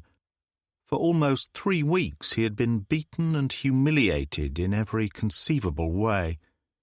Night after night the bell in his cell had rung, and the red light had flashed, and sometimes they had come for him, and sometimes they had not. It was all part of a plan, all good, sound psychology. Pavlov had started it with his dogs, and the bell that sounded at mealtimes, and gradually, by changing the order of things, you could produce a complete neurotic breakdown, until a man became as broken in spirit as he was in body. Then and only then did the process of rebirth begin. When it had finished, the party had another loyal and efficient zombie to swell the ranks. He wondered how Katya and Dr. Hoffner were making out. And then there was Joro. Colonel Lee had made no reference to the Tibetan since the day Shavas had been taken, which looked hopeful. The rain hammered against his face, and he gave up trying to shrug it off, and withdrew into his secret and inner self. The one trick that had kept him going for the past 22 days. For a moment he thought longingly of his cell. At least it had been dry, and he had food occasionally. And then he shuddered, remembering the night they had come for him 8 times, and the day Lee and Captain Sen between them had interrogated him for 24 hours. He wondered why Lee had decided to take him with him on this tour of inspection. Lee with his phony kindness and fine scholarly face, masking the heart of a fiend. Shavas tried to imagine how he would kill him if he had the chance. It was a game which had relieved the tedium of many long hours in his cell, but he was too exhausted to think straight, and his body was shaking with cold. He stumbled and fell again, and this time there was no impatient tug on the rope. When he looked up, he saw that the column had halted in the shelter of an outcrop of rock, overlooking a valley in which a small village nestled, the smoke from its fires heavy on the rain. The guard unhooked the rope from his saddle, and Shavas went and sat against a rock, taking advantage of the brief respite, his head resting on his knees. A stone rattled in front of him, and Colonel Lee said in English, "But, Paul, you really look quite ill. Can I do anything for you?" He sounded genuinely concerned, and Shavas looked up and said wearily, "Why don't you go fly your kite?" Colonel Lee laughed pleasantly, sat himself on a nearby boulder and poured hot tea into a plastic cup from his flask. He held it forward. "Here, have some." Shavas hesitated for a moment, and then snatched the cup before Lee could change his mind, and swallowed the contents. The tea was red-hot, and it burned its way down into his gullet. He leaned over, coughing and choking, and Lee patted him on the back. "There now, you'll feel better in a moment." After a while, Shavas sat up and handed him the cup. "I'd like to know what's going on behind that smile," he said. "You haven't brought me out here for the good of my health, that's obvious." "For the good of your soul, Paul," Colonel Lee said, "for the good of your immortal soul. Communist version, of course." Lee smiled faintly and inserted a cigarette into his jade holder. "You know, I've grown very fond of you during the past 3 weeks, Paul. I'm really quite determined to bring you over to our side. Such good material going to waste." "I'll see you in hell first," Shavas told him. "I don't think so." Lee shook his head. "You seem to forget that I have an irritating habit of always getting what I want in the end. I hadn't noticed." "Oh, but I do. For example, when you first came to me, you refused to tell me who you really were. I found out for myself quite quickly from intelligence records in Peking. Next, I wanted to know what you were doing here." "You've been trying to find that out for 3 weeks, Shavas said. "And how far have you got?" Lee chuckled. "But I've known from the beginning. Katya told me all about it that first night." "You were hoping to get Dr. Hoffner out of Tibet." Shavas moistened dry lips. "Katya told you?" he said dully. But of course, it's really very simple. It was quite obvious to me that you had a reason for being at Hoffner's house, posing as Kurbsky. I invited the good doctor to tell me all he knew. Being the humanitarian he is, he of course declined. I pointed out that his attitude might have an adverse effect on our future relations. Katya stepped in at once and told me the whole story to save him any possible unpleasantness. "So now you know," Shavas said.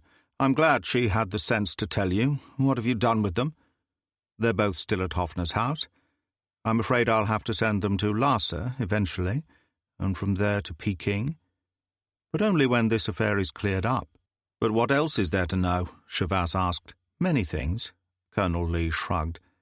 "How you entered Tibet, who helped you when you got here, what happened to Kurbsky and his escort." "You've been asking me those things for 3 weeks," Shavas told him. "And where has it got you? Don't you ever give up?" "No, Paul, I do not." Lee's voice was suddenly ice-cold. "Because, in the first place, I'm not entirely a fool. There's something wrong with this affair, something not quite right about it. I want to know what it is." Shavas laughed in his face. "You might as well shoot me and get it over with." "Oh, no, Paul. I won't do that. Before I'm finished with you, you're going to tell me what I want to know, the truth, the whole truth. And you'll tell me because you want to. Afterwards, you'll go to Peking, where I've no doubt the Central Committee will find you a most valuable ally." "Kill me," Shavas told him. "You'll save us both a lot of grief." Colonel Lee shook his head. "I'm going to help you, Paul. I'm going to save you, in spite of yourself." He stood up quickly and walked away, and, a moment later, mounted his horse at the head of the column. Shavas waited for his guard, and, after a while, the man came and looped the end of the rope over the pommel of his saddle again, and the column moved off down the slope into the valley. As they neared the village, dogs ran to meet them, their barking hollow on the damp air. They darted in and out amongst the horses, and the soldiers cursed and kicked out at them. A few ragged and undernourished children hovered on the perimeter of things, keeping pace with the column as it entered the village. Shavas decided that he had seldom seen a more miserable sight in his life than the mud streets and wretched hovels grouped round the large square. He trailed along at the rear of the column, dogs yapping at his heels, as the children ran beside him, shouting excitedly. In the centre of the square there was a large stone platform, and here the head man waited, with a few elders grouped around him. Colonel Lee reined in his horse beside them and waited while his men galloped through the wretched streets, turning the inhabitants out into the rain, herding them into the square. Within 10 minutes their task was done, and a crowd of perhaps 150 people were gathered in the square. Lee made a sign, and a soldier pushed Shavas forward and up onto the stone. He looked out into the rain over the sea of sullen, apathetic faces, at the cavalrymen lined up at the rear, and wondered what was supposed to happen now. He soon found out. Colonel Lee raised a hand for silence. "People of Sela," he shouted, "many times in the past I have told you of the foreign devils who are our enemies, those of the Western world who would do us harm.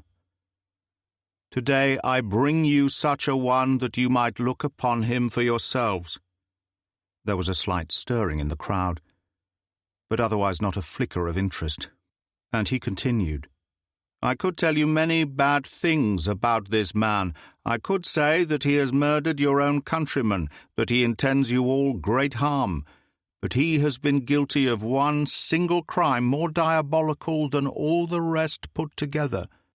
There was suddenly complete silence as everyone waited, and Lee said slowly, "This man is one of those who helped kidnap the Dalai Lama, who snatched the living God away by force to India, where he is now held captive against his will." There was a sudden cry from someone at the back, and then another. In a moment the whole crowd was surging forward. A stone curved through the air. Shavas moved to avoid it, and another caught him above his right eye, drawing blood. Filth and ordure of every description snatched up from the mud of the square was thrown at him, and, within minutes, he was plastered from head to foot.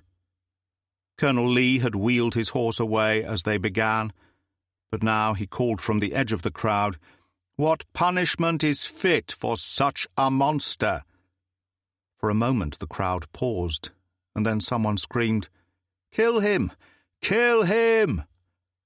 Chavas kicked out in panic as a hand reached for his feet, and fingers grabbed the edge of his tattered robe. Someone caught hold of the rope which was still fastened to his wrists and pulled on it, jerking him head first into the crowd. He was on his face in the mud, surrounded by a forest of legs, and fear rose into his throat, choking him, and he screamed and kicked out frantically. And then the crowd scattered as the cavalrymen thundered into them.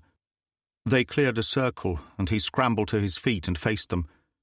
The people looked at him silently, hate in their eyes, and Colonel Lee urged his horse forward and said, "No, death would be the easy way out, comrades. We must help him to change, to become like us, to think like us. Is this not so?" There was a sullen murmur from the crowd, and, as he inclined his head, the cavalrymen herded them away.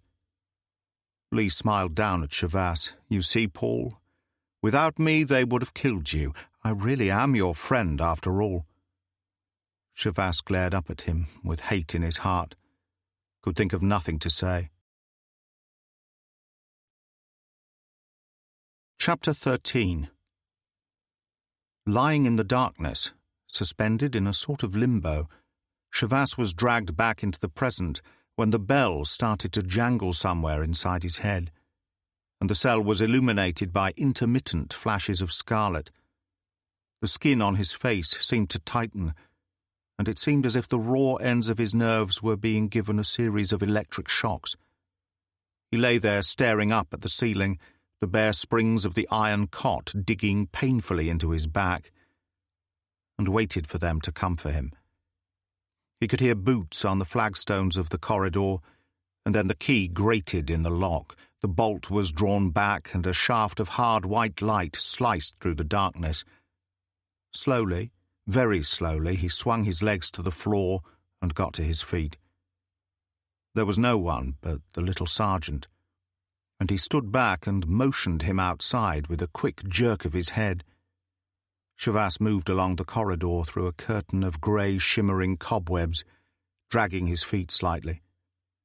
He'd had nothing to eat for 3 days, and as he put each foot down upon the flagstones, he seemed to be moving in slow motion. He was filled with a great calm, and he turned and smiled at the sergeant as they reached the end of the corridor and started up the stairs.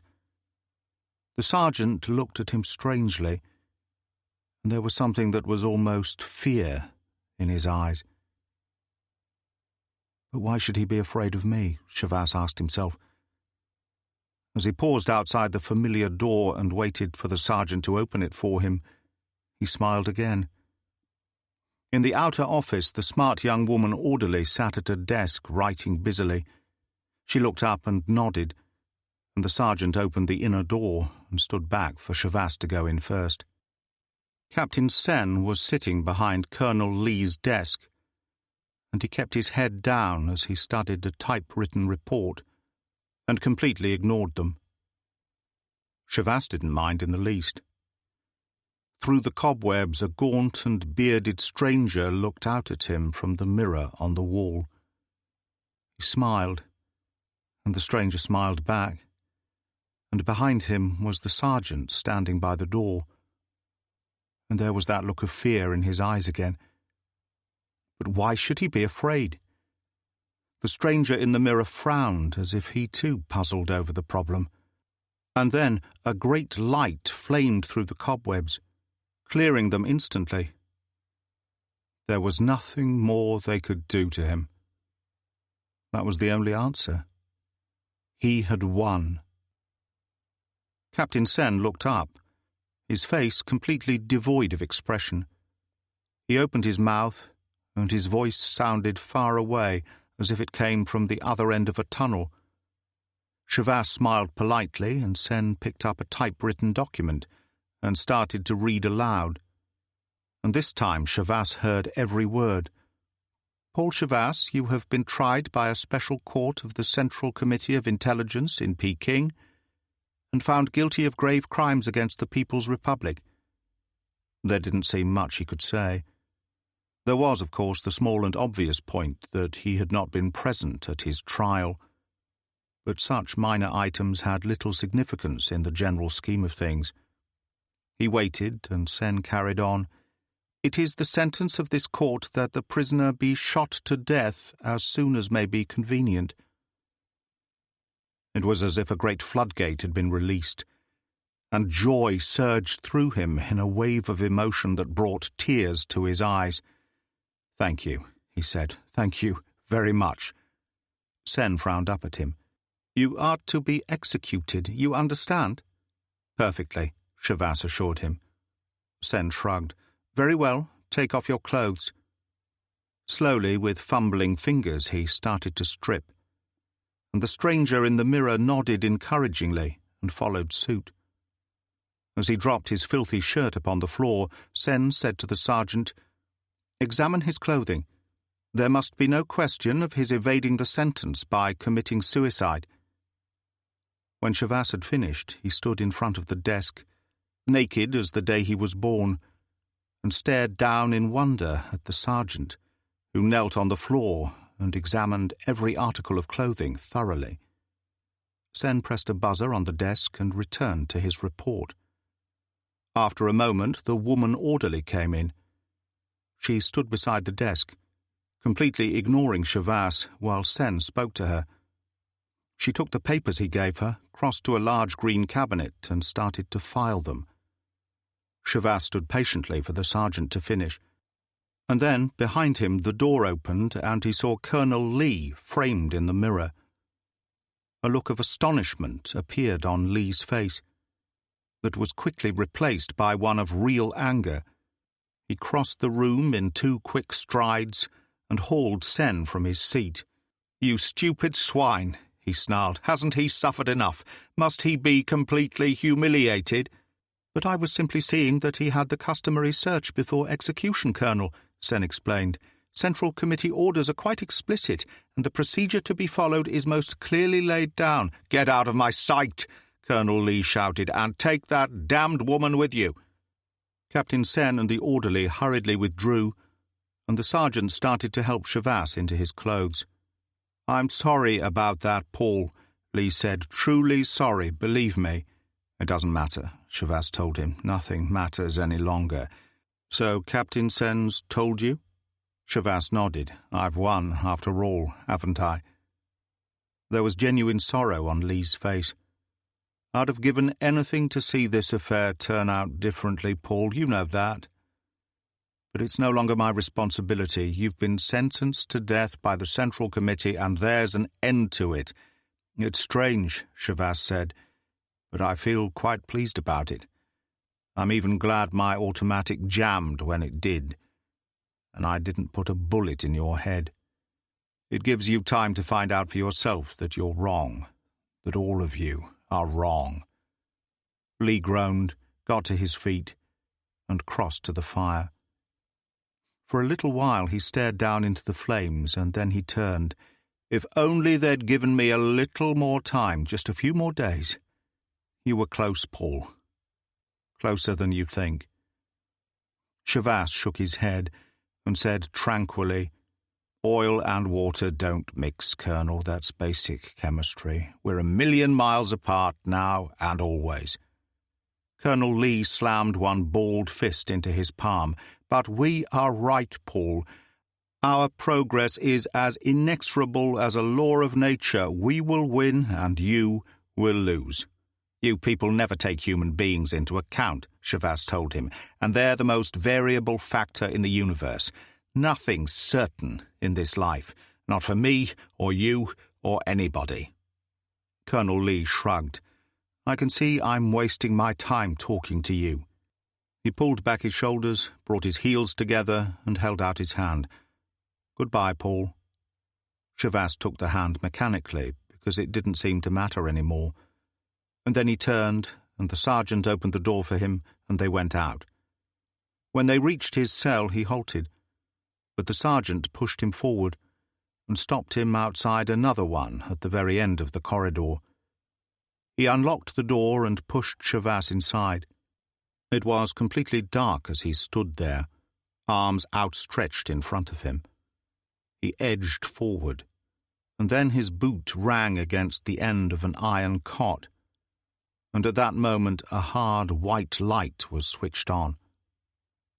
The man who lay on the cot was swathed in bloody rags, and his hands were crossed on his breast as if he were dead. His eyes were closed, and no sound issued from his swollen lips.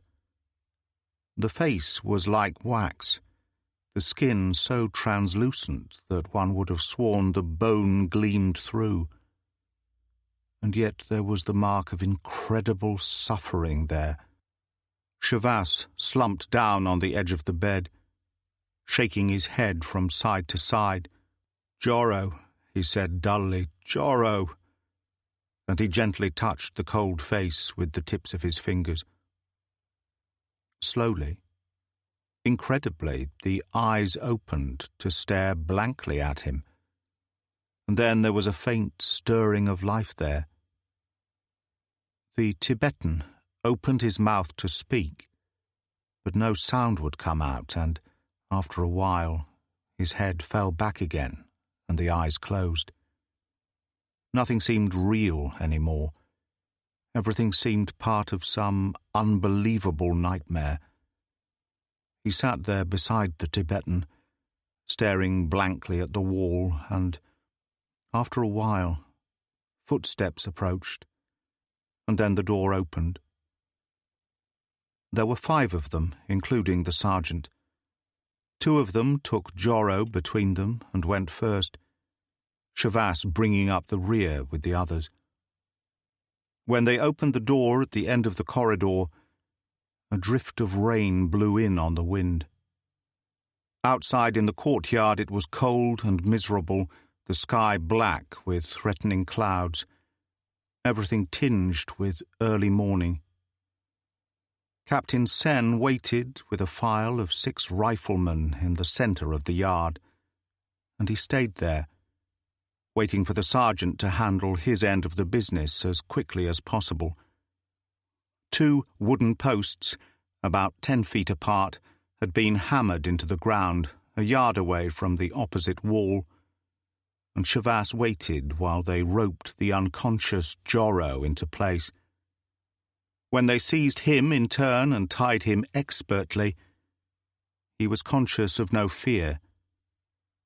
He didn't even feel the bite of the ropes as they were pulled tightly about his arms. At last they were finished, and the soldiers moved away and took up position on one side, the sergeant standing in front of them, and everybody waited. Colonel Lee appeared at the top of the steps in the main entrance. He was wearing his dress cap and white gloves, everything very formal and correct, and Captain Sen turned and saluted. Lee came down the steps slowly and crossed the courtyard. He stood a few feet away, hands behind his back, and looked straight at Shavas. And then he brought his heels together in a quick gesture, saluted, and turned away. Sen barked a quick order, and the 6 riflemen moved forward quickly and raised their weapons.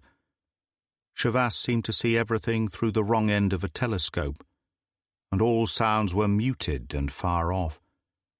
He saw Sen's mouth open, the arm start to fall, and he closed his eyes. The volley echoed flatly across the town through the heavy rain, and he waited for death, but it did not come. Somewhere through the quiet that surrounded him, he was aware of footsteps approaching him, and he opened his eyes. Joro hung forward. his dead, useless body straining against the ropes that held it to the post. And Colonel Lee stood a few feet away, examining it dispassionately. As Shavas stared uncomprehendingly at him, his frozen mind refusing to accept what had happened, Sen barked an order, and the sergeant and 4 men doubled forward. As they untied Shavas, he looked across at what was left of Joro, at the blood dripping from the shattered face to the wet cobbles. Lee moved forward, his face calm and detached. "That's right, Paul," he said. "Take a good look. It's your fault that poor ignorant fool is hanging there. You got him into this. No one else." As the ropes dropped away from him, Shavas started to tremble with reaction. "Why?" he croaked. "Why?" Colonel Lee was engaged in fitting a cigarette into his jade holder. He paused long enough to accept a light from the sergeant, blew out a plume of smoke, and smiled gently. "But, my dear Paul, you surely didn't imagine we had finished with you?" As a terrible, soundless scream erupted inside him, Shavas launched himself forward, his fingers reaching for the throat above the high military collar. He never made it. A fist thudded against the back of his neck, a foot tripped him up, and he crashed to the cobbles. Chapter 14. There was a light that came very close and went away again. It did this several times. Shavas found it very irritating. His head was spinning, and it was an effort to open his eyes. When he finally awoke, he was lying in a single bed. The room was small and narrow, and over everything there was that peculiar and distinctive hospital smell of disinfectant and cleanliness. The room was in half shadow, and there was a shaded lamp on the locker beside his bed. A young Chinese nurse was reading in the light of the lamp, and as he pushed himself up, she put down her book and moved to the door. "Get the doctor," she told some anonymous person in the corridor, and closed the door again. Shavas grinned weakly. "So I'm still in the land of the living. Life's full of surprises." She put a hand to his brow. It was cool and sweet, and he closed his eyes. "Just rest," she said. "You shouldn't even talk." The door opened, and he lifted his eyelids. He saw a brown, kindly face, the skin stretched tightly over high cheekbones and seamed with wrinkles. His wrist was lifted delicately, while the doctor looked at his watch and said, "How do you feel?" "Lousy," Shavas told him. The doctor smiled. "You have an amazing constitution. Most men in your situation would have died by now." "I wouldn't blame them," Shavas said, "not after sampling the way you people treat the human body." "Please," the doctor shrugged, "politics is no concern of mine. You will live, that is the only important thing." "That's a matter of opinion," Shavas told him. There was a discreet tap on the door, and the nurse opened it. "Colonel Lee is here." The doctor turned to the door as the colonel entered. 15 minutes, please, Colonel," he said. "He needs plenty of sleep." He smiled at Shavas. "I'll see you in the morning." He and the nurse left, and Lee moved out of the shadows and smiled down. He looked lean and fit, and his uniform fitted him like a glove. "Hello, Paul," he said. "How do you feel?"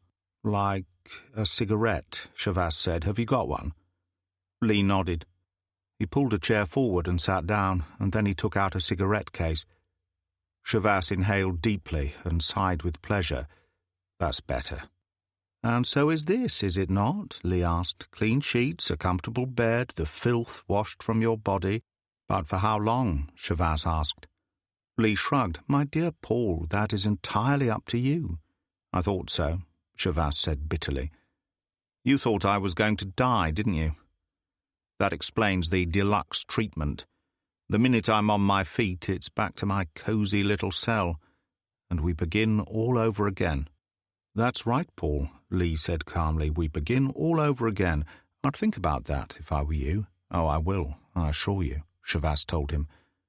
Lee moved to the door and turned. "By the way, you're on the 3rd floor of the monastery, and there's a guard on the door. Don't try anything foolish." "I couldn't even walk to the toilet," Shavas said. Lee smiled faintly.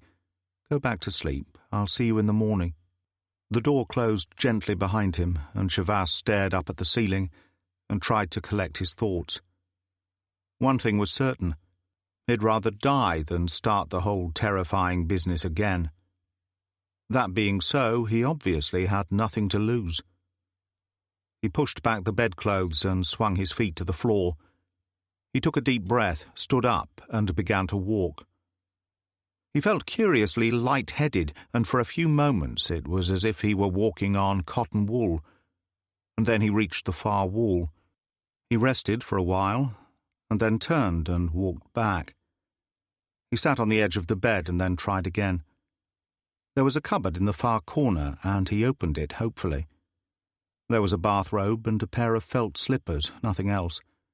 So he closed the door, padded across to the window, and peered cautiously out. When his eyes became accustomed to the darkness, he saw that the ground was some 40 feet below. His heart sank, and he turned and went back to bed.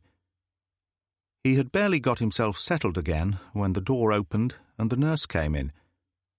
She punched his pillows and smoothed the blankets into place. "How do you feel?" she said. He groaned a little and answered in a weak voice, "Not so good. I think I'll go back to sleep." She nodded, and there was compassion in her eyes. "I'll look in later. Try and get some rest." She left the room as quietly as she had come in. Shavas smiled softly. So far, so good. He pulled back the bedclothes and moved across to the door. There was a murmur of conversation outside, and the nurse laughed, and he heard her say, "You'll be bored to death sitting there all night."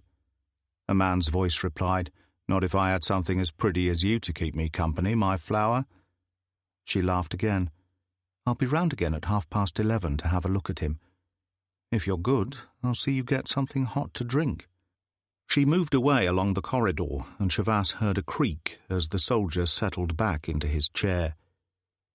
He had only one chance: surprise. If he didn't get away now, he knew that he never would.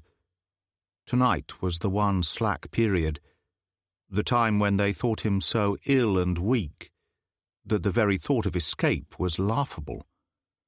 He took the bathrobe and slippers from the cupboard, pulled them on, turned off the bedside lamp, and moved across to the window. Slightly to the right and about 30 feet below, there was the main entrance, where a lantern swung on an iron bracket, casting a pool of light down onto the path. A fine rain drifted through the yellow light like silver mist, and he opened the double-glazed window and leaned out. Windows stretched to the right and left of him, yellow fingers of light reaching out into the night through chinks in their shutters. There was no way out above him. The eaves of the roof were several feet out of reach. A strong wind dashed into his face as he leaned far out and looked down. There was no light in the room directly beneath him. He hardly considered the danger involved as he stripped his bed quickly and knotted 2 sheets and a blanket together. Underneath the windowsill ran the iron pipe which carried water from the wash basin in the corner. He carefully tied one end of his improvised rope round this pipe and threw the other out into the night. He went out feet first, took a firm grip on the sheets, and began to slide down. The icy wind cut through the thin material of his bathrobe, and the rain blinded him. And then his feet bumped against the sill of the room below, and he was safe. He swayed there for a moment, hanging on to his lifeline with one trembling hand, reaching out with the other in an attempt to open the window.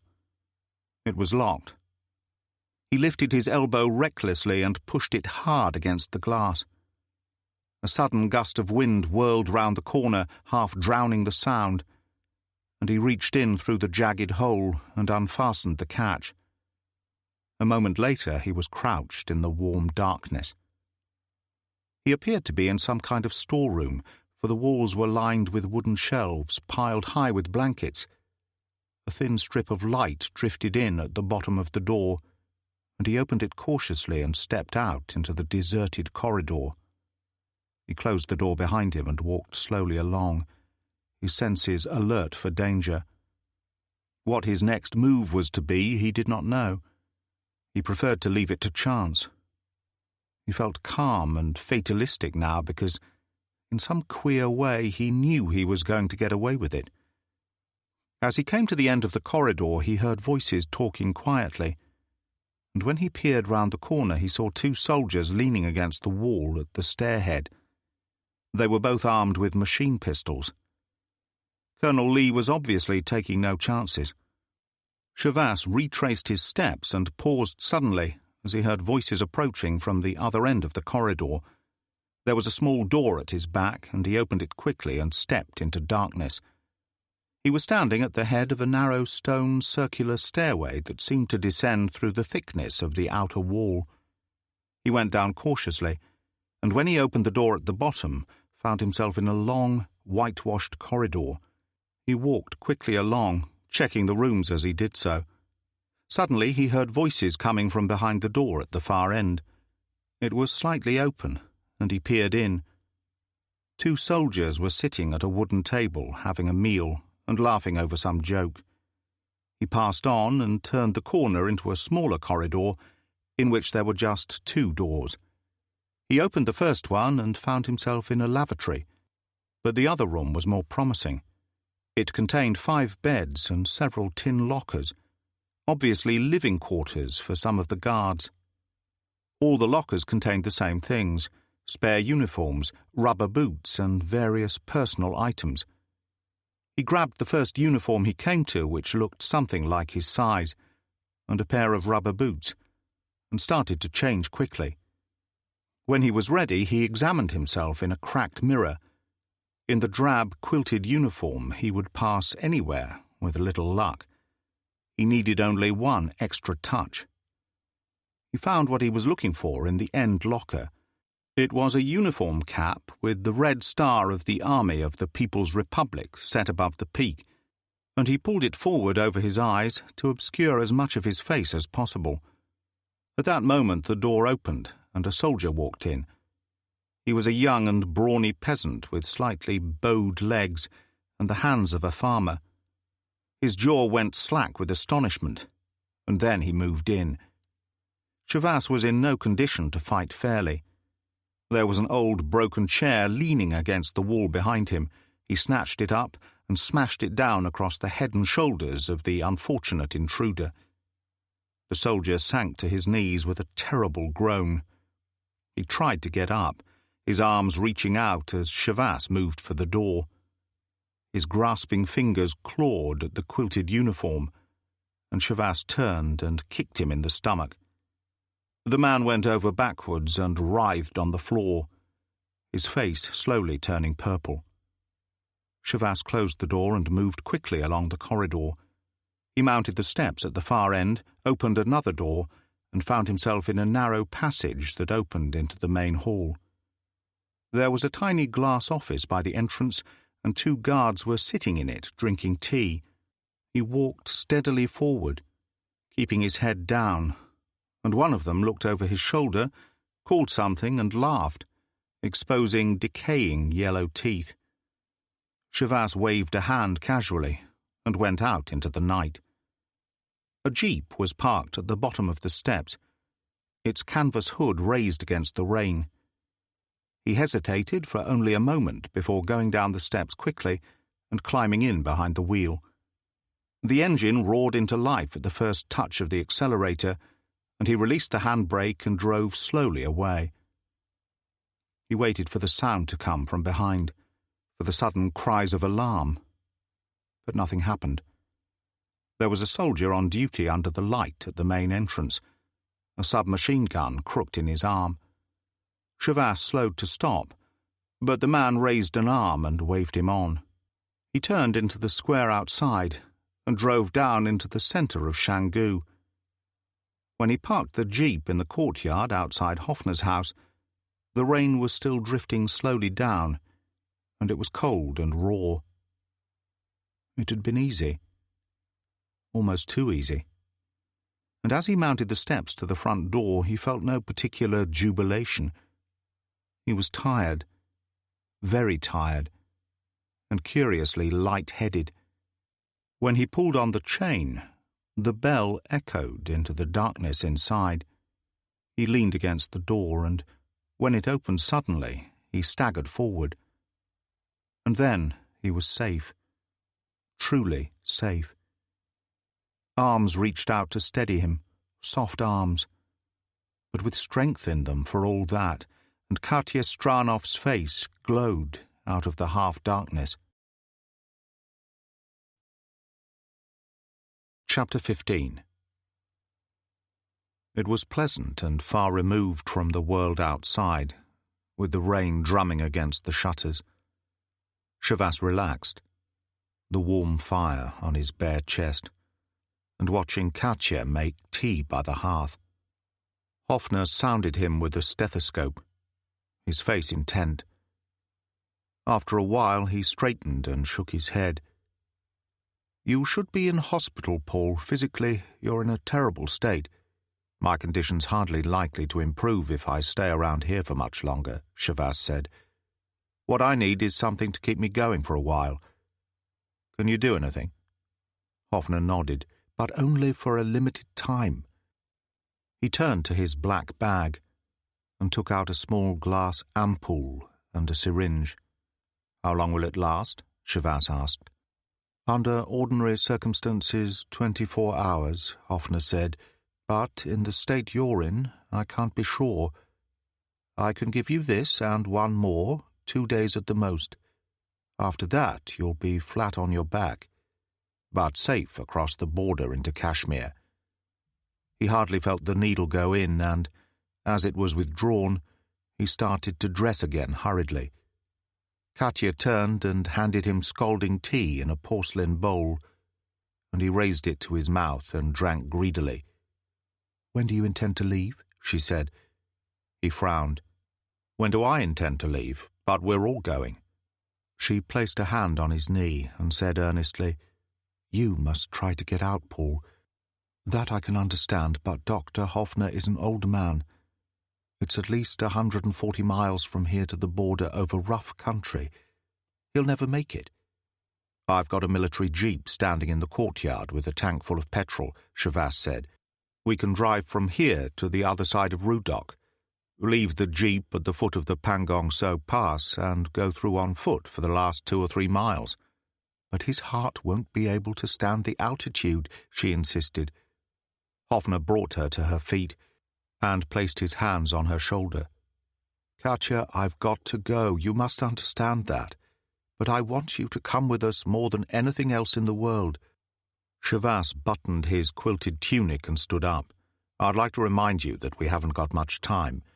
They'll discover I'm missing within the next half hour at the outside." "But why is it so imperative? There's something here I don't understand."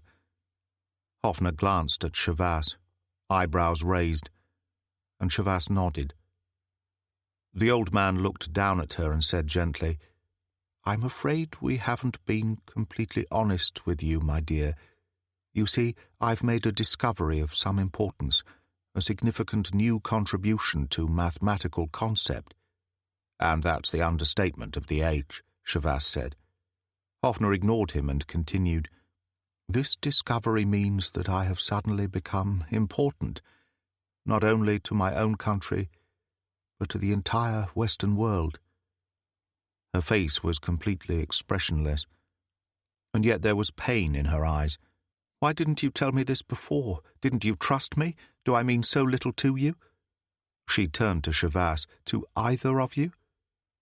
"But it would be asking so much," Hoffner said, "to turn against your own people, to live amongst strangers for the rest of your life."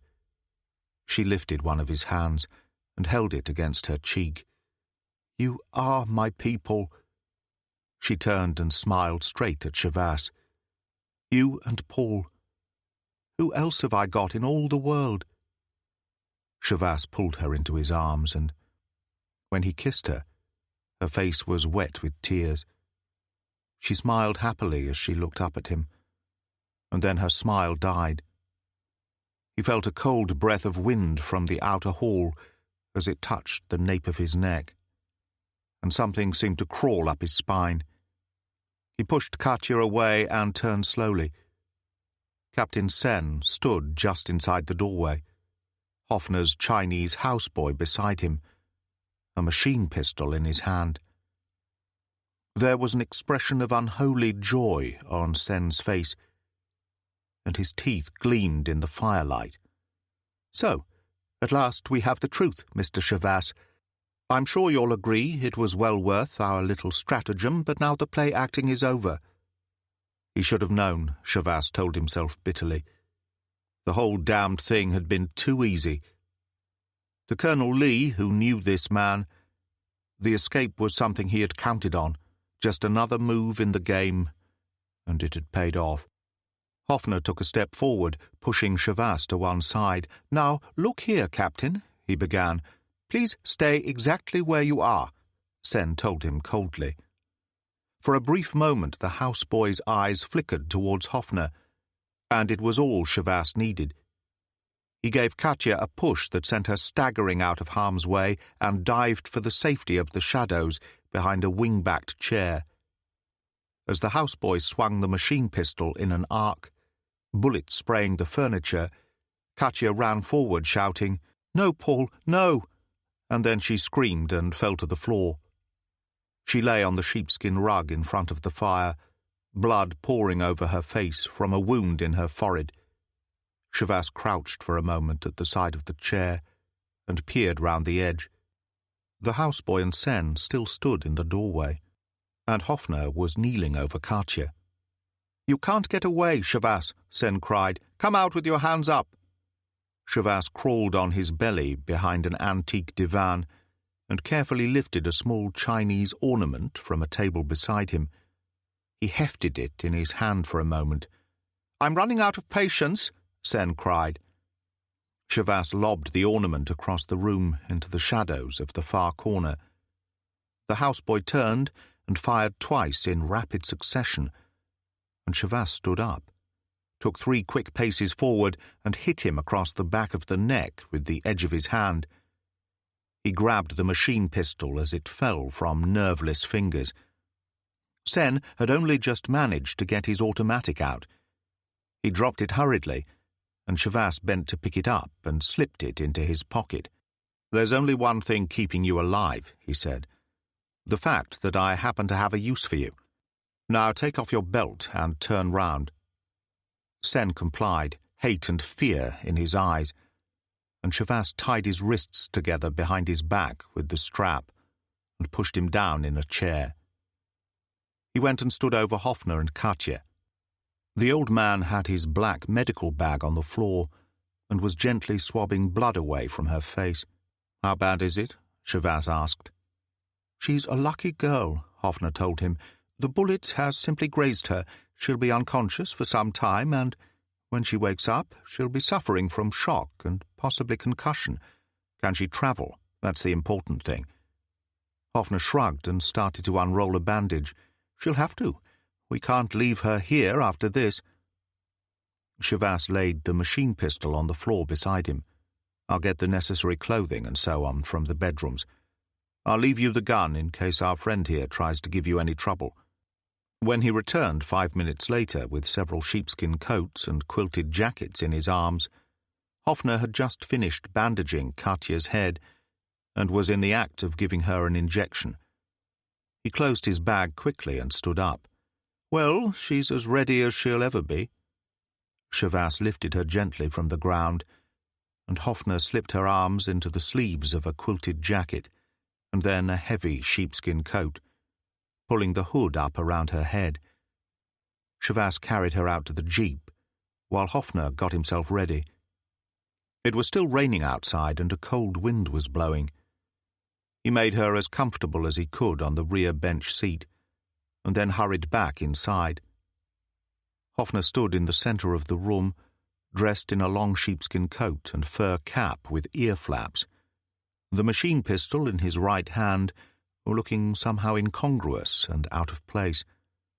There was a slight frown on his face, but it suddenly cleared and he crossed to his desk, opened one of its cupboards and took out a worn leather briefcase.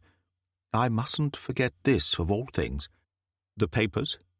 The old man nodded, and Chavasse continued, Anything else? Hoffner looked around the room and sighed. So very many years. He shook his head sadly. I think I'd like to leave everything exactly as it is.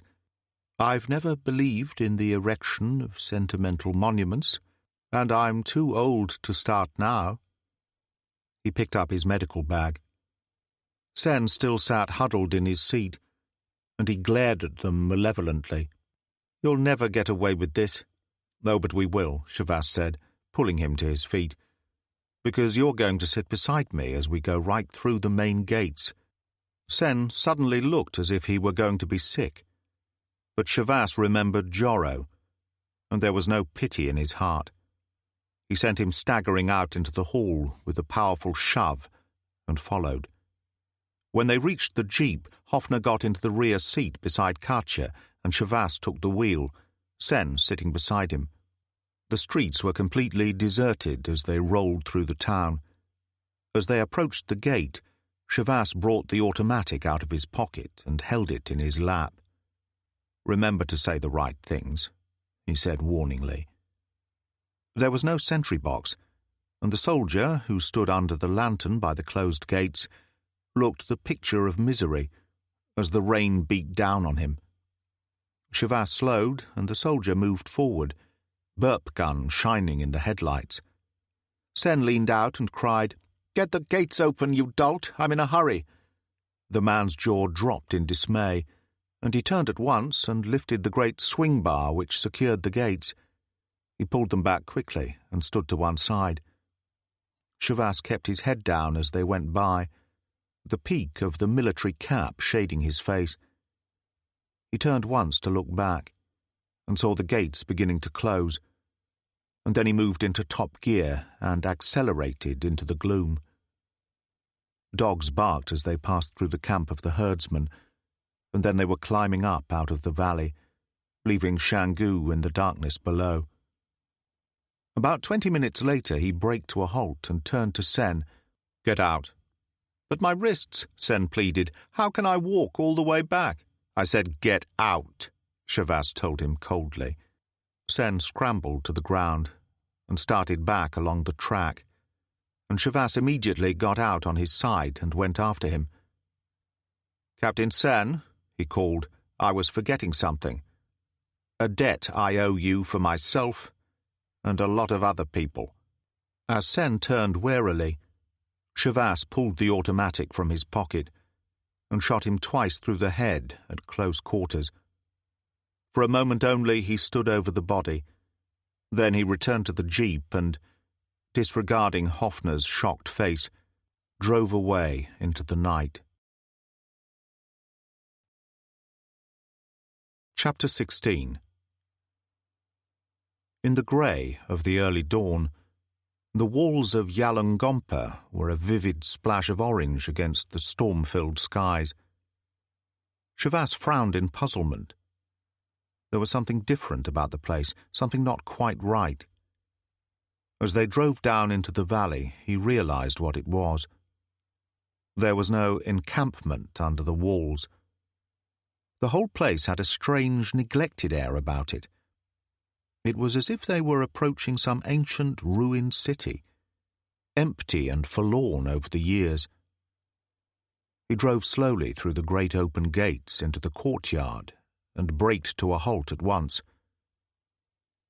A line of saffron-clad monks sprawled against the far wall, some with fingers digging into the dirt, others with knees drawn up to their bellies as if they had died hard. "Oh, my God," said Hoffner, and there was horror in his voice. This gives you a mild idea of how the Chinese are trying to run this country, Shavas told him. You stay here. I'm going to have a quick look round.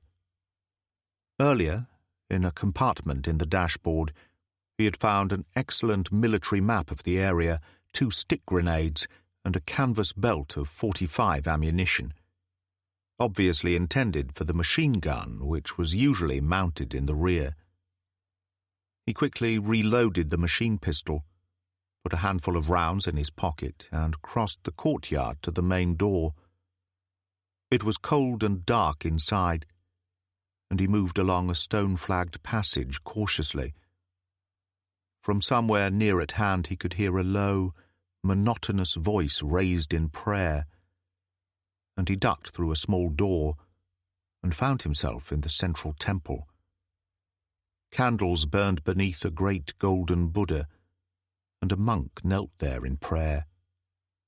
He got to his feet and turned, and Shavas looked down into the familiar parchment face of the abbot, the old man whom he had found sitting beside his bed when he had awakened from his deep sleep after Kurbsky's death 1,000 years ago.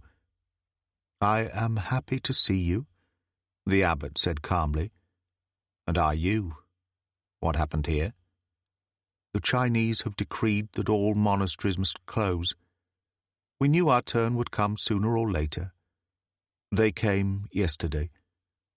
A strong force of cavalry." "But what about Joro's men?" Shavas demanded. "Couldn't they help you?" The old man shook his head. "They left 2 weeks ago to join forces with a stronger group in the south." His wise eyes stared up at Shavas, and he placed a hand on his shoulder. "But you, my son, you are a changed man. You have passed through the furnace." "Joro is dead," Shavas said. The abbot nodded. "The time comes for all men. There is no escape. Can I do anything to help you?" Shavas shook his head.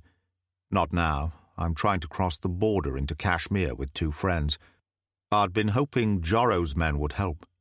"A family passed through here 2 days ago," the abbot said. "Kazakhs from Xinjiang. A chieftain, his wife, and 2 children. They also were hoping to cross into Kashmir. They had horses with them, which slowed them down. Perhaps you will catch up." Shavas nodded. "I'll have to go now." He hesitated. "Is there anything I can do for you?" The abbot smiled tranquilly and shook his head. "Nothing, my son." He turned and dropped to his knees again, and his low, monotonous voice filled the echoing hall as Shavas walked away. He climbed behind the wheel of the jeep and turned to look at Katya. "How's she doing?" "She has passed into a deep sleep," Hoffner said. "She should come out of it during the next few hours. Did you find anyone?" Shavas nodded. "The old abbot. He insisted on staying, I'm afraid." He started the engine. "We'll have to get moving. Colonel Lee must be hot on our scent by now." "Will he have many men with him, do you think?" Shavas shook his head as he drove out through the gates. "His only chance of catching us is to use his jeeps, and he's only got 2. At the most, he could have 10 men with him." "Isn't there a garrison at Rudok?" Hoffner asked. "According to Joro, 10 men and a sergeant. But this is a bad security area. They stick pretty close to home." "But surely Colonel Lee will be in touch with them by radio." "They may not even have one. It's astonishing how primitive the Chinese can be about some things." Shavas shrugged.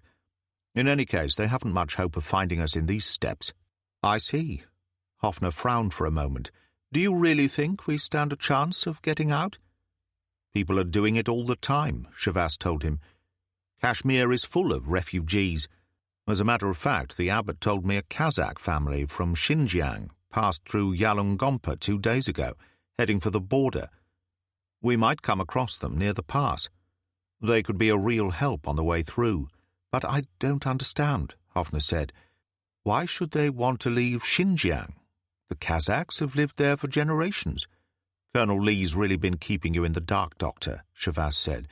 "In 1951, The Kazakhs tried to set up their own government. The Chinese called them together to talk things over, and then butchered them. Hoffner frowned. What happened then? They've been trying to get out ever since, in large groups and single families. There were still quite a few in Kashmir when I came through, and the Turkish government has settled a lot of them on the Anatolian plateau. It would seem I've been more cut off from the mainstream of events than I had imagined, Hoffner said rather bitterly. He leaned back in his seat, a frown on his face, and made no further attempt at conversation. About 2 hours later it started to snow in great powdery flakes that stuck to the windscreen so that Shavas had to switch on the wipers.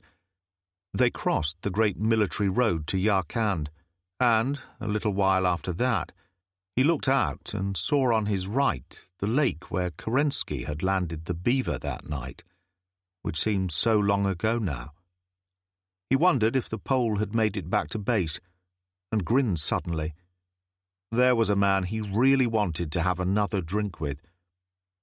Suddenly, Katya moaned and stirred, and Hoffner touched him on the shoulder.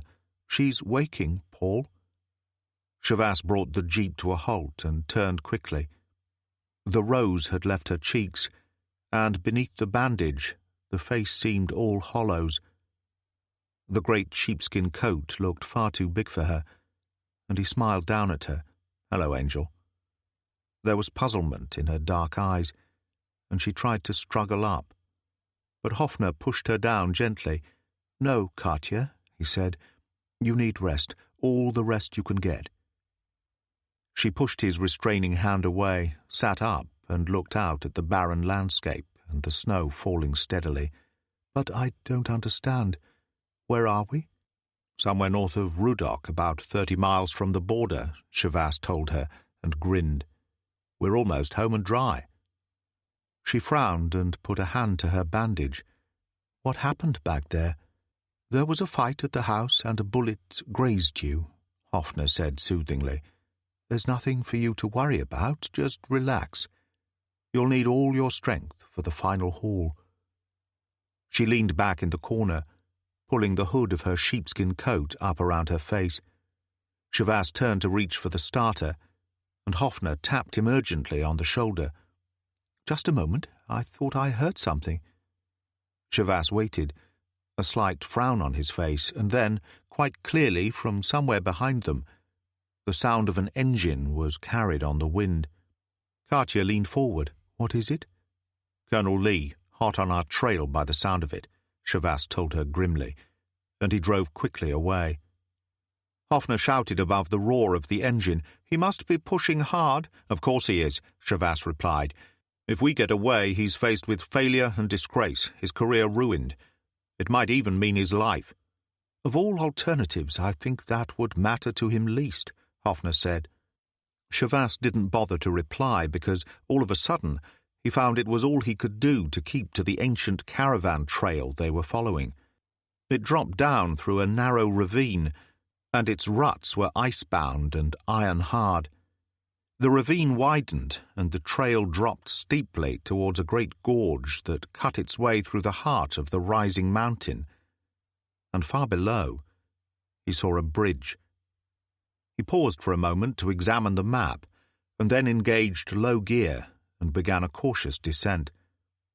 The bridge was a spindly, narrow affair, supported by wooden beams from each side of the gorge on the cantilever principle. He braked to a halt, jumped down to the frozen ground, and walked out onto the bridge, and stood in the center for a moment.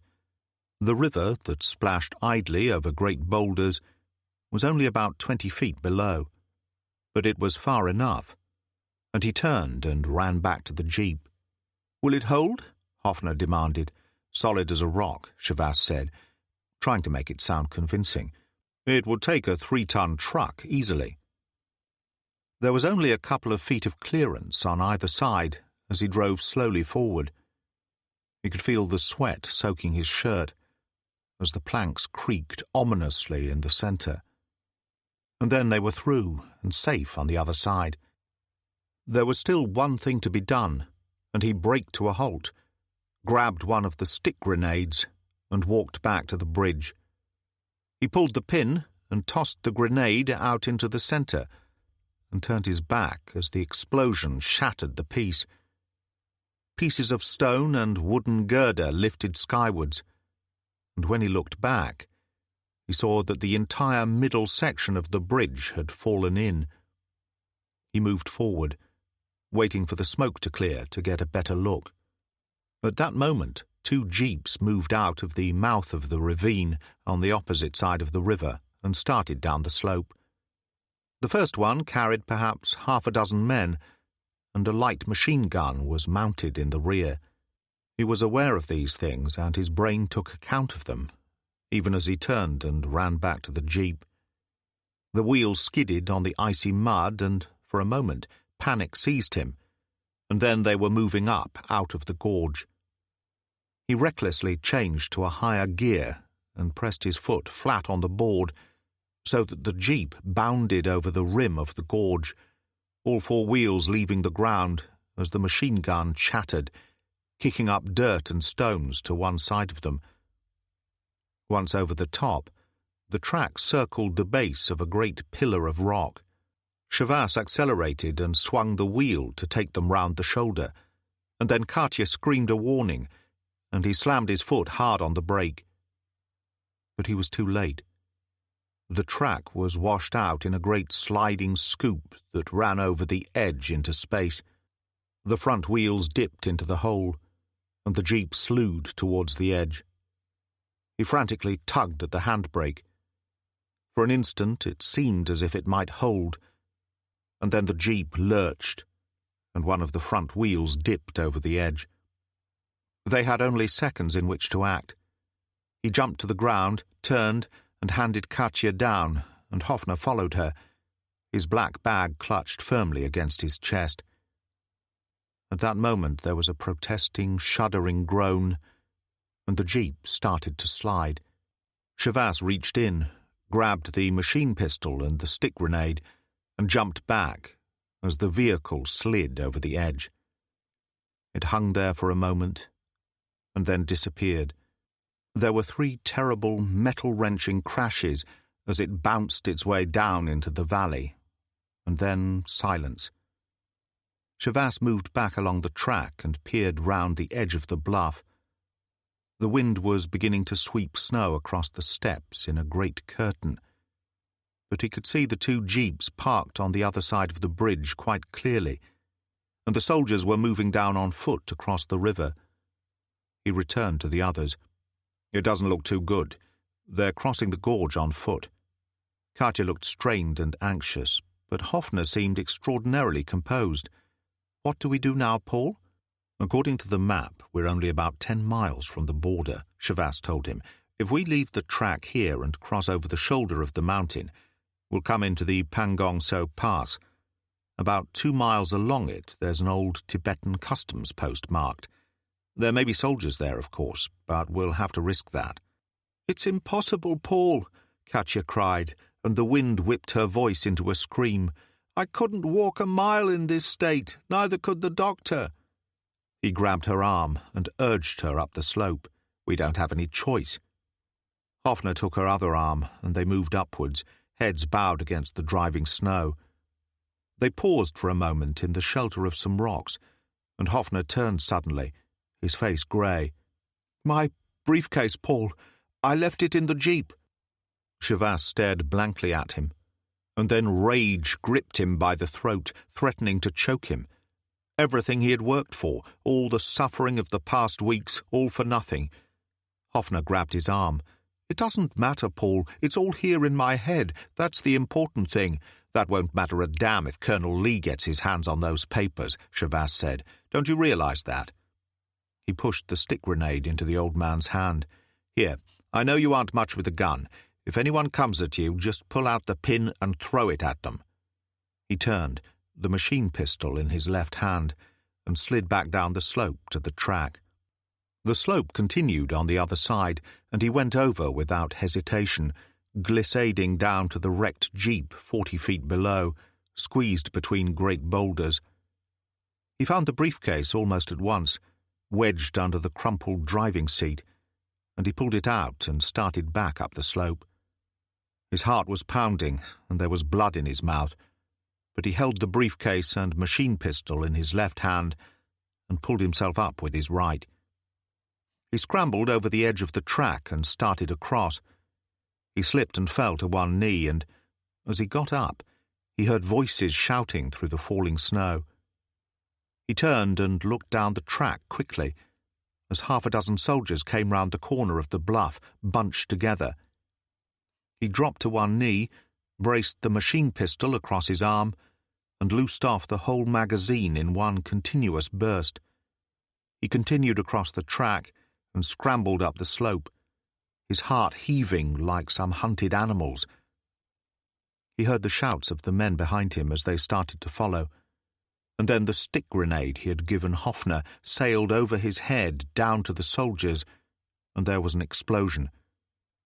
As it died away, he heard, not the sounds of pursuit, but the cries of the wounded and dying. He had no strength left. For a moment he lay there on his face, and suddenly the snow boiled around him, hiding the valley below. He scrambled wearily to his feet, and hooves clattered over loose stones, and a horse moved down the slope to meet him. The man who sat on its back wore a fur hat, the robe of a snow leopard, and soft black boots. A rifle was crooked in one arm. Chauvin stared helplessly up at him, and then the brown, handsome face split into a wide grin.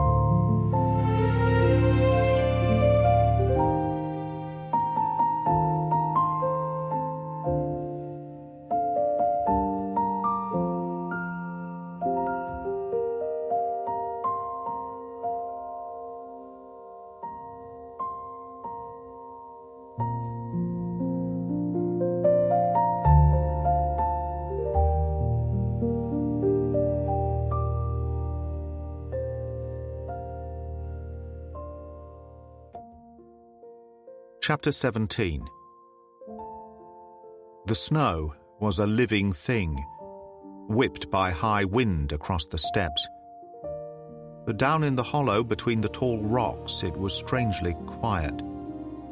Chauvin sat with his back to one of the boulders and bared his arm so that Hoffner could give him another injection. Osman Sharif, the Kazakh chieftain, squatted beside him, rifle across his knees, and grinned.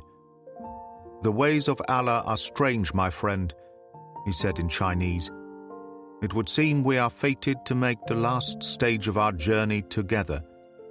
Behind him, beside the horses, stood his wife, together with Katya, and the chieftain's 2 young children, heavily muffled in furs, were already mounted one behind the other. Shavas rolled down his sleeve and stood up. If we don't get moving soon, we might not even reach the border. Osman Sharif looked up through the falling snow at the sky and shook his head. I think things will get worse before they get better. I had intended making camp here for the night. It is a good place. Not with the Chinese troops liable to arrive at any moment, Shavas told him. But we cannot cross the border before nightfall, the Kazakh said. We don't need to, Shavas said. If we carry on over the shoulder of the mountain, we come into the Pangong So Pass. About 2 miles from the border, there's an old Tibetan customs post. It can't be more than 6 or 7 miles from here. We could rest and cross over later. What if there are Chinese there? That's a chance we have to take. In any case, there wouldn't be more than half a dozen of them. He turned to Hoffner. What do you think, Doctor? I don't see that we have any other choice, Hoffner said. Osman Sharif shrugged. It is with Allah. It will mean that we must leave many of our personal possessions behind, so that each of you may have a horse. Don't worry about that, Shavas said. When we reach Kashmir, you'll be well taken care of. I'll see to it personally that you're transported to Turkey to join the rest of your countrymen on the Anatolian plateau. Sudden warmth glowed deep in the Kazakh's eyes. You should have mentioned that earlier, my friend. He slung his rifle over one shoulder and started to unbuckle the load on the first pack horse. Shavas moved across to Katya and smiled down at her. How'd you feel? She looked alarmingly pale, and her eyes had sunk deep into dark sockets. I'll be all right, Paul. Don't worry about me. Are we going to make it? He patted her reassuringly on the shoulder. We'll make it all right. Don't worry about that. And then he went and helped the Kazakh with the horses. When they rode up out of the hollow 10 minutes later, Osman Sharif was leading the small column, and Shavas brought up the rear. The horses sank to their fetlocks in the deep snow, and Shavas rode with his head bowed against the wind, alone with his thoughts. He wasn't afraid any longer. He was calmly certain that he would survive anything that was to come, even the menace of the man who followed him somewhere back there in the wind and snow. He started to think about Colonel Lee, remembering the endless interrogations and the strange, perverted friendship the other had tried to create between them. The habit he had seized on from the very beginning, for instance, of calling him Paul, as if they were good friends, as if they might conceivably have something in common. That was doomed from the start, of course. Another of the psychological tricks that hadn't worked. And yet the man had seemed almost sincere. That was the most incredible thing about the whole affair. A sharp stab of pain cut into his face, and he winced and reined in his mount. To his surprise, he found that the horse was almost knee-deep in snow, and when he wrenched off his glove and touched his face, he felt caked snow and ice on his cheeks, and the flesh had split in several places. He frowned and pulled on his gloves, and then panic ran through him quickly, because when he raised his eyes, he saw that he was alone, and that darkness was falling. He had paused beside a great black finger of rock, standing on its own like some silent sentinel, and already the wind was whipping the snow into a frenzy, obliterating the tracks left by the others. As he urged his horse forward, they disappeared completely.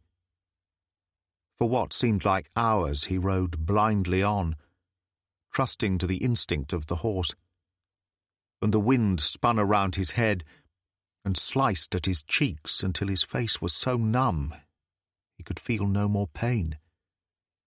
He raised his head as his horse came to a halt. Rearing out of the gloom, thrusting upwards into the falling snow, was the black finger of rock he had passed at least an hour earlier. he had been travelling in a circle. He lowered his head against a sudden blast of wind, and when he looked down at the ground, he saw great slurred prints in the snow. He urged his weary mount forward so that he could follow them.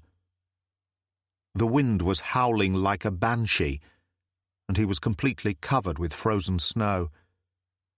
But he kept his head bowed and his eyes on the ground, and after a while he saw a fur glove. The cold had chilled his brain, and his mind was working at half its normal speed. He examined his own hands. He was wearing gloves. Therefore, to whom did this glove belong? A little further on, he came across a Chinese military fur cap. He dismounted and picked it up, and stared at it uncomprehendingly. And then a figure emerged from the whirling darkness and staggered into him. Shavas dimly discerned a frozen white mask, and when he looked down at the hand that rested on his shoulder, he saw that it was bare and frozen. He raised his glove and wiped snow from the face before him, and gazed into the vacant, expressionless eyes of Colonel Lee.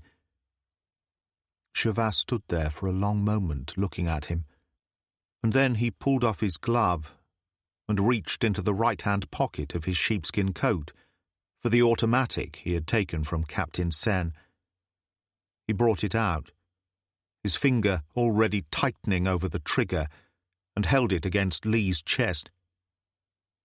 Quite suddenly, he put it back in his pocket and pulled on his glove. "Why don't I kill you, you bastard? Why don't I kill you?" There was no answer. Nothing that would have made any sense. And he dragged Colonel Lee unresistingly towards the horse and tried to lift him up into the saddle. But it was no good. He hadn't got that kind of strength any more. He leaned against the horse, one arm around his enemy's shoulders, and there was a coldness on his face, a sense of limitless distance, and he felt his remaining strength ebbing. But something white-hot still burned deep inside him, some essence of courage that refused to allow him to give in. He took a deep breath and made a final and supreme effort, which ended in Lee hanging head foremost across the horse. As Shavas pulled himself up into the high wooden saddle and urged the beast forward, Osman Sharif came riding out of the storm to meet him. Chapter 18. The hut was low-roofed and built of great blocks of rough stone. Outside, the wind howled through the pass all the way from Mongolia, piling snow against the walls in great drifts. It was more like a stable than anything else, with the horses occupying at least half of the available space, and Shavas sat in a daze, drinking hot tea from a bowl, while steam rose from his sheepskin coat. On the other side of the fire, Katya slept beside the two children, utterly exhausted, and their mother waited patiently for more water to boil in an iron pot. In the corner furthest from the door, a small butter lamp flickered in a niche, and in its feeble light, Hoffner and Osman Sharif crouched over Colonel Lee. He groaned several times, and Hoffner spoke soothingly to him. Once he reared up convulsively, and the Kazakh had to force him down again. After a while, the old man got to his feet and returned to the fire, leaving Osman Sharif to cover the Chinese with a sheepskin. "How is he?" Shavas said. Hoffner sighed. "I've had to amputate 3 fingers on his left hand.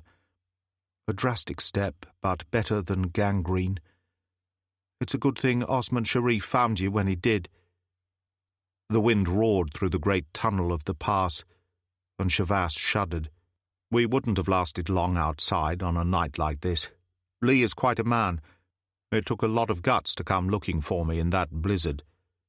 I'd already circled back on my own tracks when I found him. Hoffner filled his pipe slowly and frowned. I used to think I understood him rather well, but now I'm not so sure. I wonder what drove him on to follow us on foot in such appalling weather. God knows. The workings of the communist mind are too complicated for my understanding. Osman Sharif squatted beside them and grinned as his wife handed him a bowl of tea. You make things too complicated, that is the trouble with you Westerners.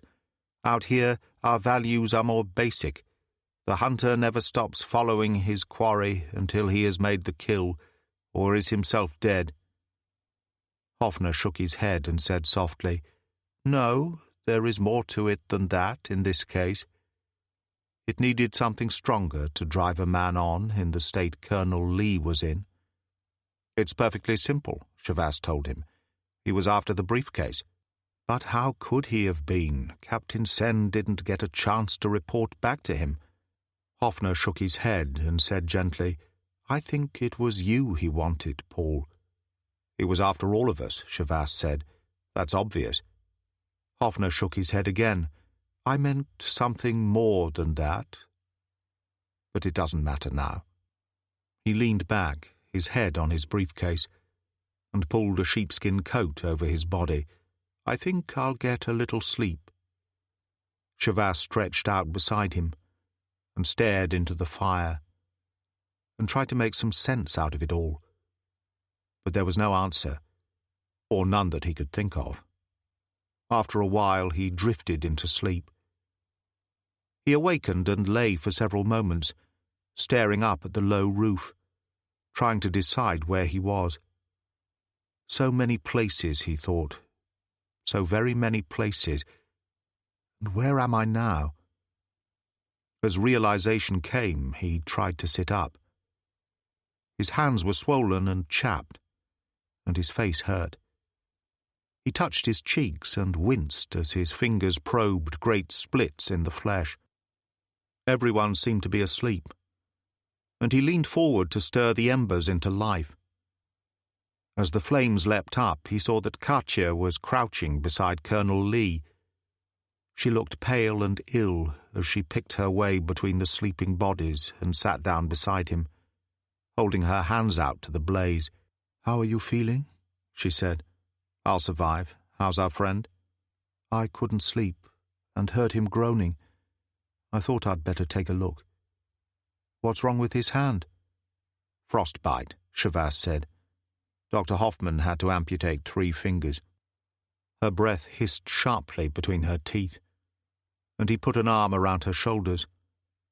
"I know this has all seemed like some terrible nightmare, but it won't last much longer. As soon as the weather clears, we can move across the border." For a little while there was silence, and then she said, "Paul, why do you think he continued to follow us alone and on foot in such awful weather?" "Whatever it was, it must have been eating him up inside," Shavas said. "Hoffner thinks it was me he was really after, not the rest of you." She turned, a slight frown on her face. "What did he mean by that?" He shrugged.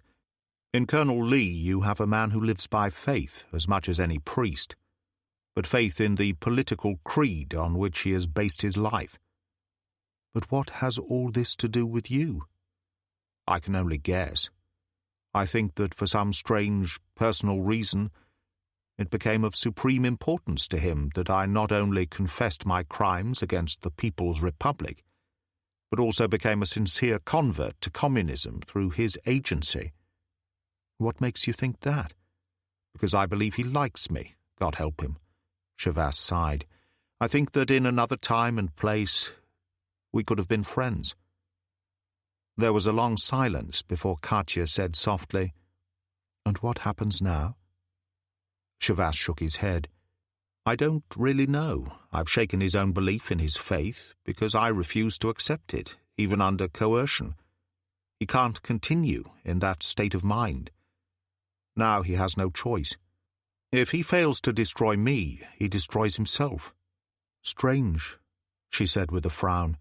You speak of him with words that should mean compassion, and yet there is no kindness in your voice. It is the last thing I feel for him. There's too much blood on his hands for that. What will you do with him when you leave? Give him one of the horses and a little food. He can make it from here to Ruddock easily if he wants to. I'm not going to kill him, if that's what you mean. There's no longer any need, because you will have destroyed him anyway. He nodded, something like that. She gazed into the fire in silence for a while. And what about me, Paul? What will happen when we cross over into Kashmir? He smiled and gently kissed her on the cheek. I'm sure we'll find a use for you. You think there is hope for us, then? Her face was like a young girl's, the eyes probing into his very soul. There's always hope, Katya, he said. That's what makes life worthwhile. She laid her head on his chest, and he held her close. After a while, she drifted into sleep, and he sat there staring into the flames and waiting for the dawn. Just before morning, the wind died, and Osman Sharif went outside. When he came back, he was smiling. The snow has stopped. We should be able to cross over without any difficulty. As he started to lead the horses out through the door, everyone stirred, and in a few moments his wife had blown the fire into life and was heating water for tea. Shavas went out to help saddle the horses, and told him that he wanted to leave one of the animals behind for Colonel Lee. It would be wasting a good horse, the Kazakh said. Shavas frowned. Don't you think he can make it to Ruddock on his own? The Kazakh shook his head. I mean something different. I have looked into his eyes, my friend. He is a dead man walking. Shavas went back inside the hut and sat down beside Hoffner, who was drinking tea. The old man looked grey and haggard, but he seemed in remarkably good spirits. You look pretty grim, Paul, he said cheerfully. You don't look so marvellous yourself, Shavas told him, and held out his hand for the bowl of tea Osman Sharif's wife passed to him. Katya sat beside the children on the other side of the fire, staring vacantly into the flames. She looked ill, and her skin was stretched tightly over the prominent cheekbones. Not long now, Shavas told her softly. She came out of her reverie with a start. For a moment she stared at him as if he were a stranger, a puzzled frown on her face, and then she smiled, a strange, sad smile that touched something deep inside him. He emptied his bowl, filled it again, and went and squatted beside Colonel Lee, who sat with his back against a wall, a sheepskin across his legs. He held his bandaged hand against his chest and seemed quite calm in spite of his pallor. He smiled tightly as he accepted the tea. I suppose I should congratulate you? One thing still puzzles me, Shavas said. Why didn't Sen have troops to back him up when he was waiting for me to turn up at Hoffner's house? Colonel Lee smiled faintly. 6 men were detailed to report to him at midnight, but I'm afraid the speed with which you escaped wrecked our plans. Did any of my men survive? There were 3 with me when I set out. We didn't see any. I was lost in the blizzard myself when I ran into you. Osman Sharif came in and squatted beside the fire, and Shavas nodded towards him. You owe your life to our friend there. Colonel Lee emptied the bowl and placed it carefully on the ground beside him. But not for long, I imagine. Shavas shook his head. You've got it all wrong. We're leaving you a horse and some food. You should be able to reach Ruddock easily. Colonel Lee's lips twitched slightly and suddenly. There was sweat on his forehead. You mean you're not going to shoot me? Shavas shook his head. There's no need, Colonel. As our American friends would say, you're all washed up. He started to get to his feet, and a quiet voice said, Not quite, Paul. He turned very slowly. Katya was standing on the other side of the fire, facing all of them. In her hands, she held the machine pistol. Hoffner was the first to speak. "Katya, for God's sake, what does this mean?" Her extreme pallor only made her more beautiful. The skin of her face was almost translucent, and the dark, sad eyes held a haunted expression Shavas was to remember for the rest of his days. Shavas moved forward slightly, hands thrust deep into the pockets of his sheepskin coat, and smiled softly. "Tell him, Angel. Tell him everything." Suddenly there was something that was almost horror in her eyes. "You knew," she whispered. "You knew all the time. But if that's true, why did you bring me with you?" "My people would have found you a prize package. They don't use the same methods as your side to extract information, but they're even more successful. I've been waiting for you to show your hand ever since you recovered consciousness," Shavas said. "It was your boyfriend here who let you down, if you're interested. When he exposed my little masquerade at Hoffner's house that afternoon, he said that he and Kurbsky had run into each other at a village called Rangong a few days earlier. Unfortunately, Kurbsky had already told me they'd never met." "We all make mistakes," she said. "Not in this game, if you want to stay alive," he told her. "And you made too. When we were out riding, I told you I'd helped the Dalai Lama out of Tibet. I knew for a fact that Peking couldn't have known I was involved, and yet Colonel Lee did. In both cases, you were the only person who could have been his source of information. You certainly mix with the right people." "He is my brother," she said proudly. "We know what we are doing and where we are going." "For God's sake, don't give me any more of that claptrap," he said. "I've had my bellyful during the past few weeks. Would it be too much to ask you why you were planted on the doctor?" "He was important to us as a figurehead because the people trusted him." She shrugged.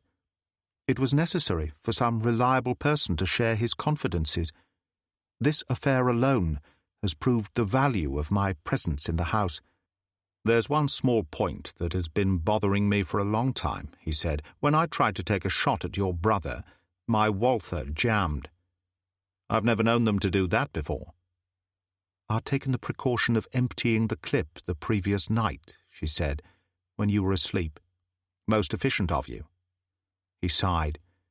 "You realize what will happen to us when you take us back? You know how we'll be treated?" "They will only do what is necessary for the good of the state," she said. "Nothing more." "Katya!" There was pain in Hoffner's voice. "Did I mean nothing more to you than that?" "Nothing, Doctor," she said flatly. "I don't believe you." He started round the fire towards her, and she raised the machine pistol warningly. "Keep back, Doctor. I will shoot, I promise you." "And kill the brain?" Shavas said mockingly. "It's all in the briefcase," she told him calmly. "I have nothing to lose." Hoffner kept on moving, a hand stretched out towards her. "Katya, please listen to me." "I warn you," she said. Shavas had been watching her index finger curled round the trigger of the machine pistol, his own hand ready on Sen's automatic. As her knuckle whitened, he fired twice through the pocket of his sheepskin coat. The force of the bullets lifted her back against the wall, and she dropped the machine pistol and slid down to the ground. Hoffner gave an agonized cry, his hands going to his face, and Shavas pushed him out of the way and knelt beside her. She stared up at him, that slight, characteristic frown on her face, and then she choked as blood poured from her mouth. As he eased her down to the floor, her head lolled to one side. Osman Sharif was already hustling his wife and the two children outside, as Shavas got to his feet and faced Hoffner. "I'm sorry," he said. "I know how much she meant to you." Hoffner shook his head slowly. "There was nothing else you could do.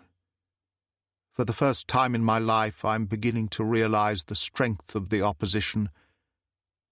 I think we ought to do something about it." He picked up his briefcase and doctor's bag and followed the others.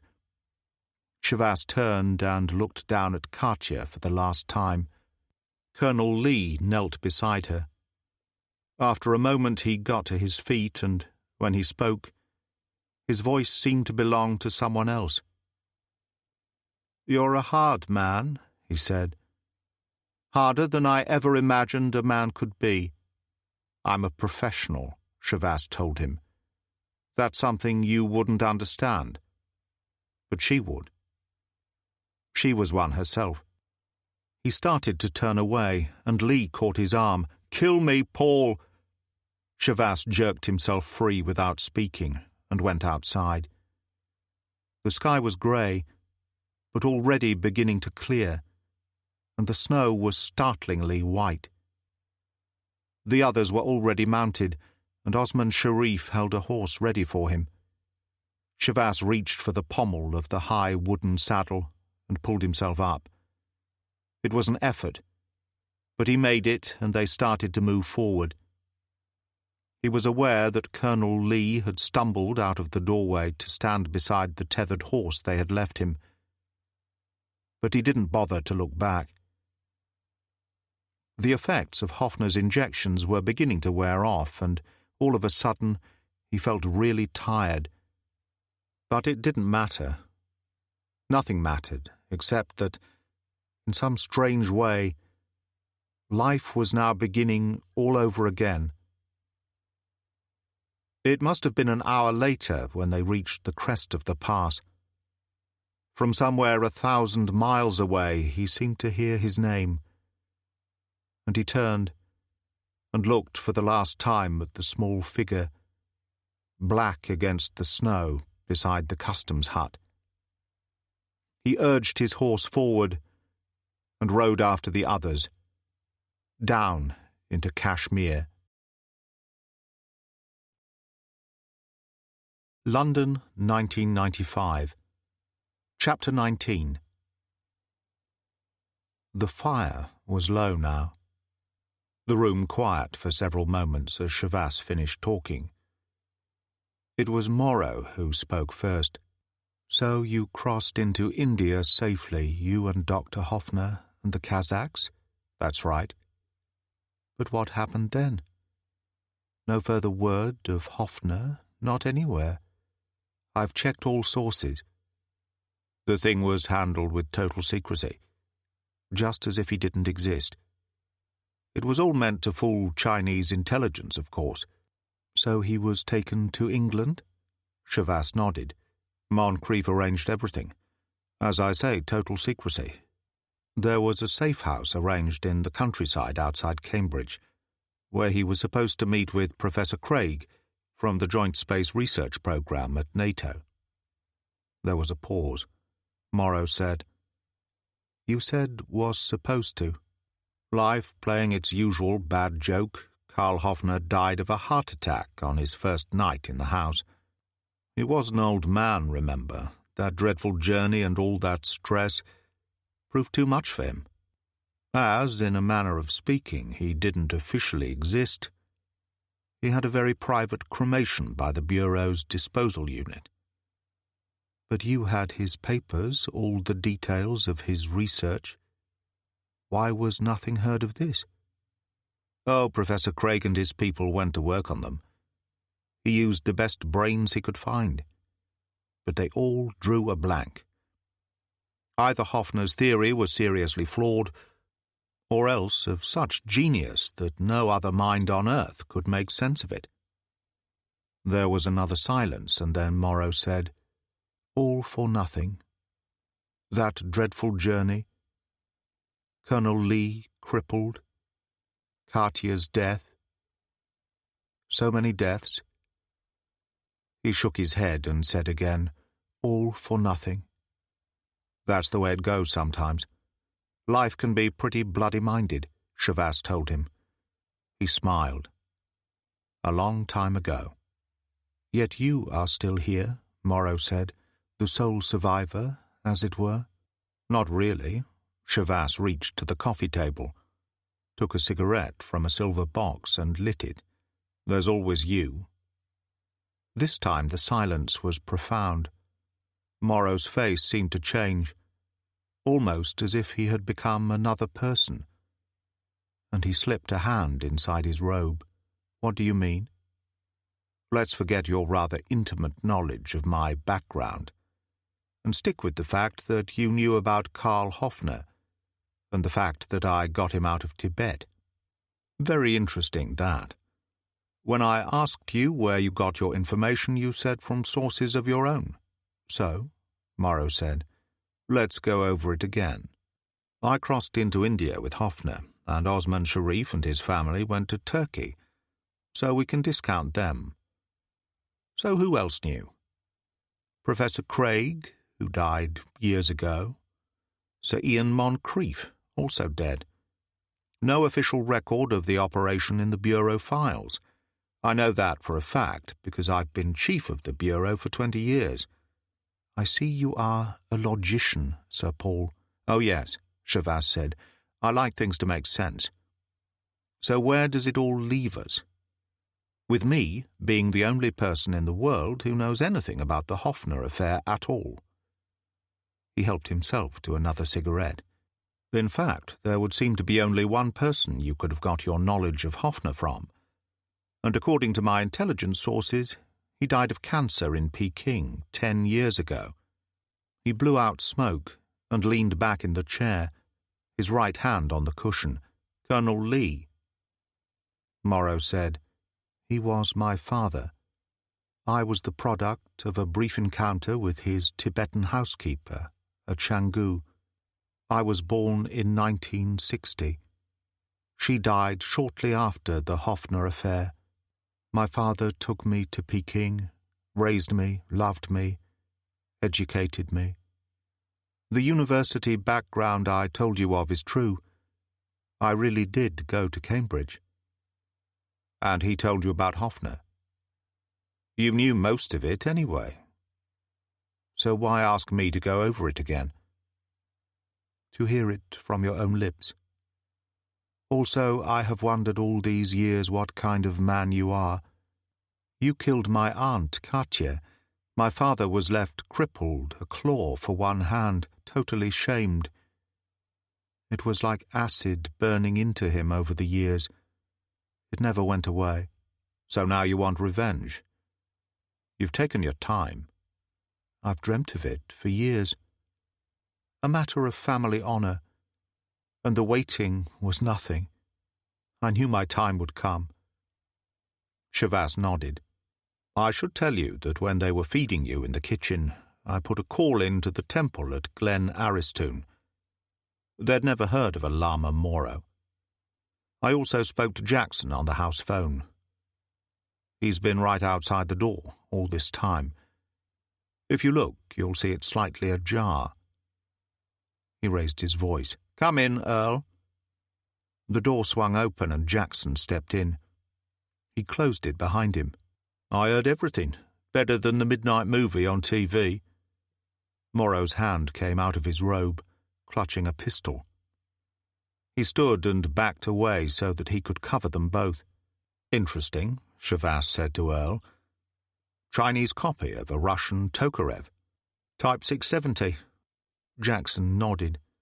Trouble with those is that when you use them in the silenced mode, you can only get one round off. And there are two of us. One is enough, Morrow said.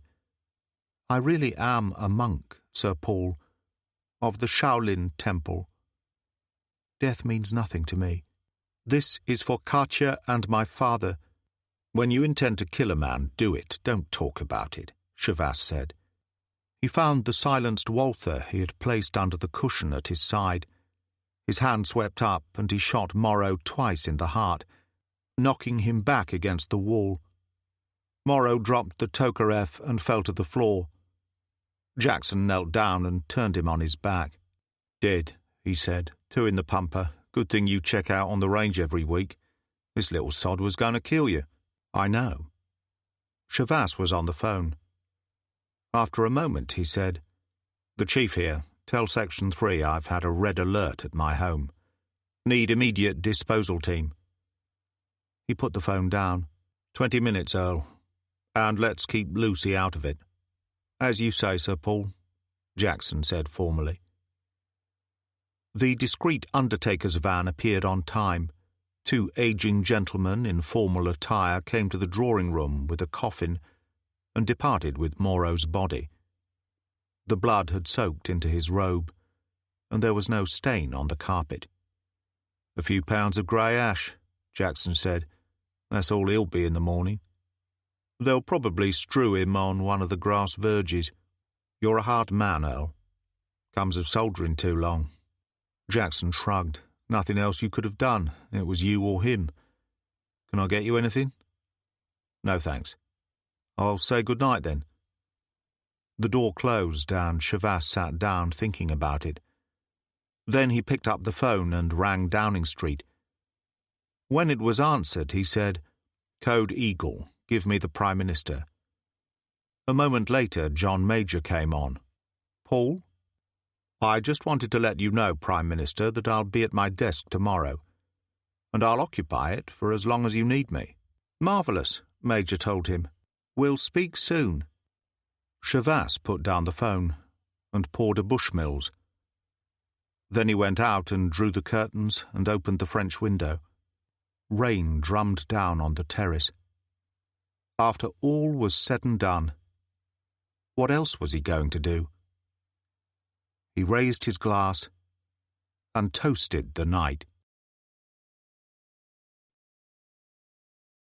That was Year of the Tiger by Jack Higgins, read by Greg Wagland, produced by White House Sound. This has been an audiobook from HarperCollins. Text copyright 1996. Production copyright 2019 by HarperCollins Publishers. All rights reserved. Jack Higgins asserts the moral right to be identified as the author of this work. Thank you for listening.